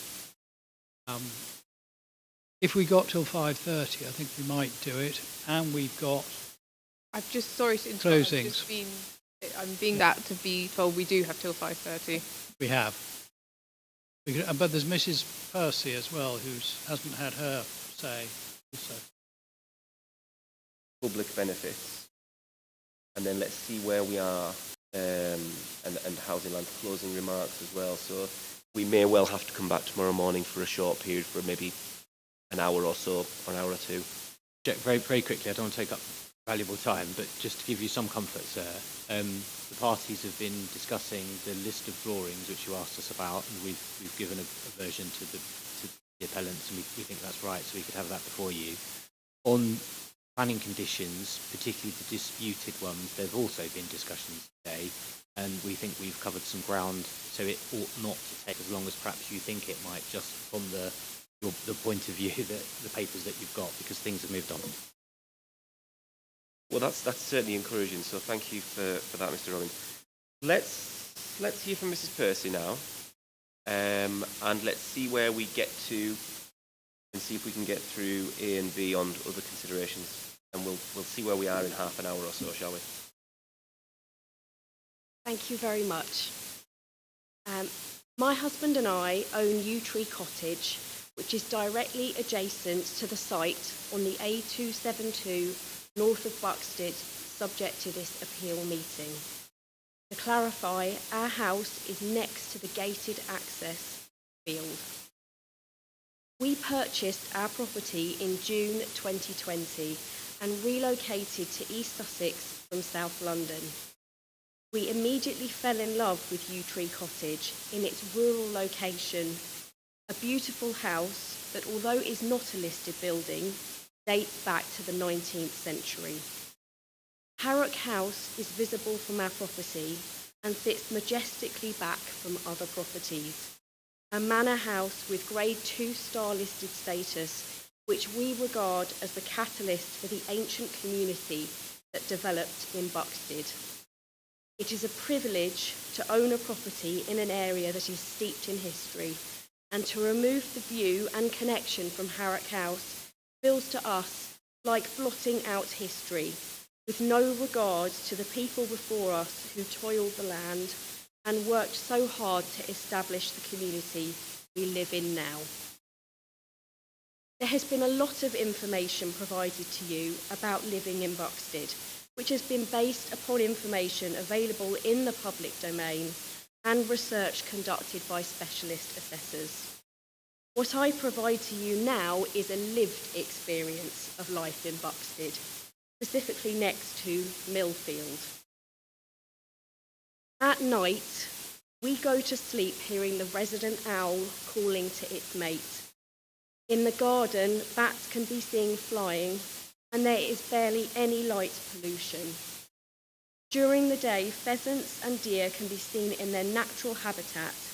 We have a resident woodpecker that visits our garden, and our bird boxes are filled with active families. There is little traffic on the A272 at night, and the area feels like a quiet, remote enclave where nature thrives, and it is miles away from our previous home on an estate in South London.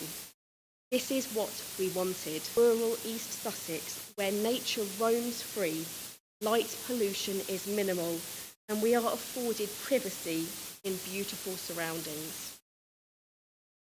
When we moved here, we liked that Buxted was on a train line, as it provided opportunity to commute into London.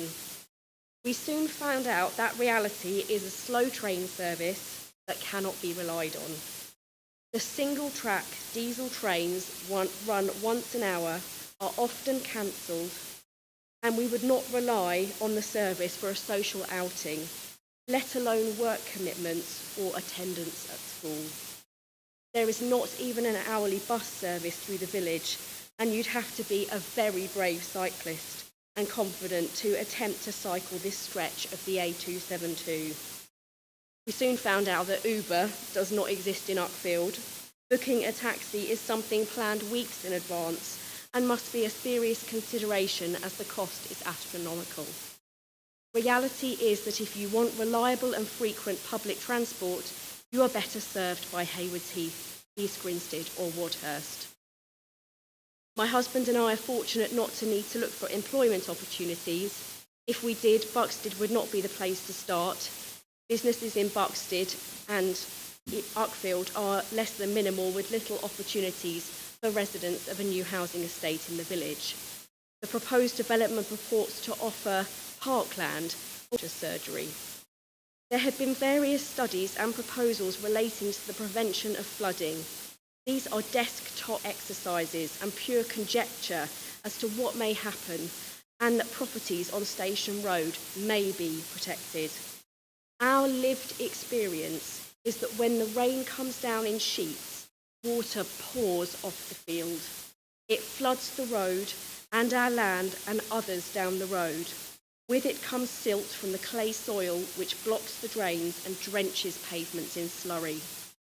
Floods may be put in place, which in themselves are likely to be unattractive in the natural environment and will not necessarily divert water away from properties. The A272 is a fast road and the speed limit regularly exceeded. Again, our lived experience is regularly collecting debris from collisions that are unlikely reported to the police and recorded on file. Visibility is poor coming down the hill, past the field, and often used as a racetrack. There have been head-on collisions and collisions into lampposts. During the day, pulling out onto the road or trying to cross from Buxted Park is like taking your life in your hands due to the speed and already high flow of traffic, including heavy goods vehicles. If this development goes ahead, our life will change forever. We will not live in a rural property intertwined with nature alongside beautiful listed buildings steeped in history. We will live next door to a housing estate that overlooks us. The light pollution will prevent wildlife from living amongst us. There will be a walkway, a raised walkway next to our property, putting our privacy and our security at risk. Our beautiful 19th century home will be devalued and will no longer serve as a reminder of wonderful heritage and the steeped history of the area. We appreciate that housing is required for younger generations, and sites are required to build a variety of offerings. However, there are many other sites around the Wealden area that are to be built on or will offer more dwellings. Wealden can make a significant contribution to the housing need. But what I really want to ask is this an appropriate site? It is steeped in history. It allows nature to thrive, surrounded by many listed buildings, all intrinsically linked by the field. Does the building of 49 homes really outweigh the detriment to the heritage assets and the environment when there are so many more appropriate sites that do not hold the same standing? We understand the decision of Wealden Council. Could we get some copies of that? Is that all right? Fantastic. Thank you very much, and we'll get that circulated to the party. Okay, thank you for that. I want to continue into a discussion on other considerations and start a discussion on public benefits, including any potential heritage benefits. Now, I have already read what the parties have said about public benefits, so I don't need every detail of them because I've got them listed in the written evidence. But what I'm interested in is a brief summary of those benefits you would suggest I ought to give to those public benefits. And I'm going to turn to the appellant first for this. Mr. Best is going to deal with this, but we have in front of us pages 18 and 19 of the Statement of Common Ground. I'll hand over to Mr. Best. I'll just qualify what I said there. I'll just qualify what I said there, I should have said it, and the weight I should give to the totality of the benefit, because I have seen that you've given each one an indication. Just also to clarify, this aspect of the statement of common ground is not actually agreed. So if you look at 7.2, it says additional points of dispute according to the appellant. This text is not agreed by the council. So obviously we'll, when we come on to talk about the substance, but already I think there are aspects of what the council is said to think which I'm not sure are necessarily correct. I can perhaps explain what I sought to do in the statement of ground. The idea was to provide you a consolidated list of public benefits relied upon by the appellant and attribute weight to those benefits. I can explain why I've attributed the weight I have to those benefits, but in doing that exercise, what became apparent was that there was public benefits which we pray in aid of, the council either doesn't accept or is completely silent on up until this point. So I invited them, statement of common ground, to attribute weight if they accepted it was a public benefit to that benefit, so that you would then have a list of both sides to be the public benefits, to identify any public benefits in dispute, and it would identify the weight that the party attribute to those benefits. But for whatever reason, the council wants to play ball on that. I don't have an issue, Mr. Best, with that approach. So I'm happy for you to proceed on that basis. So if I'll hear from you first, then I'm happy to turn to the council. If the council want to point out the differences, that's fine, and I'll come back to you for a final response. If we could summarise totality of harm, that would be more useful than going through individual ones, because I can see what you've said on each individual one. Well, I can tell you that cumulatively, I think the benefits of the proposal are very substantial, but I would be more comfortable giving you a fuller answer. Okay, no, that's fine. So, taking the first one, because I think in the absence of that answer, sir, it's difficult for you to choose between opposing positions in the event the council didn't accept a particular benefit, or in the event that the weight was disparate between the two parties. So if we take the provision of 32 market homes to begin with, sir, council's housing shortfall is either 2,083 dwellings, 2,894 dwellings, depending on whether you were to embrace appellant's position. Land supply is 3.7 years, with the council gestures at 8 years. What I'm keen not to happen is for that to be reduced to a mathematical equation where one says the difference between 3.28 and 3.68 isn't particularly significant. It doesn't alter the weight that I attribute to the benefit, but for the 811 people who are in housing need, that difference is not immaterial whatsoever. In either scenario, it is agreed as a substantial shortfall, and the reference to that is paragraph 6.1, statement of ground. This is a shortfall that has been present 2nd of March 2016, over 9 years, leaves in its wake failed housing action plans and failed plan-making attempts. There is no other mechanism other than speculative planning applications that will address this housing shortfall. In the early case that I've flagged to you earlier, we've referred to the provision of just 4 market homes afforded substantial weight by the inspector. Now that is paragraph 7 of the appeal decision. So logically, 32 homes must be greater benefit, therefore attract weight.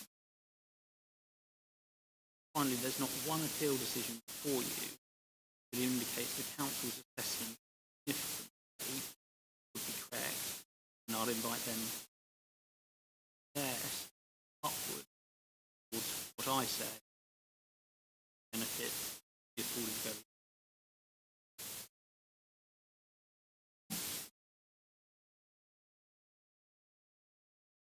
Next, we have the provision of 17 affordable homes. This is a benefit that I again afford very substantial weight to, sir. And that's because every year 812 affordable homes are required. There is a regression of the percentage of affordable housing delivery shown in the Council's most recent annual monitoring. They've regressed from 35%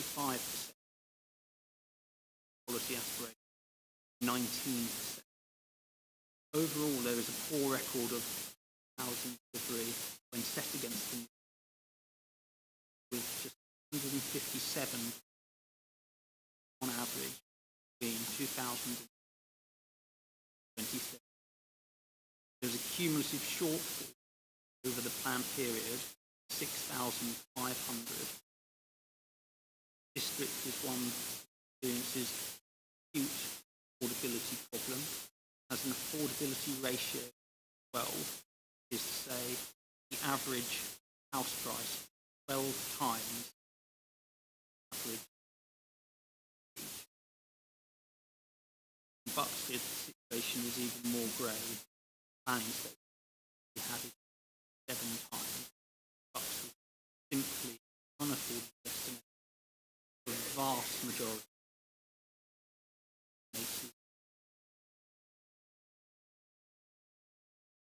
The council has an extremely long housing waiting list. There's 1,071 families currently.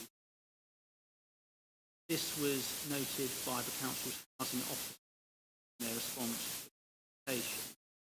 There is a shortage of affordable housing in Buxted itself and surrounding areas.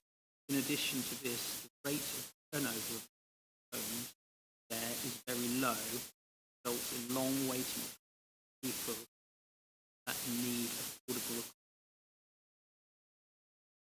You look at 1,071 people waiting list.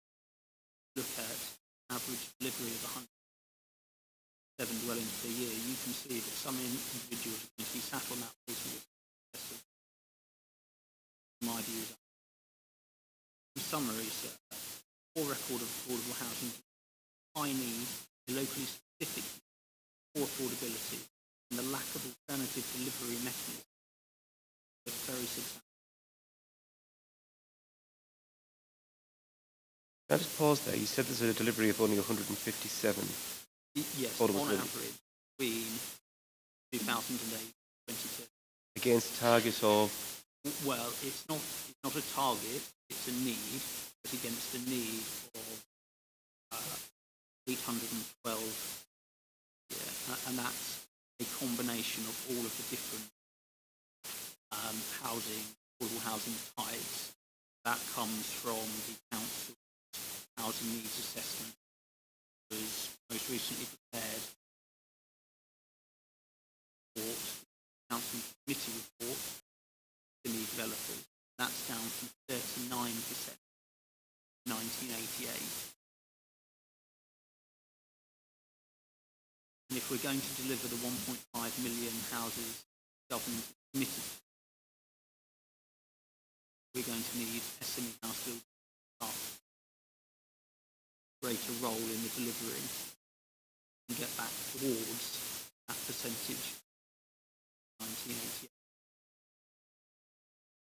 Planning for the Future white paper, 482, which defined as an planning statement. Paragraph 58 of that decision afforded significant weight development up to homes. We're in excess of that, but that's a L. We have a high quality, beautiful design. Now the government tells us through the framework, creation of high quality, sustainable buildings and spaces is fundamental planning and development. Paragraph 1 of the NPF. In addition, significant weight should be given to a development which reflects local design policies and government guidance on design. Notably, sir, the Council's decision notice or your note refer to the Wildern Design Guide. That's because we do accord the local design guidance set out in that document. In addition, B, paragraph 139, refers to outstanding or innovative promote high levels of sustainability. This is a development that promote high levels of sustainability based on the energy state provided, and I'll discuss that a bit more. There's dispute between the council and Ellen whether this probably will benefit. Well, I do note the officer's report refers to overall the scale and design of development proposed would allow for a spacious, pleasant development, not appear overly cramped in, failing wide to contribute and build upon the existing buildings and active development within the vicinity of the site. To me, build upon, yes, we are eclipsing the quality of the housing surrounding area. That's not to say that we're eclipsing every house. Taken as a whole, we're doing pretty. I think you can draw that conclusion. Or it's curious that they now say this isn't a all. We have the provision of a parkland meadow. Now, Buxted is in need of a facility like this because currently benefits 0.32 hectares per 1,000 population of open space, and this is below the Ildston Trust suggestion of 0.6 per 1,000. It's also below district average 0.56. So there's a particular need for this benefit. It's not just a generic benefit which is thrown in our good health. And addressing this shortfall would be in line paragraph 103.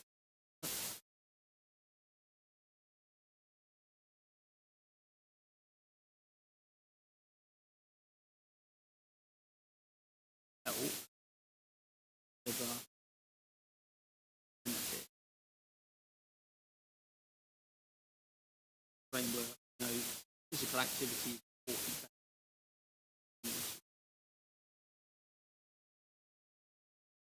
We would deliver over 1 kilometre of new permissive paths connecting the existing Pro to the existing Pro network, including a promoted path. Now that's important. Paragraph 105. Vision, enhance way access, including taking provide better user. That's exactly what we do.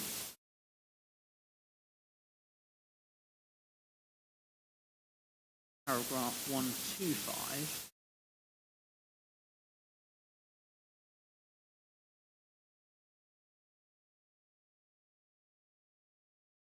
Mix benefit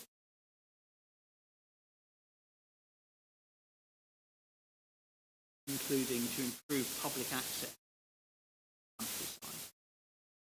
That's a benefit which I've afforded significant to. There would be enhanced community integration as a result of the development. Paragraph 96 of the framework seeks to promote social interaction, including opportunities for meeting between those who might not have contact with each other. At present, in Buxted, just 5% 4,100 residents live in socially rented accommodation, vast majority owning their own rights, 80% own their homes outright. This suggests Buxted where limited interaction between people on either side of the wealth divide occurs. Therefore, the benefit that the scheme offers to alleviate in some small way that 14 socially rented homes are plotted around development to enable these groups to mix with each other. And that's a benefit. It's been quite sanguine, limited.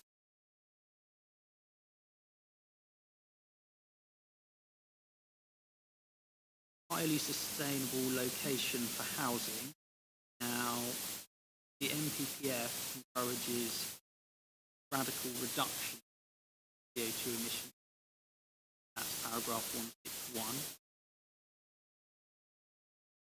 163 encourages developments to help reduce greenhouse gas. It goes on to look at factors such as development location. Now, Wealdon as a whole is a rural district with 4 public transport. There are only 9 settlements, 73, higher hierarchy than Buxted got 12% settlement regard their potential. Buxted is one of just 8 settlements train station, and it sits just 500 metres away. So in the context of Wealdon District, this is not just an acceptable location for development. You might dismiss the requisite for any development. It's a highly sustainable location where residents access day-to-day goods and services and public transport by foot. This is a benefit that I have afforded significant weight to her. Reason being, don't achieve radical reduction of climate change through the apportionment of meagre amounts of weight.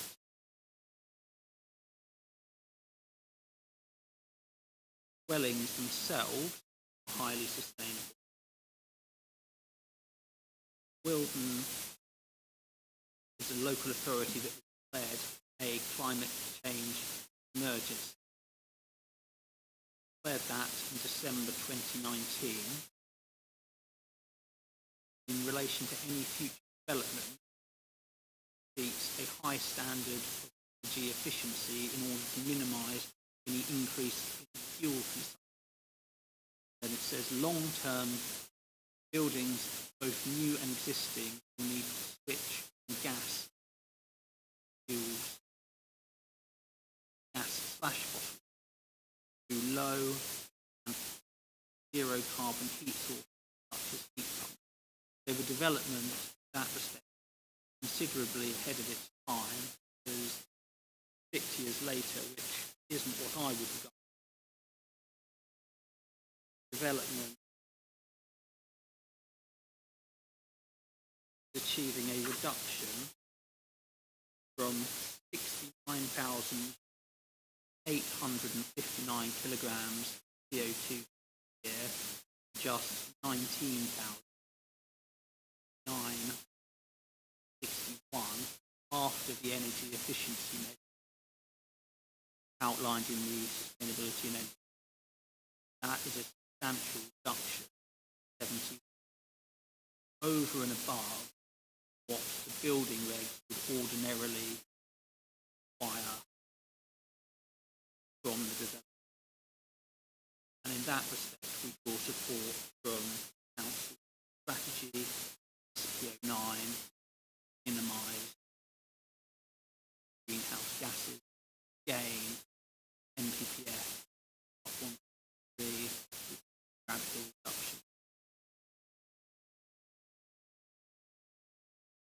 The appeal site is outside of the designated landscape. Now, Wilton is a constrained district in this respect because 60% landscape, either national park or national landscape, formerly big. Paragraph 2.8 of the strategy describes these assets. Paragraph 189 of the framework indicates they have the highest status.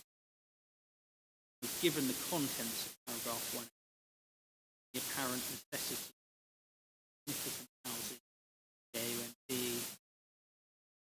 which is shown within decision making and attempts at plan making are, natural corollary is that sites such as the appeal site outside of them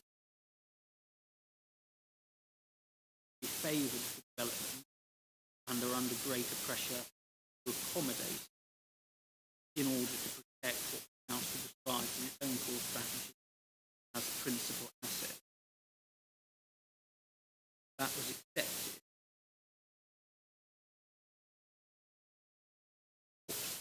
It's one which I've given significant weight to. The development would result in the enhanced availability of bungalows. This is a benefit which I've attributed limited to because the majority of property Buxted, 2% according to the ward profile.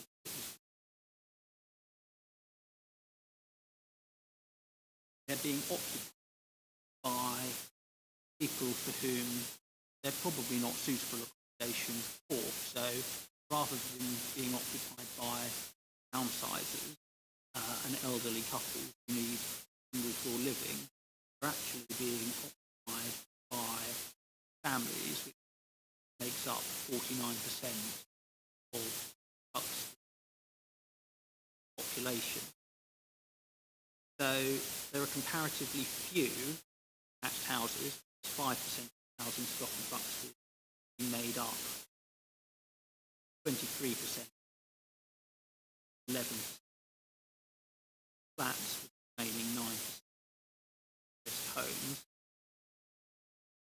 The council's housing needs assessment speaks to provision of bungalows, and it indicates overall the council should consider the potential role of bungalows as part of the future housing mix. Such housing may be particularly attractive to older owner-occupiers, many of whom are equity rich, certainly the case of Buxted. This may assist in encouraging households to downsize. That's paragraph 10.47, the Wilden Local Housing Needs Assessment, August 1.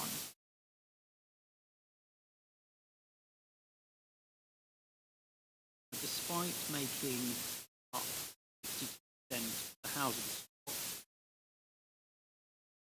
of bungalows, only 25% of the population of Buxted are all pensioners, which,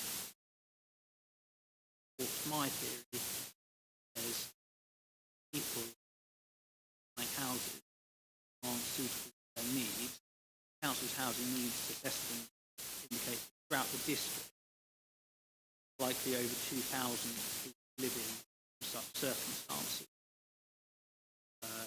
Puts it at around 2,000 households living in unsuitable housing. And the PPG tells us, paragraph 001, need to provide housing for older people critical.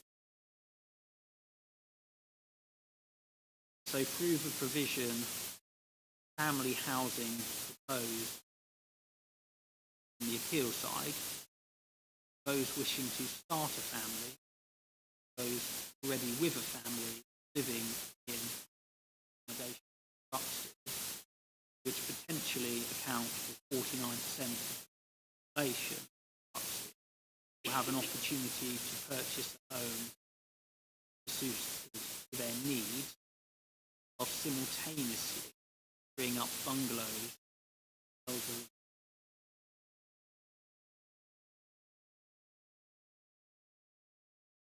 In part, the bill scheme would redress existing imbalance in housing.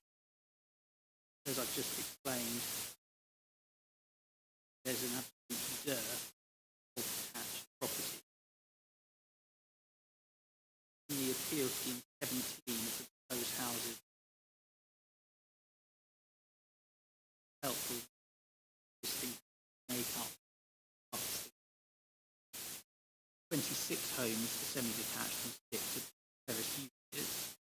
What this does reduces the overall percentage of bungalows within the settlement and redress the balance housing stock. And I've afforded this benefit limited weight due to a relatively small extent to which it would rebalance the housing moments not inappropriate, like too heavily skewed towards bungalows relative to age. It isn't to say younger people can't live in bungalows, but given the choice, to live in that. The 5% contribution custom and self-build, that's secured through the section 6. Council has a legal grant, commissions, etc. EPG answers the question what having plan commissions, etc. mean. Indicate relevant authorities must give suitable development permission to enough suitable service plots of land to meet the demand self-build and custom building in that area. Paragraph 3. The MPPF, paragraph 61, states needs groups with specific housing requirements addressed. Currently, 290 people on the council's waiting list.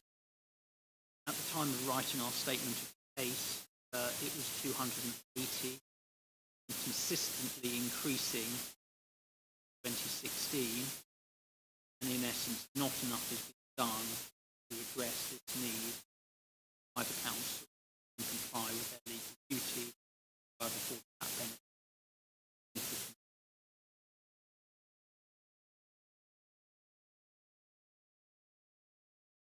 Plus 101% biodiversity net gain. Now, at application stage, this wasn't quantified. There's no requirement to provide a specified percentage finding was submitted. Government was invested enough by the gain concept that it made mandatory through legislation, highlights important.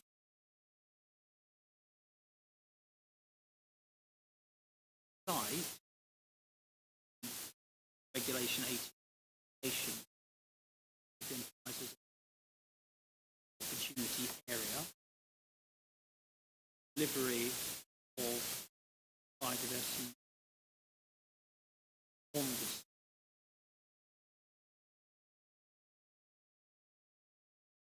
I've afforded this very substantial way because the extent to which I've truly exceptional. I've not been able to demonstrate net gain as high as this. Now the officer's report committee, in the absence of qualification of the extent of the net gain, indicated this should be afforded significant weight.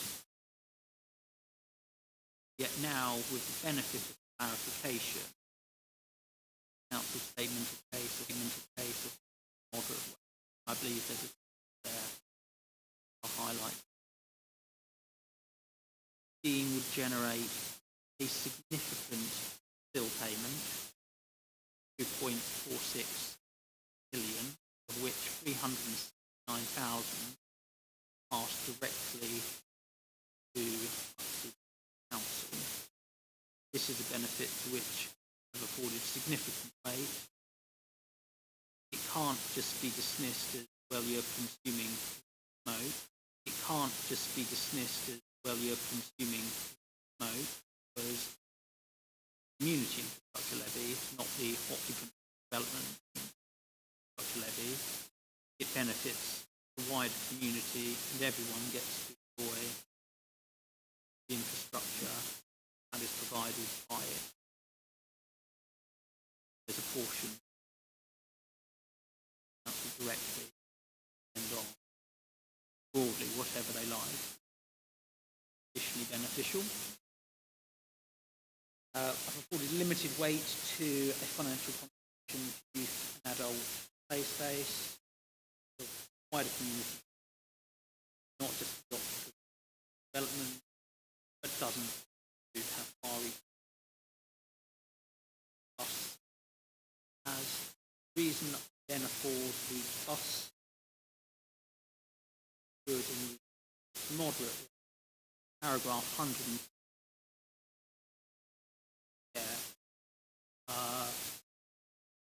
which indicates by giving people choices of travel modes, this can help to reduce congestion emissions and improve air quality, public health. So there's multiple benefits then from high quality transportation to contribute to that. That's why I've afforded it slightly more limited to moderate. Now, amenity green space, children's play space. This is listed as a benefit to councils of support. I think I tackled under open space provision mentioned earlier, and I don't want to double count our benefits, so I will just move on from that, but highlight it to you. I've included it elsewhere. There'll be an improved local spend. Again, I've included that as a benefit in the positive economic impact during construction. Beyond, I won't double count that either, although it was referred to council committee report and afforded moderate weight. That's now been downgraded to limited weight. Case. Finally, increase choice type of home. I've afforded moderate weight, and that's on the basis of paragraph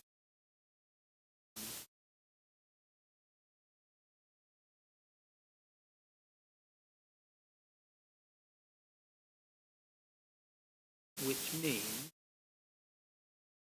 disputed public benefits are reduced time for implementation delivered by an SME house builder outside of a designated landscape, high quality design, enhanced communication, highly sustainable location, still enhanced availability, address in part the balance, housing stock, increase in the choice type of homes,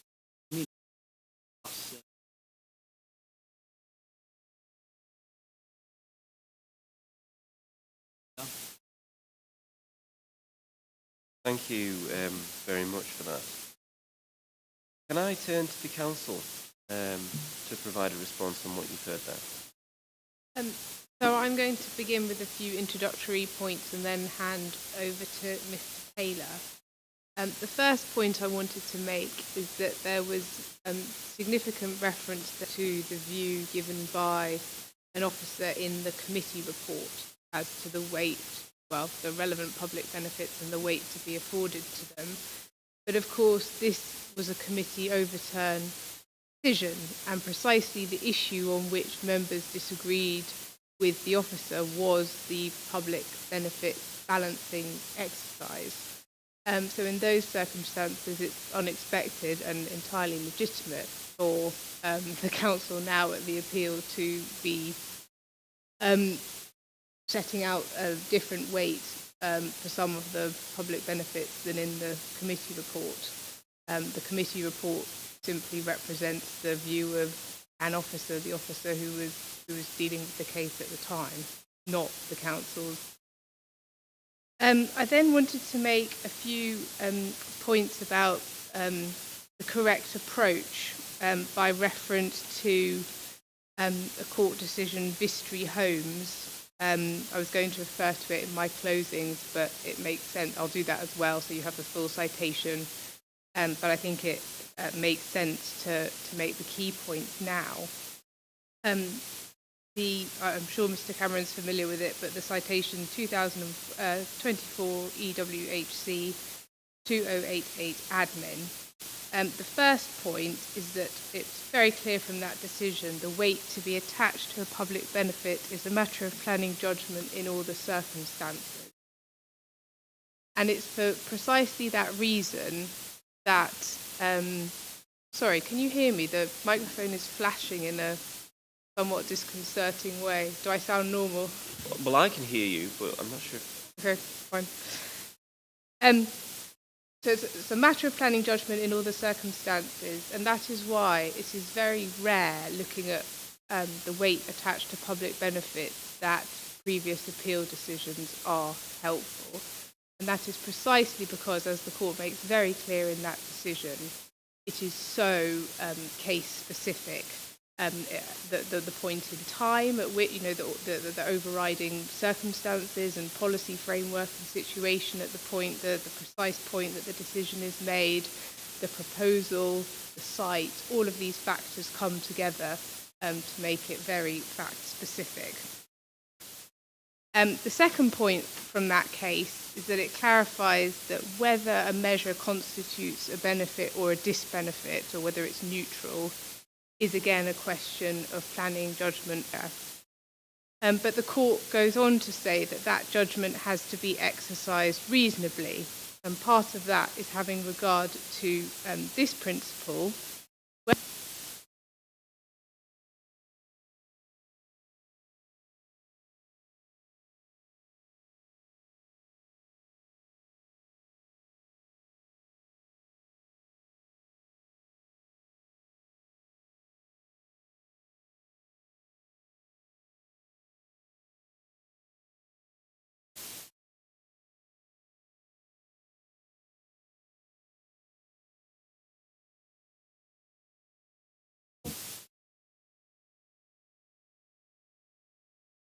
I've almost finished, you'll be pleased to know anyway. So the point is that you will have to make a decision as to whether it's a benefit or mitigation. And as I understand Mr. Taylor will come on to say, in respect of some of the benefits relied on, the council's view is that they are actually properly classed as mitigation rather than positive public benefits. And then the final point to make, this doesn't stem from Vistry Homes, but I suggest it's just a matter of common sense that stems from first principles. Acting rationally, you can only attach weight to a benefit if it is going to arise. And so that means typically, well, it depends on the type of benefit, it may be that it's integral to the scheme, but effectively it needs to be secured either by way of condition or by virtue of the Section 106. So, for example, and it may be that some aspect of the Section 106 is going to be brought to my attention which I haven't noticed, which is fine, but for example, delivered by an SME house builder, how do we know that that is definitely going to happen? What is the mechanism for securing that? I just give that as one example of one where it seems to me it is problematic, even insofar as that is a benefit, which is questionable. Even if it is, how can it be rational to attach weight to that when, of course, this scheme could be, the deal could be done and a completely different developer could be delivering it in due course. I'll hand over to Mr. Taylor now.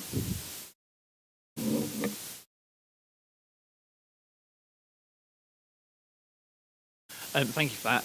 So I don't intend to take too long on this. I think I can go through quite quickly, especially in light of the previous comments. Also, I think it's probably worth pointing out that the appellants and the council have used slightly different scales to identify the weighting, and so where there seems to be some difference, it may actually be less than that in reality. So I'll stick to the same table for consistency and run through from top to bottom as well. Provision of stage 2 homes, indeed significant weight from the council on that, given the shortfall, which, as the statement of common ground says, it is substantial. Provision of 17 affordable homes, similarly substantial weight, given the modest number of 17 units, but set against a shortfall of housing overall, which again is substantial and agreed, so overall a substantial weight given to that one from the local authority. Reduced time limit for implementation, councils are given that moderate weight, given that either time period of the standard of 3 years or a reduced one would likely still result in development being achieved within the 5-year period anyway, although the appellant's points are noted about the shortfall in housing and the urgency that is required. As you've heard, delivered by an SME house builder, again, just reiterate the points, it's not secured in any way to the council's knowledge, and that's why we haven't attributed any weight to that. Obviously, you guys come to your own conclusion on that as well. Positive economic impacts during... Sorry. That's what mine did.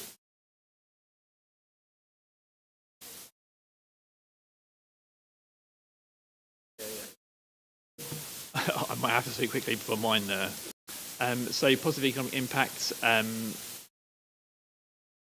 we've put limited weight on that. With regard to the MPPS, I think a nuance there is that it suggests weight to economic development, permanent job creation, etc., rather than temporary benefits that may be more appropriate to a temporary construction period.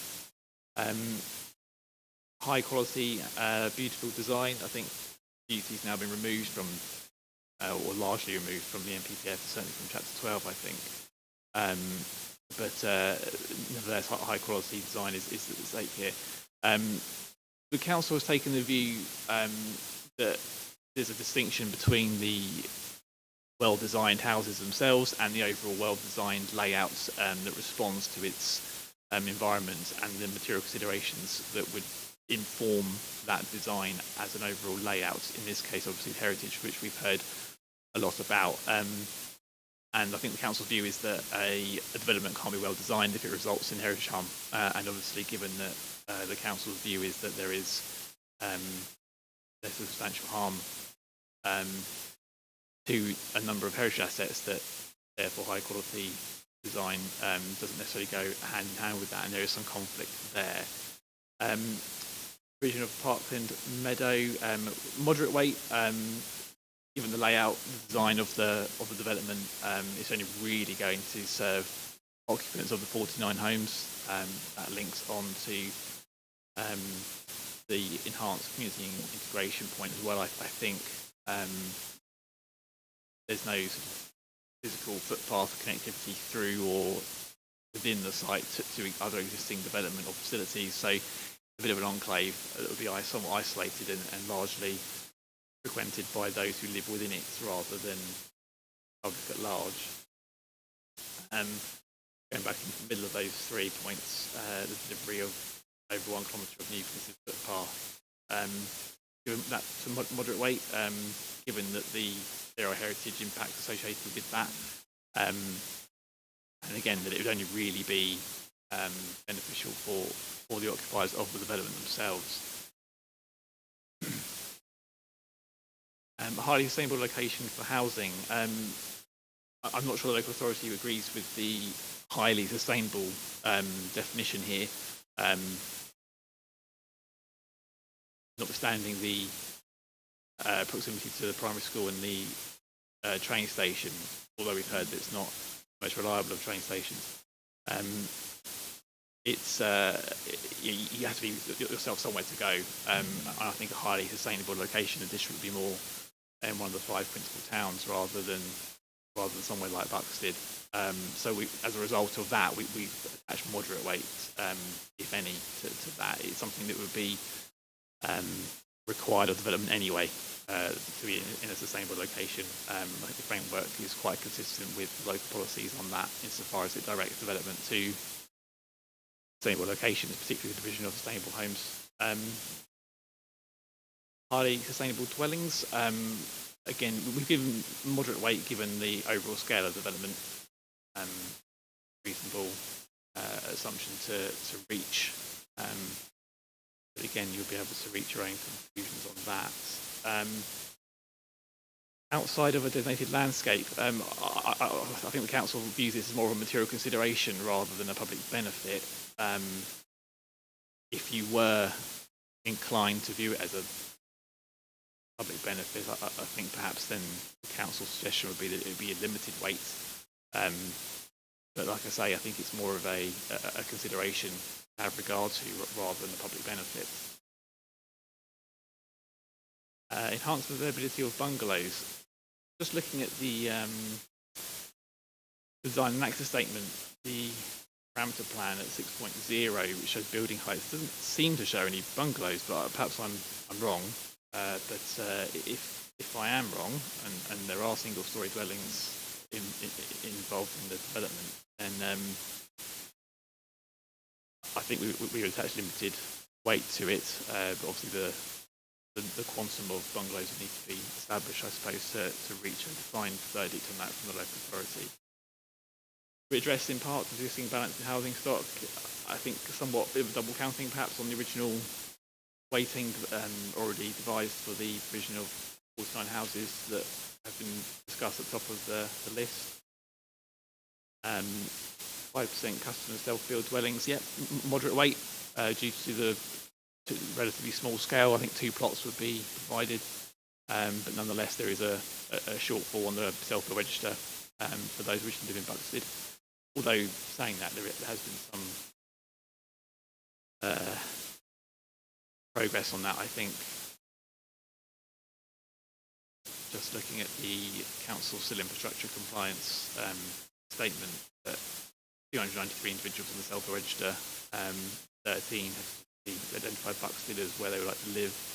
To date, the council has secured 246 self-build plots via legal agreements. So, is that secured in the legal agreement? Or? Yes. Yeah, as a 5% of the houses, which I think equates to plots. The biodiversity net gain, yes, moderate weight. I think, as Ms. Barnes said about the difference between mitigation and genuine enhancements and benefits, I think that explains the reasoning behind the council's weighting as a moderate benefit for that. Generation of SIL revenue, the council would say this is neutral. SIL by its nature is needed to offset the demands created by development in the first place. If you are satisfied that other benefits would stem from that, then obviously you'll be able to reach your own conclusions on the weighting to be afforded to those. But at this stage, the council is of the view that the SIL receipts would be offsetting. Financial contributions towards youth and adult play. Again, I don't think there's much separation here on the parties, but between the parties, I should say. We've given a moderate weight on our scale, given the quantum of development and the amount of contributions involved. Bus service improvements and the financial contributions towards them, we're equal on those, but both give moderate. And again, it's a similar scale that's being used in that sense, I think. And I think it's the best sort of polish off the amenity green space and the local spend as being already addressed previously. And lastly, the increase in choice and type of homes. I'm not sure if that would be a public benefit. I think it might be quite difficult to create a 49 home scheme that doesn't create some choice in types of homes that are being provided, and at any rate, it sort of double counts the provision of home that's already been accounted for. So that's the council's individual weightings sort of summarised for you as briefly as I can. And overall, the council's view is that those benefits attribute a significant weight.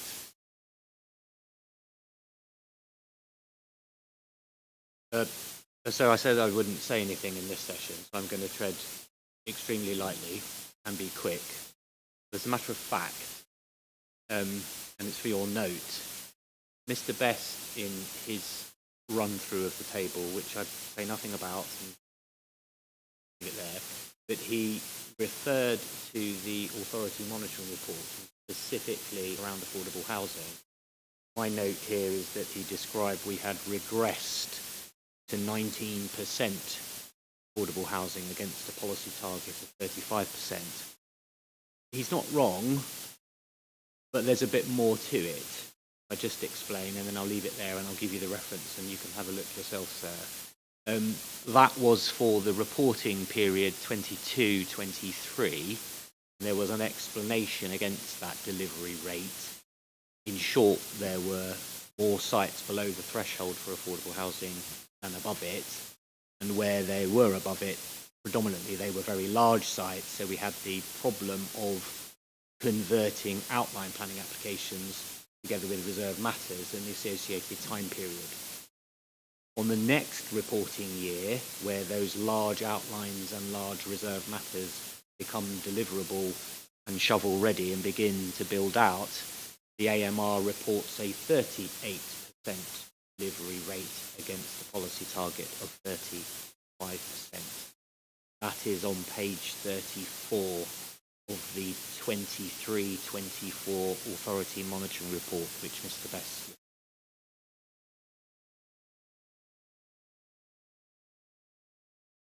Thank you for that, Mr. Robbins. I do come back just on the bungalow point.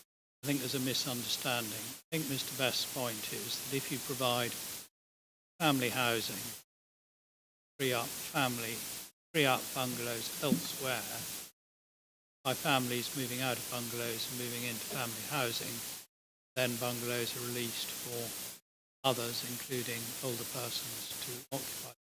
There are no bungalows proposed as part of the appeal scheme. And that point, I'm about to be cut off, everybody will cheer, but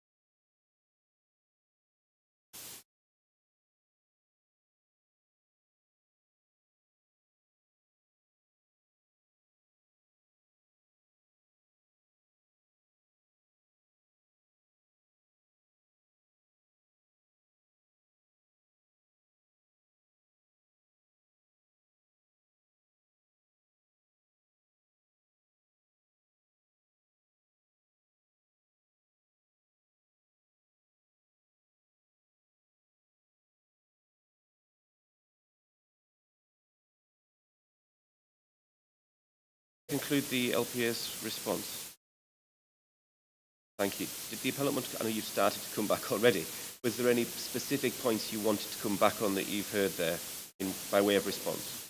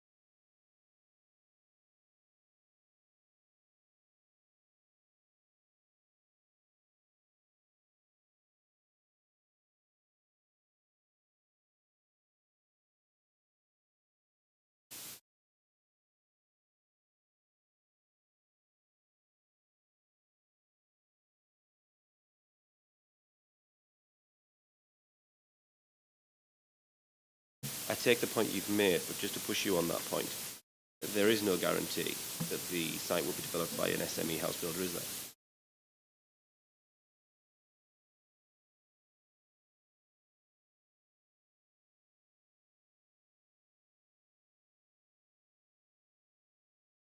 Thank you. Was there any other points from the appellant?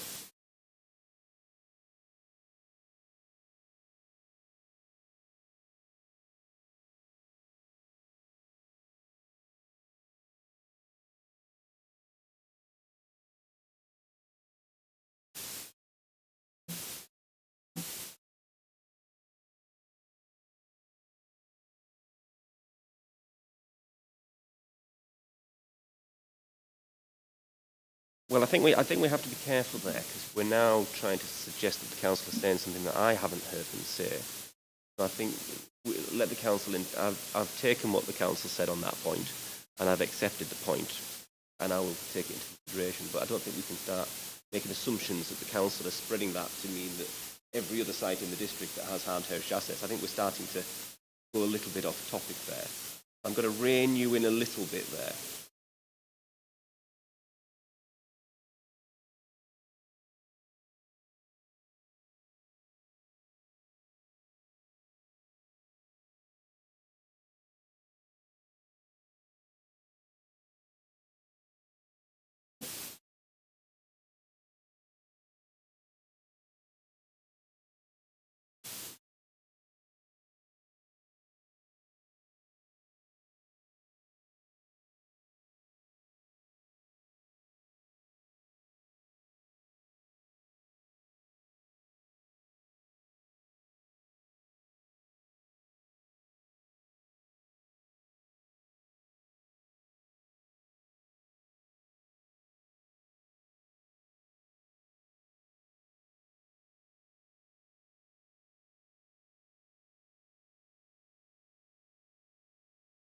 Anything further from your side?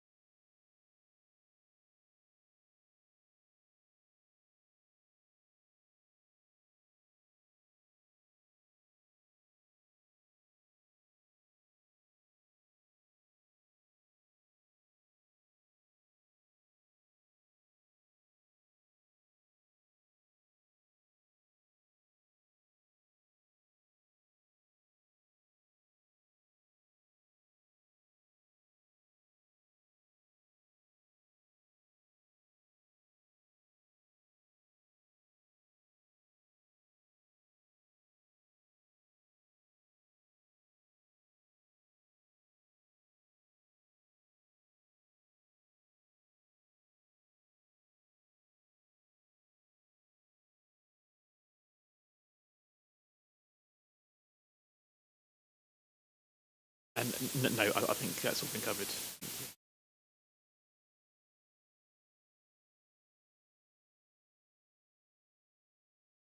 Before I turn to the appellant, I'm going to summarise what I think your case is, because I always like to do this when we're dealing with public balances and paragraph 11 and so on. I think what you've said to me, and I want you to correct me if I am wrong, it's the council's case that the public benefits do not outweigh the harm that you've identified to the heritage assets. Yes? And therefore, whilst paragraph 11 is engaged, 11DI, it would be engaged, the footnote would provide us a reason for, and let me just pull up actually the language of the framework.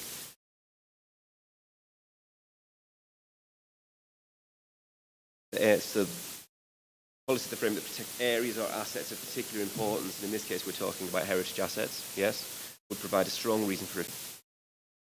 Well, where would we be then? Because that's where I've got a bit lost with what you just said there, because if public benefits outweigh the harm, the totality of the harm is heritage harm, what other policies would I be looking at in paragraph 11D2 direct me to dismiss the appeal?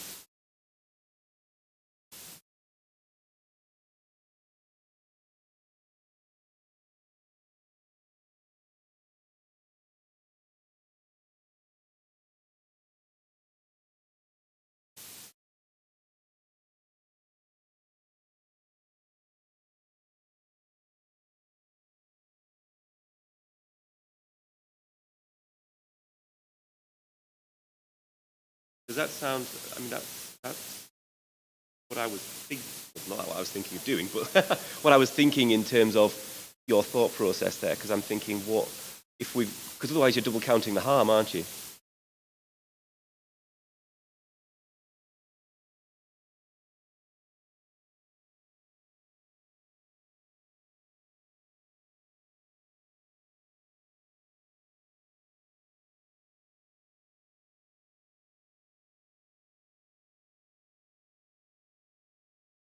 But there could be a scenario, and I'm talking through these policy scenarios because members of the public who are not fair with these things, it is critically important. There's inspectors, planners, consultants, barristers can get themselves tied in knots. We have to be very careful about the different avenues and routes that we can go down in terms of how those policy tests are applied and which corridors or directions that might send you in. Because there could be a scenario where the appeal could be allowed on what I would refer to as a flat balance, where, and that's almost the scenario I was alluding to. I'm not suggesting that's where I'm going, but I'm just trying to explore where I could go, where I consider the impact on heritage assets, and I conclude that those benefits, the public benefits, outweigh the harm before I even get anywhere near housing land supply. Is that a plausible way forward?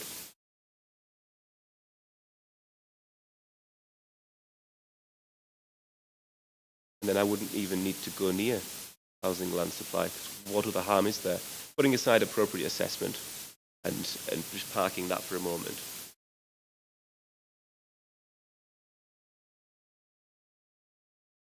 I wouldn't need to engage paragraph 11.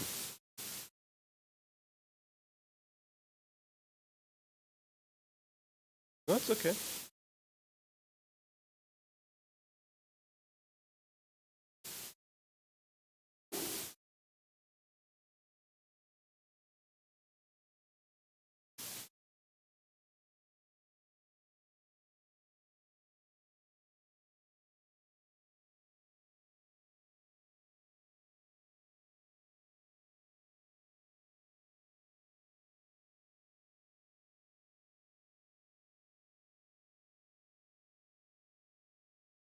Robbins, I'm more than happy to take representation from yourself directly if it assists.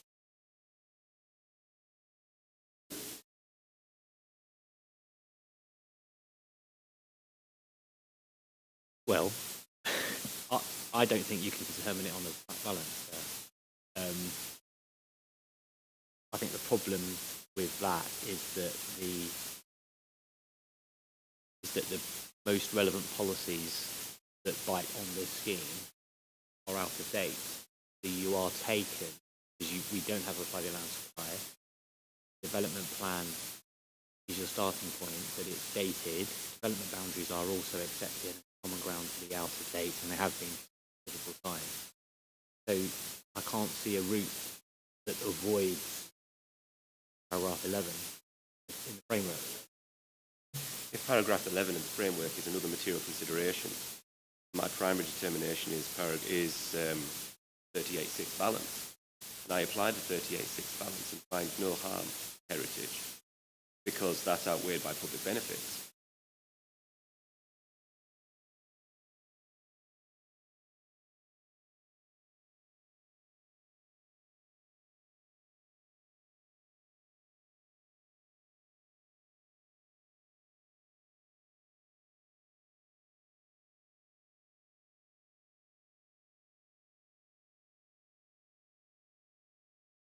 No, that's fine. It's helpful to go through these policy scenarios so everyone's clear on where we can go and I suppose more importantly where we can't go and where we shouldn't go. So what we don't want to do is err in law and end up in the High Court because that's never a good place to be. I'll pause on the local planning authority side for now if I can, and I'll turn to the appellant side because I can see Mr. Cameron wants to come in.